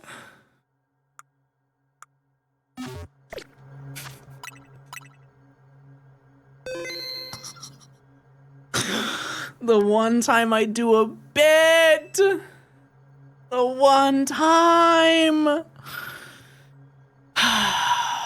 right. I sound upset. I'm very happy, chat. We're free. We're free. What's the time on that? 4 hours, 30 minutes. Evil Amaura is here. Okay, well, we're at an interesting position, chat. Also, I have $2,000. Not good. I gotta save again. Sorry, I need to get my composure. Holy Christmas, this is the greatest day ever. Any nature guesses, chat, on this kind and thoughtful creature? Keep in mind that this has potential to be alpha. It does. This next check, there is a 1% chance that it's an alpha. And if it is, chat, I will gift 200 subs. That's how confident I don't think that's going to happen. I think that this is modest. It's not shiny. And it's bashful. But it's very nice, because it's a shiny I did not have until right now. Oh my goodness. Okay, well, what's the size on this? Medium. Okay. Let me add you to the party. Swap you here. Okay. John, it's female. I know you guys aren't used to seeing women, but is this good? She's beautiful. She's very beautiful. Okay, let's go outside. Let's go check it out. Now that we can see the sun. Rare gaming moment. Yeah, we need $1.3 million to get the next one, chat. I think we do our little react and maybe we can end stream by farming. That's an option. Oh my goodness. Oh my good, look at her.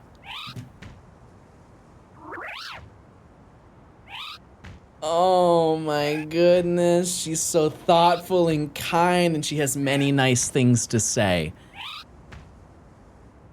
Oh, this is so very nice. I didn't notice that the antennas light up. Like multiple different colors. Like that makes it turn green. And that one does like a little rainbow pattern. That's Aura? Or Auris. What am I, a seal? It's an Aurora. It's an Auroris because it's an Aurora.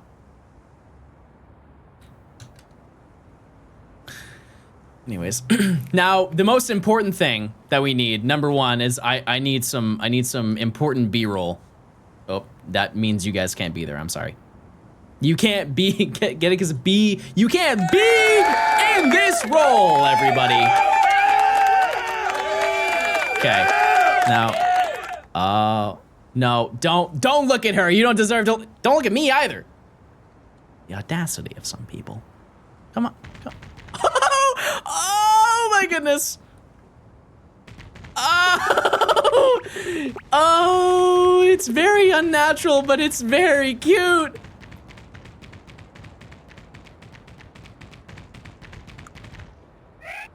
Very, very nice.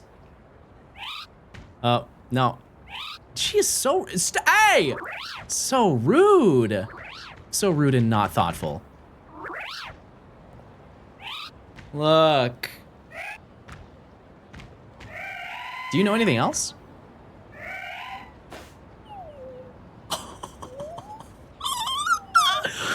Oh my, no, don't get up, no, you're very sweet, go to sleep, good night. Oh, I can't. Wait, can I do like a little rollover? Did I get that? Oh my goodness. Oh, she's only 5 minutes old. Oh, she knows nothing. Very cute. We're just going. Who knows where we're going, but we're going somewhere.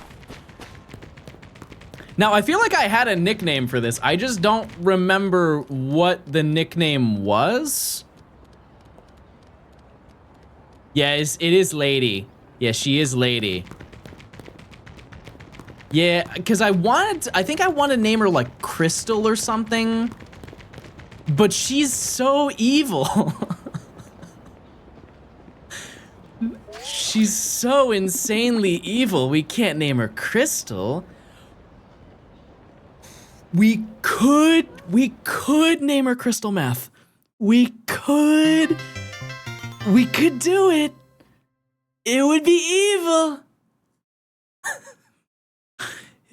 Walter. We name her Walter.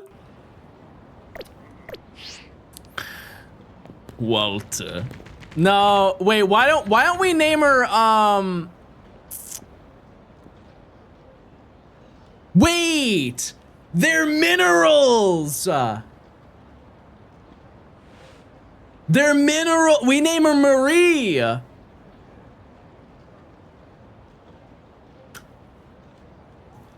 Yeah. Yeah, we might name this one Marie. Skylar. Yeah, actually, I think, yeah. Skylar.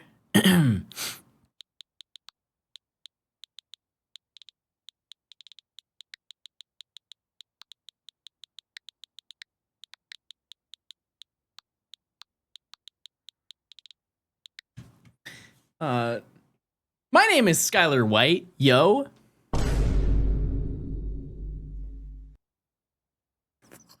Uh-huh.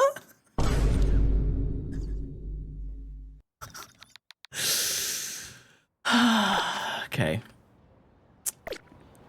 Stop selling marijuana to my husband.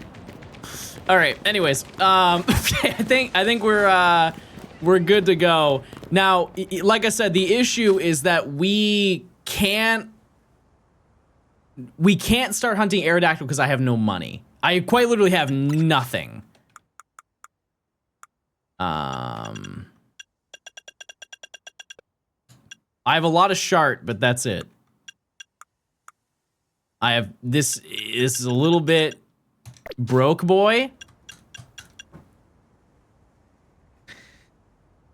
I don't even have a sound. I'm just very sad right now. That was not nice. Oh, wait, what do we name Tyrant? What do we name Tyrant? I didn't give a nickname to this. I guess, yeah, I should name it Walter. Does that mean that we're gonna name Aerodactyl Flynn?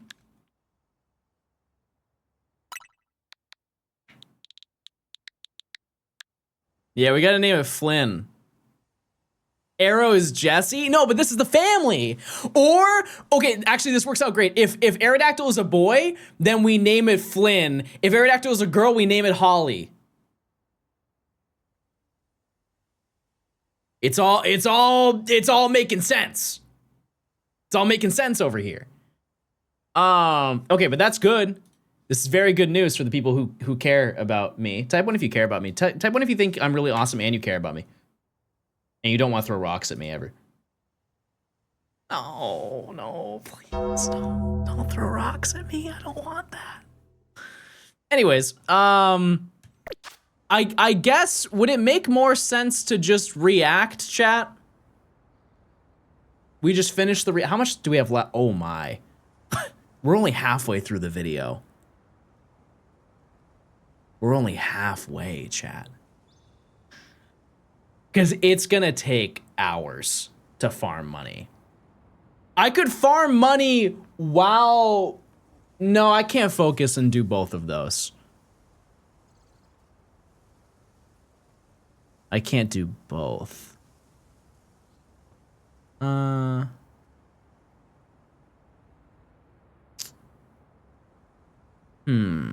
Farm money and EXP at the same time. Well, I do that anyways. That's why Walta is level 35.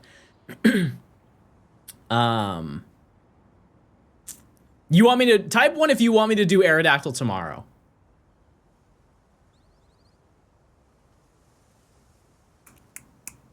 You need more distraction for Aerodactyl. That's actually a really great point. That's a fantastic point that I did not consider. I think it would actually be more worth it to farm the money. Why? Because we could go over odds crazy again. Actually, no, we're already through the video. Yeah, let's just do that. And what I can do is I can just start grinding on stream, but you just won't see me do it. I think that would make the most sense. Let me just set this up. Give me 1 second while I do it.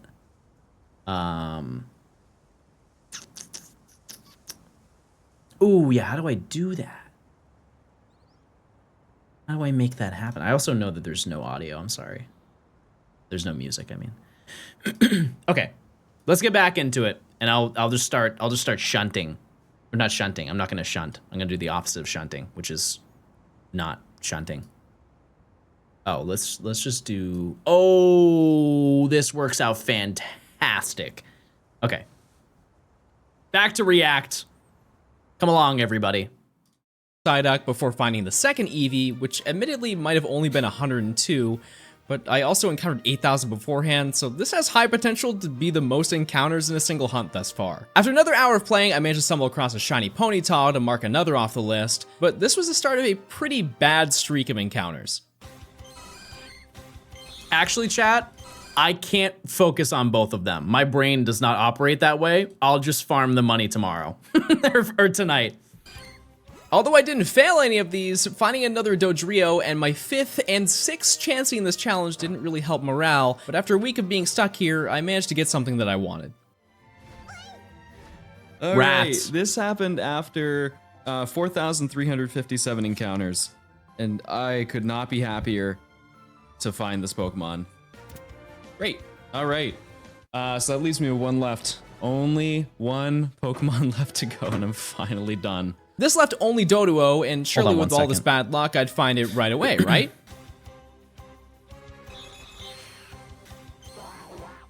Say what you will about these Pokemon, but I dodged getting a shiny Pidgey or Rattata when they take up 30% of the encounters for this area. After about 1,600 encounters, I finally managed to get the final Pokemon for this area, which only took nearly 2 weeks to do in total. This left me with only 2 more encounters that we can access at the moment. And I'd like to think that the game was really trying to compensate this day for the 7 duplicates that I had found. Dude, this is this specific one. This is the final of the like 3. It's insane that I got it that quickly type of hunts in this game, because it was Diglett, Ghastly, and then Farfetch'd. This location is terrible. This is probably the most lucky that I got out of all of them, but pretty insane. EB7. Hold on. All right. Oh wow. Okay. So what was this? 8 Farfetch'd? A whopping 8? Oh man, I'm so glad that happened. That's it. Crabs. That's the last one I need, dude. Crabs. Oh, I'm so excited. It took me it took me an hour, actually, exactly, from finishing my chain. An hour total.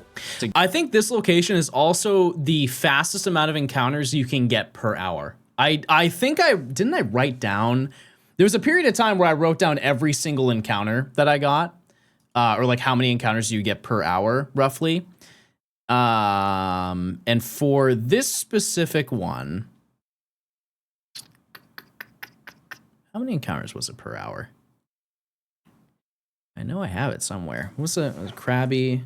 1,600 encounters per hour. It's one of the fastest locations. I didn't note how many I got for the stuff on Route 5 with like Abra and Vulpix and Jigglypuff and stuff like that, but I know that Krabby was the fastest. Very, very quick to get to odds. To get this, which is really solid. Both of these Pokemon were found in a span of 2 hours, and I was anticipating Farfetch'd to be the longest one due to the fact there were no gates nearby, so I would have just had to run into them. Now, despite there being 2 more Pokemon that we'll address a bit later, this is currently every accessible land encounter that we can obtain, and with that phrasing, I'm sure you know what we're going to do next. Just like how we got cut from the captain, we can also teach Eevee how to surf just by going to Fuchsia City. Now, one thing I do enjoy about this video is the fact that I brought up this portion at this point in the video. And this, if you are an aspiring video editor, I think this is great storytelling, not to like gas myself up, but it is true that instead of revealing everything up front, because I think a lot of people who make YouTube videos will just dump all of the information up to the front of the video, and they spend like the first 7 minutes of the video talking about every little intricate thing rather than explaining it when it happens. And that's just like human nature to preface things. Like, how many of you, if you have to tell somebody something, you say like, oh, but just before I say this, I have to bring up this thing or this thing and this thing and this thing, and then you finally say the thing that you want to say. It's way better storyline wise for a video to express things as they go, because there are some people who have not played this game and didn't realize that you can get surf at the same point that you get cut. And so it's like, oh yeah, he's done most of the land encounters. He's pretty much done with this section. Oops, nope, we now have every single water location and every piece of land that connects to the water. Like how we got cut from the captain, we can also teach Eevee how to surf just by going to Fuchsia City. Now, where can we go with this? Well, just about everywhere. Trying to figure out where to start is the real question to ask, and I figured the best play would go to a place with a ton of spawns, as well as a high rate of encounters that I can see per hour. This takes us to the power plant. Hello, this location is amazing for those reasons. You are a streamer and I like it. Smile. That's true, I do that! Thank you. Thank you for recognizing it. Thank you 11 months.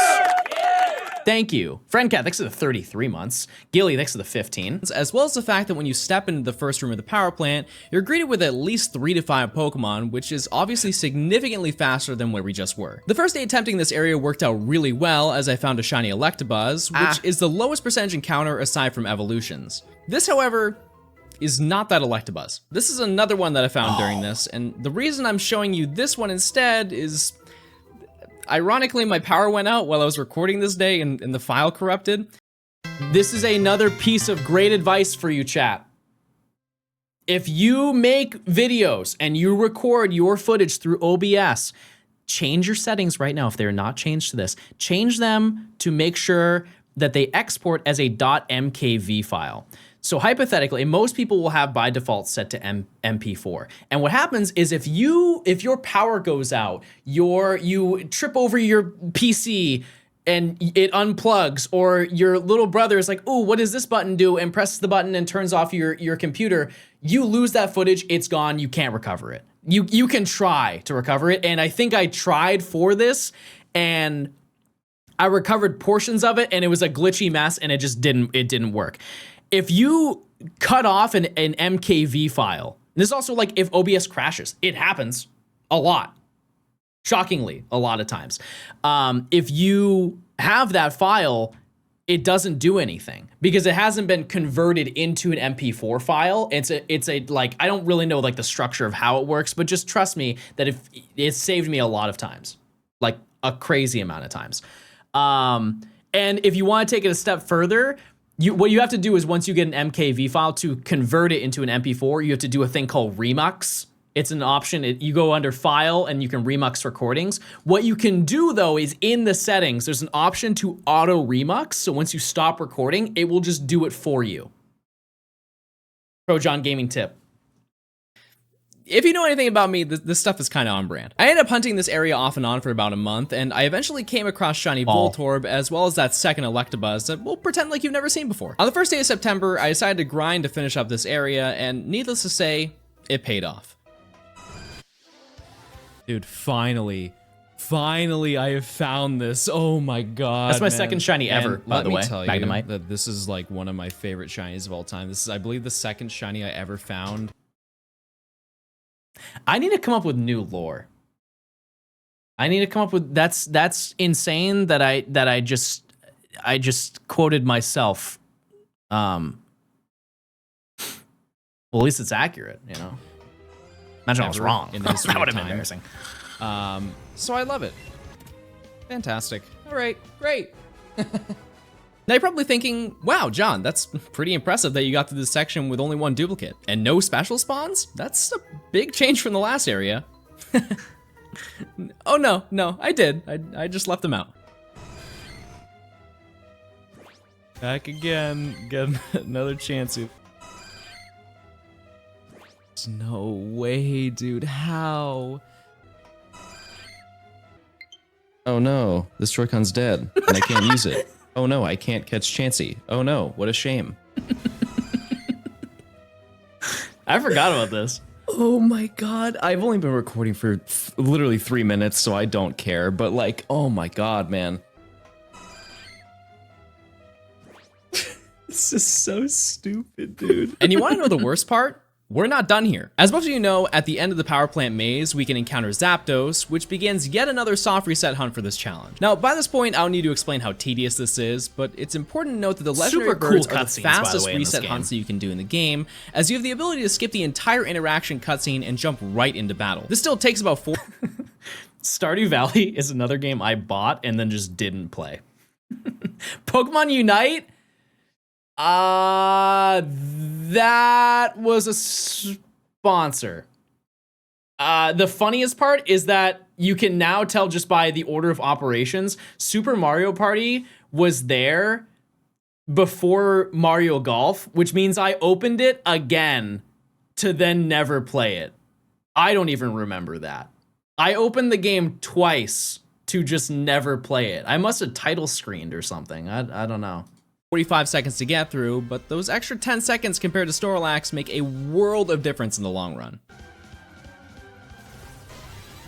There it is, dude, there it is! Okay, so that was 2,005 and 3 encounters, man. Finally, if you live a flamethrower, I thought I knew. That's wild. See ya. Woo! There we go, baby, there we go. Oh, that doesn't look any different. Well, that's that, I guess. After completing the power plant, I remember how happy I was to find this. Oh my god, I was over the moon. Because it didn't take as long as Snorlax, because keep in mind, I don't have to do the Poke Flute. Obviously, it took longer than Magikarp did, but Snorlax really mentally cooked me for any future soft reset, and not to spoil too much, but it only gets worse from here. I initially wanted to try and go to get another high spawn area like the rock tunnel where I could knock out a few of the easy ones to make it feel like I'm actually making progress in this challenge, but since I was already in this area, I figured to take care of one last difficult one so I didn't have to come back. Dratini. Out of all the overworld spawns for this section of the challenge, this is arguably one of the hardest ones for quite a few reasons. Although it may seem like the big problem is that it only has a 4% encounter rate, which makes it take nearly 2 hours just to get to a chain of 31, the real issue is just making a combo. A majority of the time, after throwing like 2 balls, they do their flee animation, and I'm sure I encountered nearly 70 to 80 Dratini before I was able to actually start hunting with the best odds. One big thing to note is this was the first water hunt that I did, and in order for them to spawn in this location, you need to be in or above the water for them to spawn. This means that you're not able to go in and out of the power plant, which resulted in seeing a little over 200 Pokemon an hour. I assumed this was going to take quite a while, and I wasn't exactly wrong. Dratini weenie. This is up there. It's no Venomoth, but this is such an insane shiny. Well, okay, that's really, really, really good. At this point, I wanted to summon the other player to aid in catching, but this was the moment that I found out that you can't use a second player at any point when doing water captures. Despite that, I tried to run it. No. No!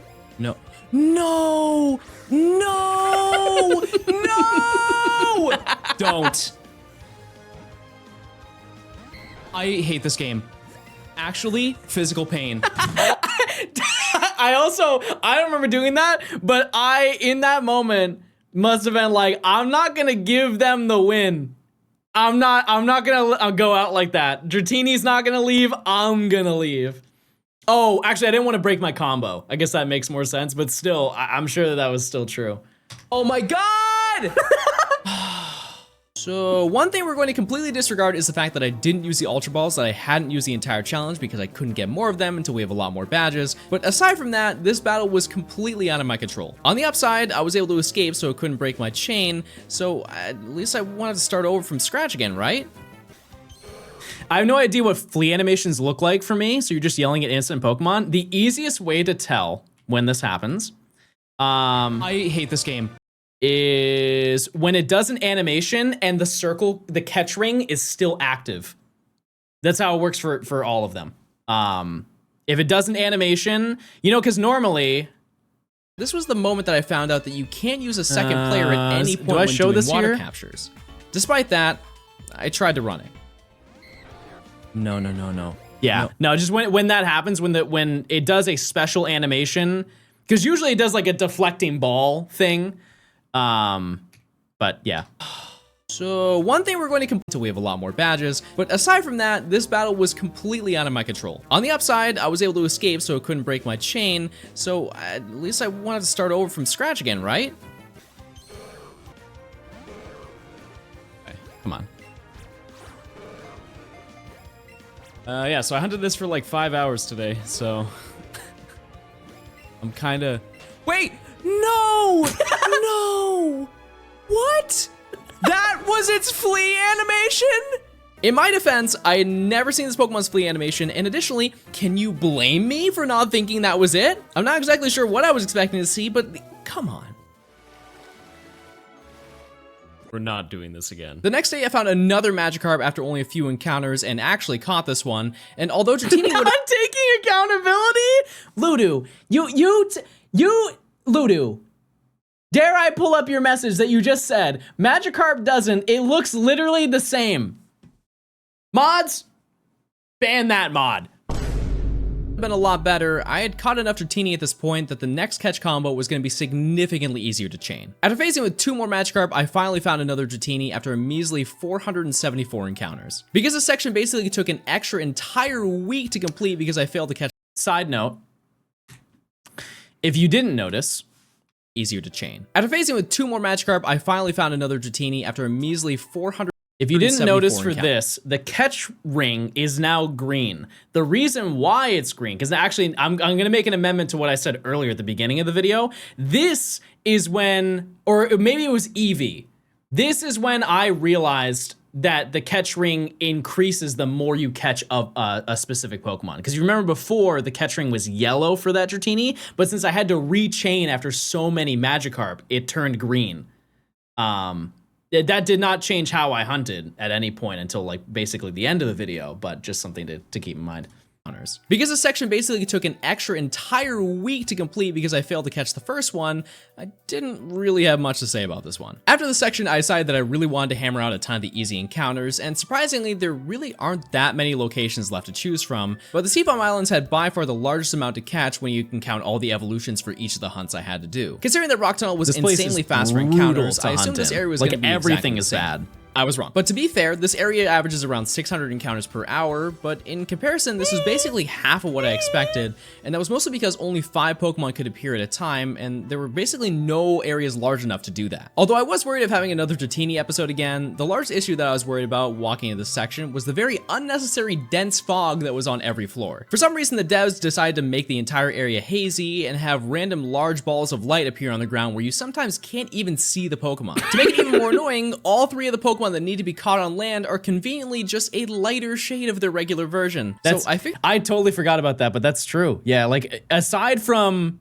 well, I guess I said on land. Yeah, some of the water ones are a little bit different, but basically everything. Like think a seal. Good luck. Squirtle. If you needed to get Squirtle at any point, like it's not a great place to get it. I was gonna fail a few shinies before I was done. I decided to go for Jinx first, and after only 122 encounters, I found a shiny Golbat, which is my 3rd by this point, but since it took no time at all, I wasn't really bothered by that. A couple days later, I found a Jinx, and although I did just complain about how hard it was gonna be to see the shinies, this stood out pretty well and was super easy to catch. Seal, on the other hand, was a completely different story. We're gonna do a quick experiment. Out of these 2 pictures, which one do you think is shiny Seal? Exactly, it's shiny below. So, I made a mistake in editing. It's the exact same picture. I went into Photoshop and I did actually change the other seal, but I didn't notice it until I rendered it out. But some people were like, oh, wow, that's crazy that that's what the shiny looks like if that's the regular one. And, you know, it's not far off. I think that the point still stands, but that was a little bit of bait. I'm not gonna lie to you. This is one of the shinies that I imagine was gonna be one of the most frustrating in the entire game, solely because it looks nearly identical to the regular one, but thankfully, the game decided to bless me. You know, I expected for the shiny to be like kinda hard to see, but that is next level impossible to figure out. Here it is. How much different does it look? Really, how much different does it look? Because I'm it kind of looks on like it ate a lemon. Different. Like an orange. That might be, out of the entire game, the worst shiny. The last land encounter that I had to chain for this there area aren't was many worse, and words cannot express how absolutely hot take. Executor. Executor shiny is it's a tough one to look at. For some reason, I like Alolan way more. What's the worst then? What's the worst shiny? Slowpoke is pretty bad. Nuts? No, I believe they're seeds. Well, I guess seeds are nuts. Something to think about. A thought piece, maybe. Frustrating this Pokemon was to chain. Nearly every Slowpoke took at least 5 Great Balls to be caught, and I had to run from easily 40 of them before I had a complete chain. This one also took the longest out of the area after 5,765 encounters, but I once again found it on the first phase, so I can't really complain too much. I genuinely thought I was going to fail it, but thankfully we can move on to the harder part of this area. I think that's also one of the first times in the video I mentioned the word phase. So many people left comments of being like, I have no idea what a phase is. And I now, in all videos, explain what it is. Charlotte can only be found in the Seafoam Islands, so we once again have to deal with more water encounters. Because I didn't have Tentacool by this point, I wasn't really too concerned about phasing in this area, but if you thought the fog looked annoying before, I mean, come on, what is this? I was a little worried because the encounter rate was a lot slower than the land encounters, but I ended up finding one almost immediately. Crazy. No, I was gonna say that it was gonna be hard to see it, but that was real. That was like blatantly obvious that Pokemon was there. I love this shot. I think it's important to note though that Magikarp also spawns there, and its shiny is a couple hues off from Magikarp. I think I'm pretty, yeah, I already have this in another game. I think it's an Ultra Sun. It's also a shame that Cloyster is not the same color. I think Cloyster shiny is good, but if it was orange, oh my goodness, it would be the #1 shiny of the game by a lot. It's a travesty, some might say. Please, come on, don't make me rechain, please.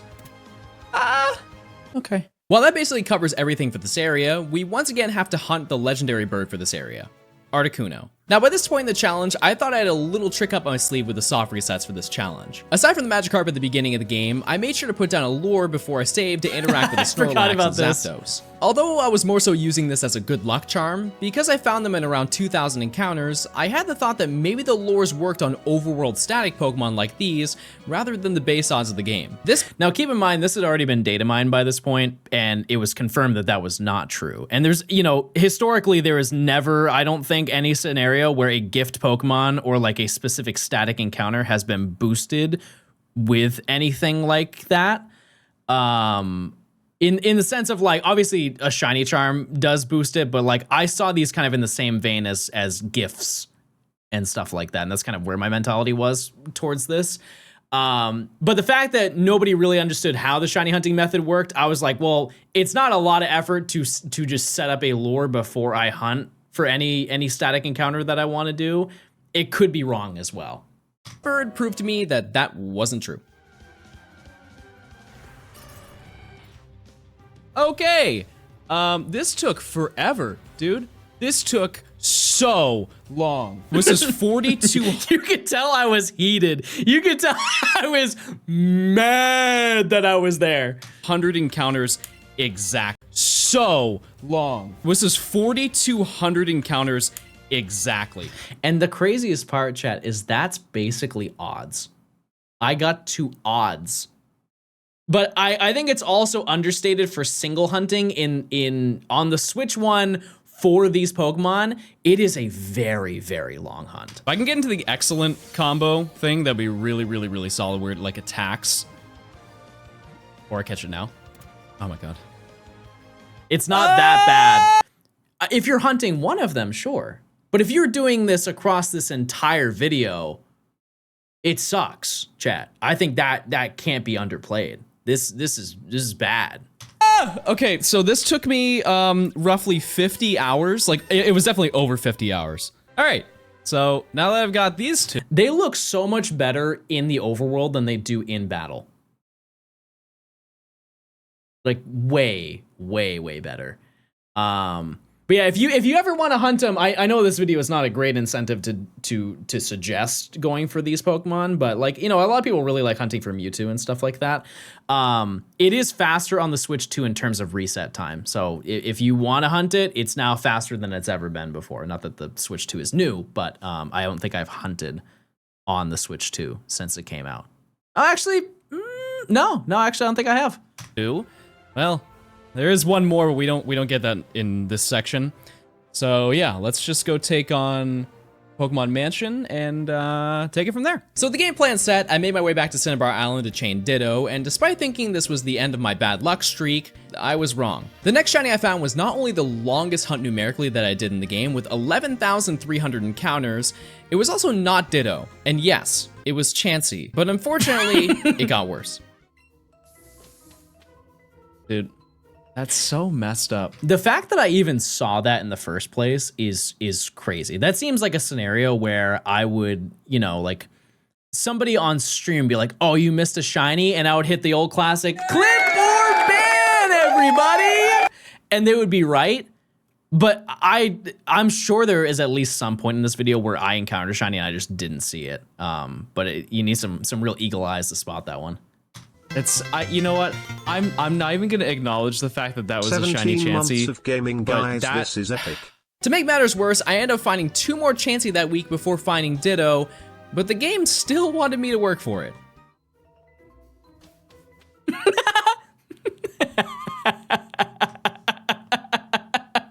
I forgot about this one. Oh my goodness. That might be my worst shiny fail of all time. I know you guys will pin it to Ho-Oh, but like we're talking frames, chat.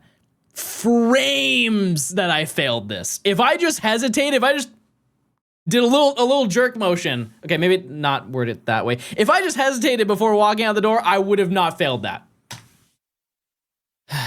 So after the super eventful week, I made it my duty to finish off the day strong, and about an hour after failing that Ditto, I was able to reclaim it. I think that it's really just the icy blue Pokemon that are so good. Like, that is an unbelievably good shiny, just because of its vibrance. It's, I don't know. Because even Psyduck was cool, but this one is, it's just the color grading of this game is superior to, I think, like every other Pokemon game. And clear my bad luck streak. The following recording, I ended up catching both Magmar and Coughing within the span of 2 hours, which ended up being the final encounters for the area, as well as basically every wild land encounter in the game. Now, when it comes to tracking down the remaining water Pokemon, thankfully most can be caught in multiple locations, so I was able to narrow most of them down to one general location, Route 19. This is the area right outside of Seafoam Islands, and it contains Tentacool, Staryu, and the special spawn Lapras, which surprisingly makes this the largest section that's left. I decided to start with Staryu, and I didn't get one first try, but that's not always a bad thing. I would also like to note, we're just gonna replay this section. In the sentence, this is like another like good storytelling thing you can do. I don't mention one Pokemon on this list on purpose. Because a lot of people, you know, like they'll just listen and they will look and kind of zone out for a little bit in the story and they don't really think too hard about like what's being presented to them on screen. But by leaving out that information, it's kind of like a surprise. It's like, oh, I didn't even think about him encountering that type of thing. And the special spawn Lapras, which surprisingly makes this the largest section that's left. I decided to start with Staryu, and I didn't get one first try, but that's not always a bad thing. Oh, wow, that is really rare. Oh, boy. Yep. This is a 1% shiny, dude. Holy mo. And the funniest part is, I think it was a week prior or a couple days prior to finding this Starmie, I found Articuno, and I just find it funny to look at the side-by-side of the fact of I'm like almost borderline irritated that Articuno took as long as it did to show up, and I am over the moon like hooting and hollering over this one Starmie that I don't even need it because I need to get Staryu. Holy, that's such a sick shiny, dude. But it's a good one. Wow. That is insane how rare that is. Later, also, just another side note, I don't think I nicknamed a single Pokemon in this video. I don't think a single Pokemon.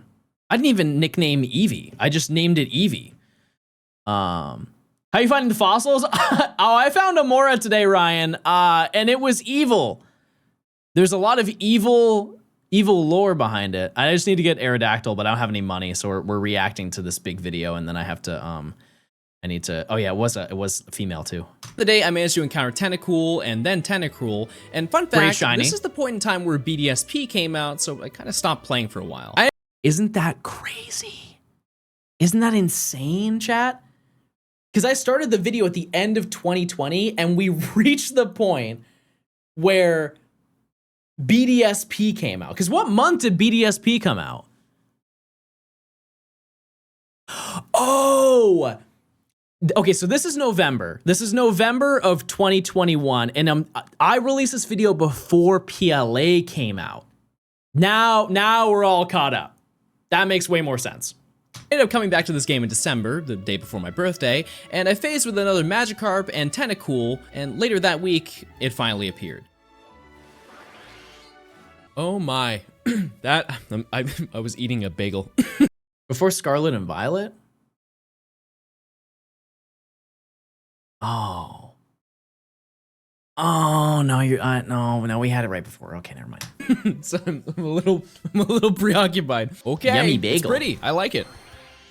And it's a little silly I had to get this, you know, after I already got a shiny Starmie, but you know what? Hey, I gotta see every shiny. I got to. That was the plan from the rip. I gotta see every shiny, and you know what? I'm gonna see every shiny. So I mentioned earlier that this area contains Lapras, and I would like to say something very brave. That's not true at all. Every Pokemon website that shows data for this route says that it can be here, but if you couldn't tell from the gameplay you've seen so far, not a single one has shown up. To prove my point a little further, if you immediately swim over to Route 20, a Lapras will almost instantly spawn, so I just decided to hunt this here. When it comes to hunting this, because we're not close to any doorways to instantly check, I decided to go with the method I use for Bulbasaur and just encounter it over and over. If you end up trapping it in a corner, it's a lot easier to spawn it consistently. Not really what I had in mind. Just like Staryu, I found another Tentacool and Magic. That's the only time that's ever happened. Like it's the Machop that I couldn't encounter and the Lapras just stuck in the rock were the two like weird hitbox moments of the video. Double, thanks for the prime. Carp, but after basically a day and a half of hunting, I'd found one of the best shinies in the game. Wow. It's true. Wow, that looks so good. Please don't run off of me. Wow, that looks amazing, dude. What a fantastic shiny. Come on. Oh my god. Okay, great. Wow, that's so good. It's a Shalfa, everybody. The remaining water encounters are all designated to basically their own little locations, so no matter And I did switch to hunting with Lapras here, just because it's a little bit better. I don't know how to explain it, but like riding on Gyarados in these games, it just feels weird. And I'm sure the controls are the same for them. It just feels better to ride on Lapras. And so just from now on, I swapped over to it. Also, it's new. So obviously I'm gonna ride that instead of Gyarados, but I just liked riding on Lapras more. Where you go, they'll take a while to get. I decided to go for Horsey back on Route 12 and ended up finding it on the first try, which was a great reward for how absolutely annoying it was to throw balls at. The next location, however, is not as simple. All the way back on Route 22 where we started the challenge, you might have noticed this little pond. This is the only place at the moment where Poliwag spawns, and as you can probably assume by how much space is available, this doesn't offer a lot of encounters. At most it can spawn 3, so if you run into everything that you see, you might encounter 100 Pokemon an hour. I don't see it if you don't. All those took me about 10 hours to find. An hour later, I redeemed myself. Yeah. Another, I would have mentioned this earlier, that it now reminds me of another hunt that I did that I got really lucky on as well. But yeah, this place is brutal. Something was different about that one. I was like, huh, that one looks, it is so insanely not different. Wow, that is almost impossible to see in every way. Got two overworld encounters left, and then it's just soft resetting until the end. So at this point in the challenge, Legends Arceus came out, so I spent a lot That's crazy. That's crazy. of time playing that, and basically the following 2 months circled. Oh yeah, perfecting my, wow. So I perfected my decks. Wow, that's crazy to think about. And also, that's the origin of the Shiny Arceus waiting room bit, which that has died. You know, that doesn't exist anymore. But wow, yeah, that's crazy. Around me perfecting my Pokedex in that game, but there's actually something. Yeah, Radio, you're in the chat. Where are you? Interesting. There. Oh, wait, Radio and Ludo. Oh, wait, Radio and Ludo are in chat. What the Heckington? What in the Heckington? You relived. That came during this time period. So when new Pokemon games come out, people like to look inside of them. It's an annual event. The words Pokemon and leak basically go hand in hand, and data mining or looking through the game's code was originally done for Let's Go when it dropped. However, ever since these games were released, there's been a history of information being found in the code that didn't accurately reflect what people were experiencing. This is another great example of I did so many takes that the bad one just had to stay. You can tell I'm kind of stumbling my way through the end of that sentence, and I was like, you know what? Whatever. It's fine. A couple of weeks later after Legends released, a Twitter user by the name of Anubis did a deep dive back on how catch combo works in Pokemon Let's Go Pikachu and Eevee. And what he found answered every— I'm sorry, I misgendered her. I did not know. I'm sorry, Anubis. I was unaware. I'm sorry. Every question that people had for years. It's important to know what was correct. In order to have the best odds to catch a shiny, you need to have a 31 catch combo or higher. In addition, all Pokemon have an increased chance of being shiny. But here's the part that was missed. When you catch a Pokemon to continue your catch combo, the next Pokemon that spawns will have that increased chance of being shiny. This means that every Pokemon that shows up after that will be back to either the base odds in the game or half odds if you have a lure equipped. The way that you continue these increased chances is the same way that I mentioned at the beginning of the video. Catch Pokemon. So as long as you catch a Pokemon and it continues your catch combo, you get the better odds. As you can probably imagine, this hurt to hear considering that there are basically no more overworld Pokemon that I have to hunt in this challenge at this point, but at this point in the video, I believe there are, I want to say 3, 4 overworld hunts that need to be done. From the start, getting to the bottom of this mystery was one of the big goals I had for this video, and to be honest, I don't think I would have ever figured that out. It is funny to look back and realize that I was doing that for Eevee and Staryu and never really considered that I was getting luckier for a reason, but despite that, there's still Pokemon that need to be caught. So after spending like 400 hours playing Legends, I knew that I had to come back to the challenge to not only try out the new method, but also just finish the challenge in general. Yeah, I think I took time away from the video to just perfect my decks, because we mentioned it earlier, like even before we reacted to this video, that I was quite literally streaming and recording perfecting my Pokedex and Legends for like 14 to 15 hours a day, like every single day. And I can actually look and see what the downtime was for that. In between getting shiny Tangela and what was the last thing I got?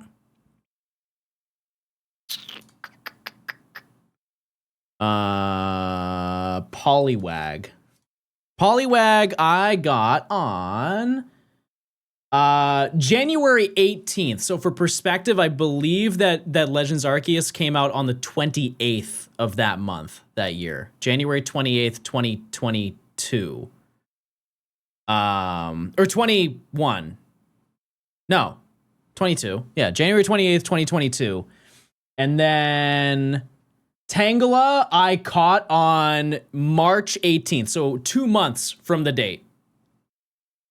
2 months from that specific date.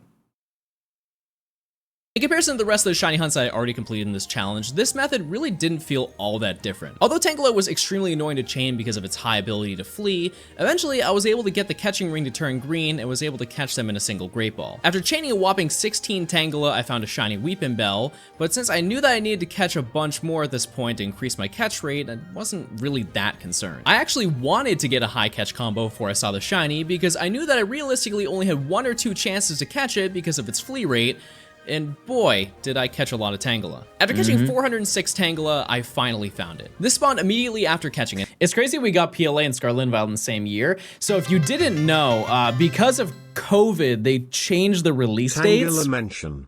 So BDSP was supposed to come out in the summer of that year, and PLA was supposed to come out in November. But because of COVID, they had like such insane delays with release times that they just had to crunch both of them together. Because I'm sure a lot of people were like, why in the world did BDSP come out? It was like a month and a half, almost 2 months before PLA came out. And those are both full games. I know some people will make a stink about that and they're like, no, John, BDSP is not a full game. But that was supposed to come out in the summer, in like July, maybe August. No, probably not August, but like at least longer than a 2 month time span. Another one, so to my knowledge, this was the first ever method hunted Pokemon I found in this entire challenge. While 400 Tangela may seem like a lot of time, I found this in about 5 hours, which in retrospect isn't bad at all compared to other routes where you can't use gates. With Tangela on the squad, I successfully caught every landing counter. So unbelievably unnecessarily aggro in this game. I don't know why they made it a big ball of grump, but it was not necessary for this section. There is still Prince, one more water encounter that has to be completed. Heading to Route 6, I had to find Goldeen, which is arguably the worst water hunt in the game next to Poliwag. In total, only 3 can spawn, and trying to chain this is a mess because of how weirdly it moves on the screen. I've been dreading this one for the entirety of the challenge, so I knew that even with a new method, this could take days to get, especially since there are land Pokemon that... Oh, never mind. After only catching 11, I'd obtained a shiny Goldeen, which... Wait! Okay, Goldeen with the lip stain. Okay, girl, go crazy. Wow, look at you. You're ready for the big dance. Meant that I was finally ready to take on the rest of this section, the soft resets. It's a guy. Look at you, Mr. Man with the lip stain. Looking real good, looking real nice. Which meant that I was finally ready to take on the rest of this section, the soft resets.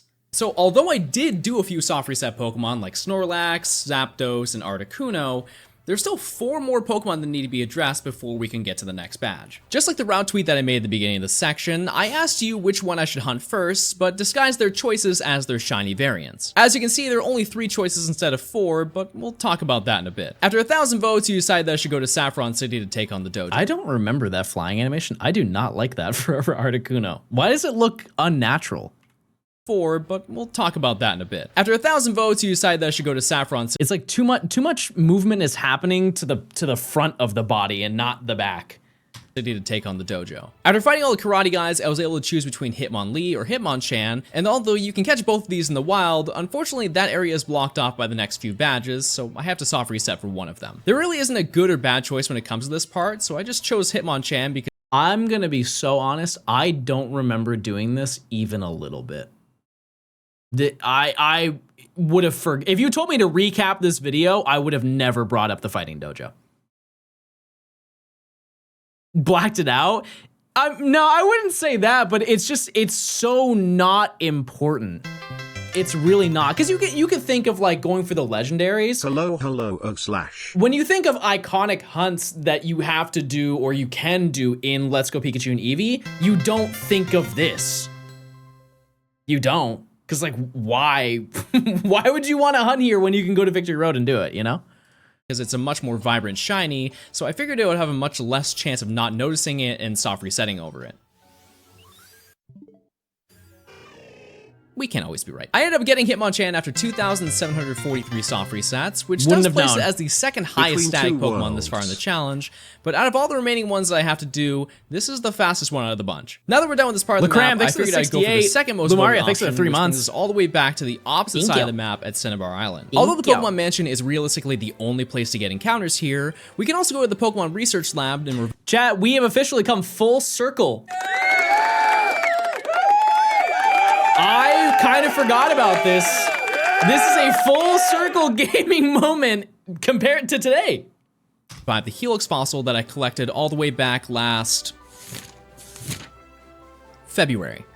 Yikes. Now, as I mentioned before, there are 4 static encounters that I had to soft reset for to finally finish off this section, and this location has 2 for the moment, as Aerodactyl has to be revived here. However, I don't have the item. There isn't anything stopping me from picking up the old Amber, but having both items in my party at once just seems like a disaster waiting to happen. Let's say hypothetically that I'm distracted while playing, because I'm pretty much watching TV and movies while I'm doing soft resets, and I redeem the Ammonite that isn't shiny, and then the Aerodactyl ends up being shiny. Obviously, I'm being dramatic, and the odds of that happening are insanely low, but knowing my luck, that's something that would definitely happen to me, so I decided that it was probably smart to just do one of these fossils at a time. Oh my god. Oh my god. Wow, that took a pretty long time. Oh, wow. I had so many audio issues at this current point in time. I don't know what could have possibly happened, but you can hear my audio ducking at the end of every single word that I was saying because I had like a compression filter on it, and I don't know why I changed it. It's not like I got a new mic at this point in time. I was just like goofing off, I guess. Okay, yeah, there's something weird going on with my mic, so I guess I'm just gonna be loud. That took 2,836 encounters. I decided to take a break from Cinnabar Island and make that my last stop in this section. Instead, I decided to hunt arguably the most unique hunt in the entire He's doing little windmills with his arms. Island and make that my last stop in this section. Instead, I decided to hunt arguably the most unique hunt in the entire game. If we head back to Vermilion City, there will be a woman sitting on a bench who will ask— Oh my god, chat. I will never forget this hunt.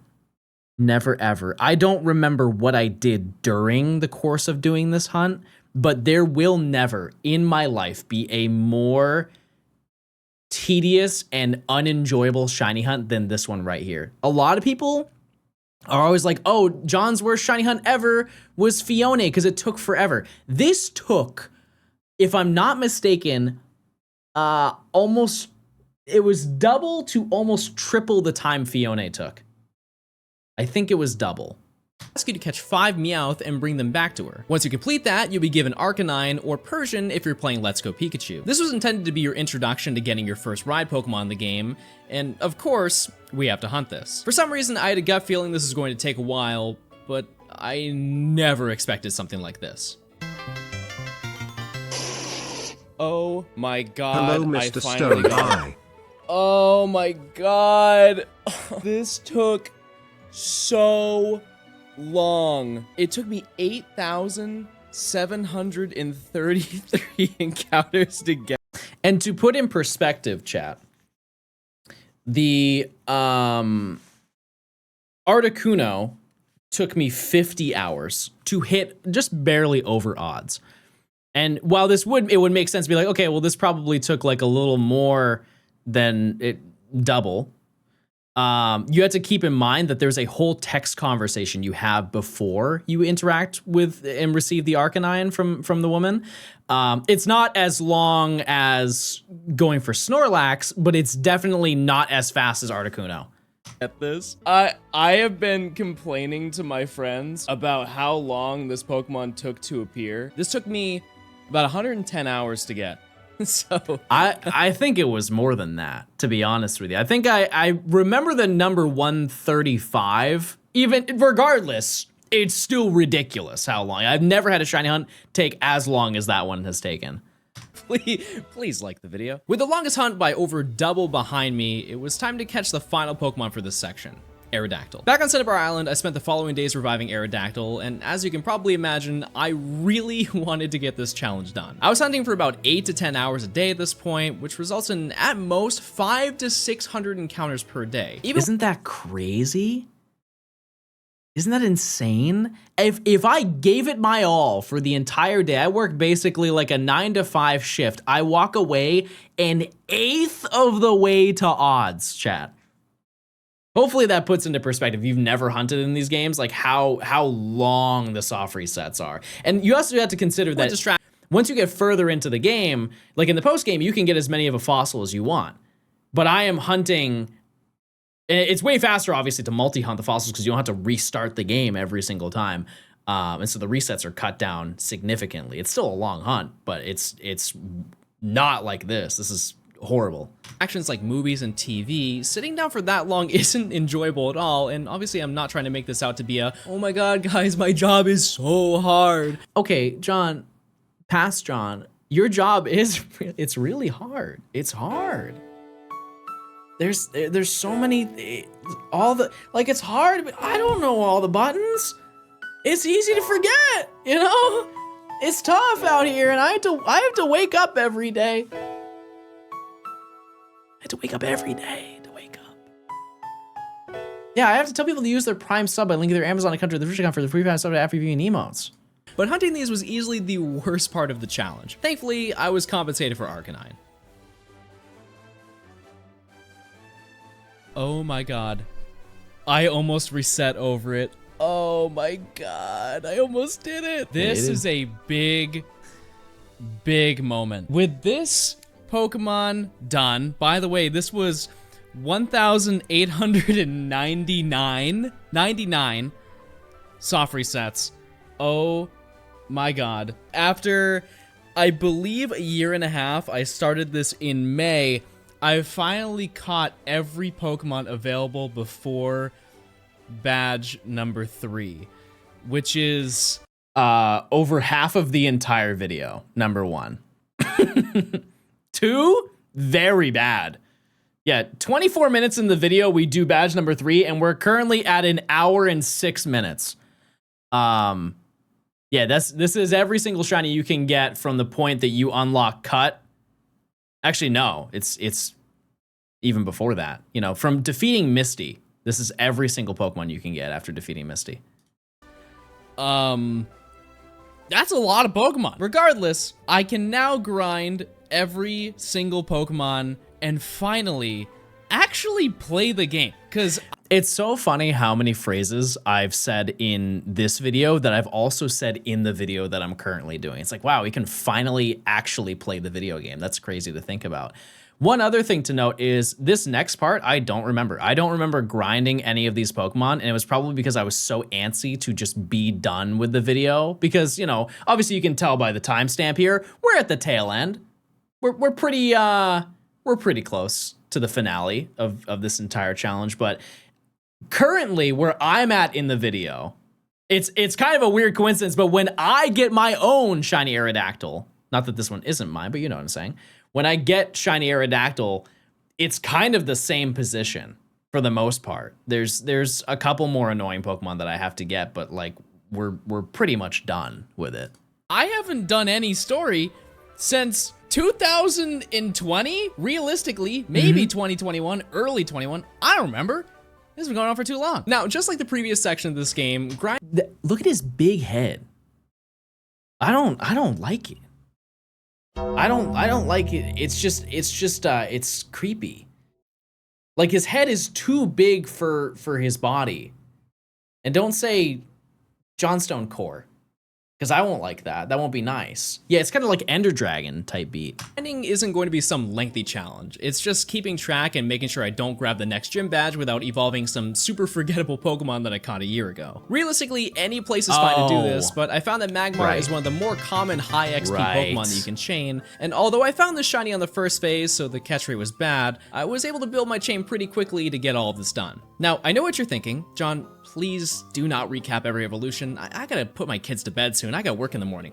Don't worry, I won't. All these Pokemon were evolved in the span of 2 hours, and it was honestly just a surreal experience reliving all the moments of the Pokemon I found along my journey. Was I done with the challenge? No, but this was easily the largest section, so it was kind of emotional, which may seem a little silly for different colored pixels, but this was a long time coming. It's important to note that I also had some Stone Evolution Pokemon that needed— Why didn't you evolve these as you went along with all the combos? That's a great question that I do get quite a lot in these videos, and it's based totally around the construction of the video. I don't want to have to go through, because like, keep in mind, chat, like I said, how long was I in this section for? Like 5 months or something like that, 6 months? And having to go and scrub through all the footage to be like, oh yeah, I evolved to get Jolteon on June 17th, and it's like, oh man, when did I evolve to get Rhydon? Oh, I did that on October 13th. It's like, it would be so unbelievably annoying to organize all of that stuff. So I'd rather just do everything right at the end. You take notes? I do. It also, I think, makes it really hard to tell specific parts of a story, to be like, because it's easy to gloss over. Like if I'm explaining something and that explanation is extended over multiple days, where in the world in that sentence do I include, oh yeah, by the way, I evolved this Pokemon? It makes it way too difficult to explain long segments of a video. So I typically always just include it to the end. And it does make the videos harder, for sure. It's just like not worth the time explaining. It makes it like too cluttered in a way. Be done, so I made a quick stop in Celadon to grab the very few that I needed to evolve Pokemon like this one. You know, I actually have a really fun fact about this one. Did you guys know that in terms of after evolving Dragonite, I don't remember making that joke. Registered 127 shiny Pokemon in my Pokedex, which is a little more than the 51 that I started this section with, but there's still a bit more that we have to do. Can't you just ignore it and gloss over it until the end? It still makes my job harder, you know? Like, why make it harder, right? I'm already spending 1.5 years on the video. Why even do that? Now, when you consider all the areas that are left in the game, it's fair to assume that there are only a few locations left, and with the fact that I've gone nearly everywhere but Victory Road, thanks for the 6 months. The rest should be there, right? And while that's pretty much true, there's actually one Pokemon that we can catch before we go in there. The routes leading up to the entrance are blocked by guards to check for how many badges you have. Because we only have 2, we obviously can't get there. However, there's actually one Pokemon that can be caught between these gates and Victory Road that you can't get anywhere else. Execute. This Pokemon appears in the grass between the marsh and the volcano badge check, which means that if we only have 6 badges, we can access this area. So with that in mind, I made my way back to Vermilion to finally cut down that tree, and took down Lieutenant Surge, Erica, Koga, and Sabrina, and made my way back to the area. With these badges obtained, I also finally had the ability to buy Ultra Balls and Max Lures, which was well overdue, but it will definitely help make the remaining hunts significantly easier. This combined with the updated hunting methods seemed like the recipe for success. An hour later, I managed to get my shiny eggs after 292 caught, and with a single leaf stone, I registered 129 shinies in the Pokedex, and set the record for the shortest section in the entire game. So it's time that I bring up another piece of lore. I didn't include it in the video because I forgot to include it in the script, but I fully knew it when I was editing the video. I got a shiny Chansey before I got shiny Execute, and I just didn't mention it in the script, and I didn't include it in the video. But I did get it. Surely the next one will be the same, right? Yeah, I didn't think so. As you can also, I just didn't include any footage there. I don't remember doing that, but I just totally forgot to include footage there. But you know, whatever.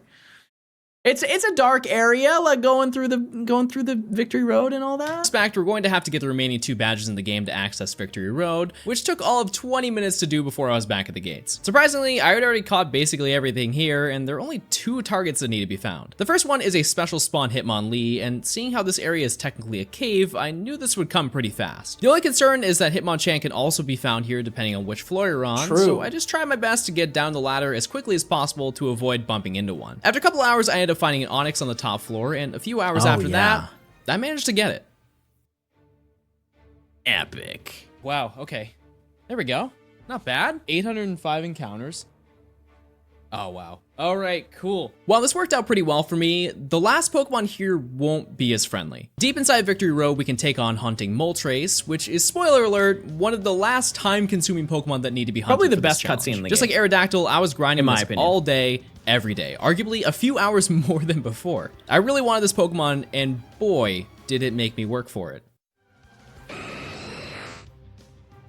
Oh my god, I finally got it. Oh, I'm freaking out. I'm freaking out. Wow, that took forever. Okay, so that was Also, look at this devious moveset. Mind you, Starmie is level 97 by this point. Level 97 on Starmie from doing all of the grinding for every single Pokemon, you know? Like there are a lot of Pokemon by this point just from doing the catch combos that got to level 100. I don't think I really even showed it that much or even mentioned it, but you know, from doing the course of a catch combo for everything, once you get further in the game, a lot of Pokemon get up to level 100, and I just didn't care to change any of my movesets. I was just rushing to get those shinies. 4,988 encounters. Thank God. Okay. And with that, I have caught every single Pokemon before beating the game, which leaves me with a whopping 3 Pokemon. 98, sorry. 3 Pokemon, and I'm going to be all done. With everything in the main areas caught and 131 shinies registered, I took on the Pokemon League. I think this is the point in the video where I started writing out the script just to give you perspective as to like how I organize the videos. I definitely don't do it that way anymore, but at the time, I think that I took like a little bit of a break to start organizing, not organizing, but like scripting out all of the stuff from the notes that I laid out for the entirety of like the past year and a half. Really wish I did it earlier because I had so much time to do it. Like whenever I was hunting the soft reset Pokemon would have been an ideal time to do that. Here's a fun fact. During this entire challenge, I tried to grind up my Pokemon as much as possible because of how many Pokemon I had to catch. And by this point, I grinded basically half of the evolved Pokemon in my box to level 100. So naturally, I didn't know I mentioned that. Not too tough to get through. But like I mentioned, the challenge isn't done. Another thing that I never showcased in this video, aside from this certain frame right here, I didn't show any of the Mega Evolutions. What a missed opportunity. I didn't show like any Mega Evolutions, getting the Mega Stones, showing them off. I don't know why I didn't do that. I want more director's commentary. We can do it. We can. Here's one more place we have to go. Post-game. Now, because we've gone over the entirety of the Kanto region, in my opinion, this is the best Hall of Fame ever. Second is Heart Gold, Soul Silver. But it's crazy how cool it is. Just it's a very neat animation. It can seem a little confusing as to how and it doesn't not end. done with it's the just challenge. A loop. The last stop you takes us all the way back to Cerulean City, and since we beat the Elite Four, I can now enter the Cerulean Cave. I don't mention this mostly because it doesn't matter at this point in the video, but you can, now that I'm in the post game, I can fly anywhere. I'm not like stuck to the ground and just moving faster. I can actually fly and see more encounters, but it's just now it doesn't mean anything because we're done. This area contains 3 unique hunts, which Bro's reacting to his own video. The bills can't be this high. Shut up. I think I do a great job of recapping the entire chat. Actually, I'm not even making money off of this chat. Oh, we're just chilling and reacting to a video that I uploaded 4 years ago. I don't think it's that deep. You also don't have to watch it if you don't want to. I decided to go for the easiest one first, which is going to be Kabuto. This area is loaded with a bunch of invisible drops that respawn over time. Do I explain how I got more of them. And in this certain spot, you can receive a random fossil. Now, this may seem like I've lost my mind when I say this is the easiest, and that's true, I definitely have, but I had a game plan for this one. Now, this guaranteed location only spawns one fossil a day, but if we're a little sneaky, we can perform something I like to call the Johnstone skip. Good font. That's a great font, some might say. A little on the nose, I know. Essentially, if you start a wireless trade and change the date on your Switch to the following day while you're in the middle of that, you can just pick up another fossil and repeat this process until you have as many fossils as you want. Is this cheating? Absolutely. What, are you gonna judge me this far into the chat? By having multiple fossils, this cuts down the time of having to do soft resets by... That's the same mentality that I have with the turbo. It's like, you can say it's cheating. I don't care. An absurd amount, as that alone accounts for like 20 seconds per encounter. This means that rather than finding 60 per hour, I was able to find 200. But I took it a step further. Because I wanted to get this done in the fastest way possible, I ended up just buying a new Joy-Con that took me back to the 2000s. This thing has a turbo button, which... I don't know where these are. Like I said, we're now full circle because that's what I'm currently doing. Yeah, I have never seen any turbo Joy-Cons since these. I think they're pretty rare.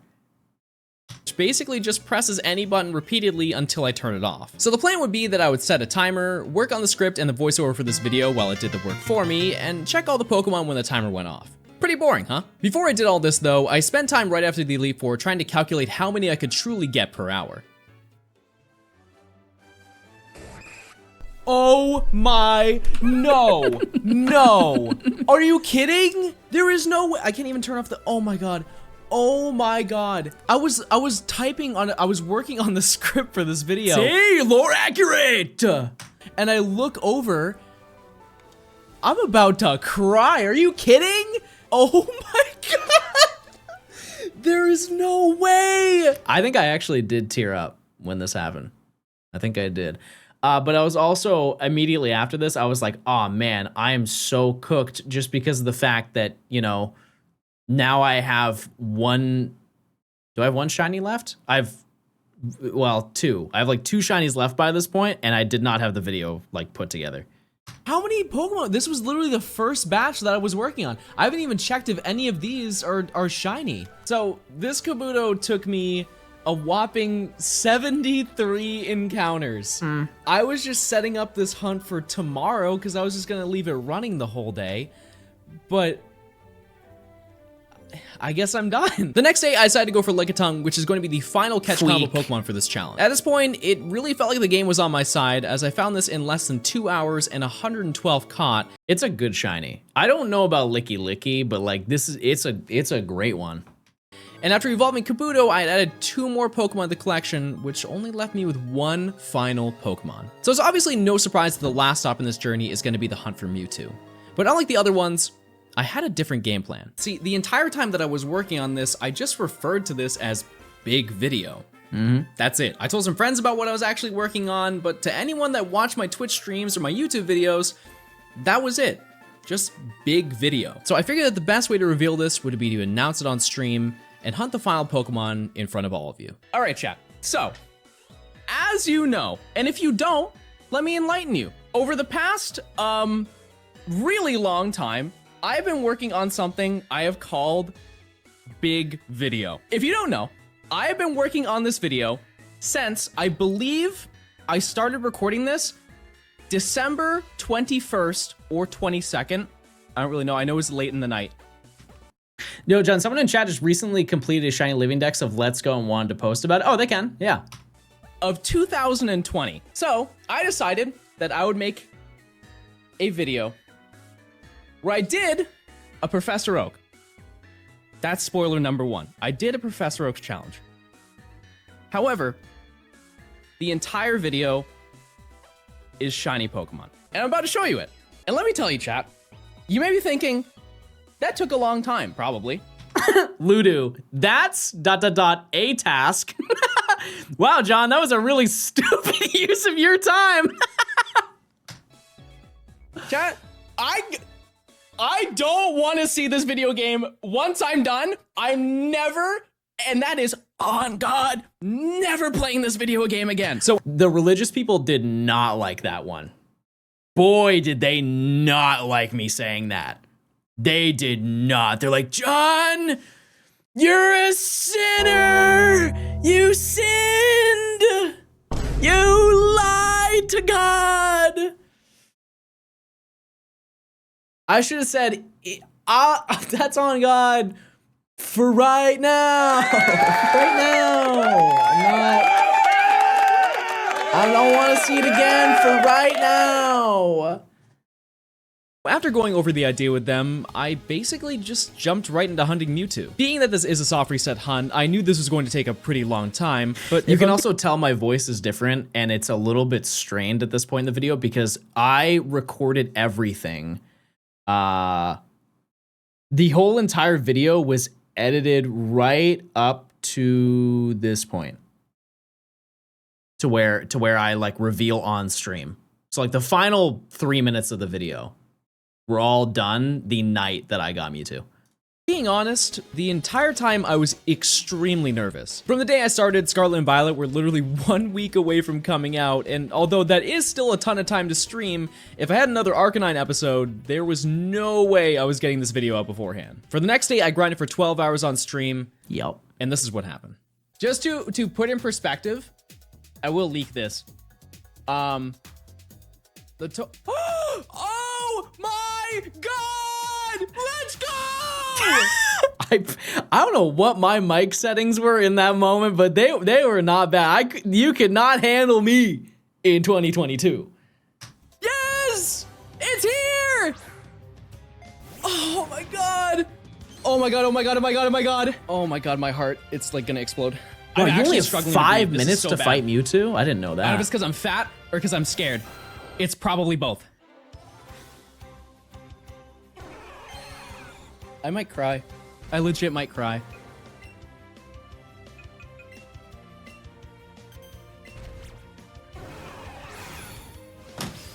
Immediately started crying. Immediately started crying. I don't even have words! I did it! Oh my God. I'm getting emotional right now. I've successfully completed Professor Oak's challenge in Pokemon Let's Go Pikachu and Eevee with only shiny Pokemon. But the question you might be asking yourself is, how did I do? Okay. It's true. I said it. I made it this far into the game chat. I don't have an escape rope to get us through the Waiting Cave. Are you kidding? This took. Oh, that makes so much more sense. I'm like, how in the world are people sending me friend requests on such an old account, my Professor Oak account, which, mind you, is the one, I don't know why I showed this in the video, because I'm using that account right now for ZA. Oh, that's how people have been adding me for so long. That makes so much sense. 1,400 hours. We'll round up. So let's review. In total, I encountered over 250,000 Pokemon to complete this challenge, and that doesn't count for a lot of Pokemon. It's actually way more than that. And because there were so many Pokemon that I counted for only that Pokemon while I was hunting, I easily saw over 350,000 Pokemon to reach the end of this game. As for shinies, I caught 116 shinies to evolve into 135 Pokemon, and for those wondering, I encountered 17 shiny Chansey and failed 30% of them. And you know what's funny is I still included in that 17 count, I included the one that I did not include in the video. I don't know where I was thinking. I want to end this video by saying thank you. As I mentioned at the beginning of the video, all of this was for those of you that have supported me so well over the years. I wanted to make something that showed that I genuinely appreciate the opportunity that you gave me to make content for a living, and whether you enjoyed the video or not, I hope that you can see the effort that I put in to make this happen. If you enjoyed the video, leave a like and consider subscribing for more content. Yeah, I did name my rival after Dom. Yeah, because he was very supportive in that period of time. When I needed it. But yeah, I mean, that's the entirety of that video, and yeah, it was a lot. And the craziest part is that I'm doing another one right now. So kind of crazy to think about, but surely this one won't take as long. Anyways, But yeah, I think that's probably gonna do it for today, Chad. Just because, you know, like we got everything. We got Shiny Amaura today. If you missed it, it's evil. It's an evil Amaura. And I think I'm just gonna grind tonight to get the 1.3 mil, and maybe I can get some more, a couple of encounters to start or something. I don't know. We'll see, but. Oh, I didn't take a screenshot. Skylar! Skylar! Let me move back in with the kids, Skylar. But yeah, we got our shiny Amaura. But yeah, that's it, chat. That's the whole thing. So, yeah, anyways, that's gonna do it for today. Who is live? Who's live on the web right now? Oh, Nimmy's live on the web right now. Nimmy's live on the web right now. Nimmy's live on the web right now. Lost Pokeballs? We don't worry about that.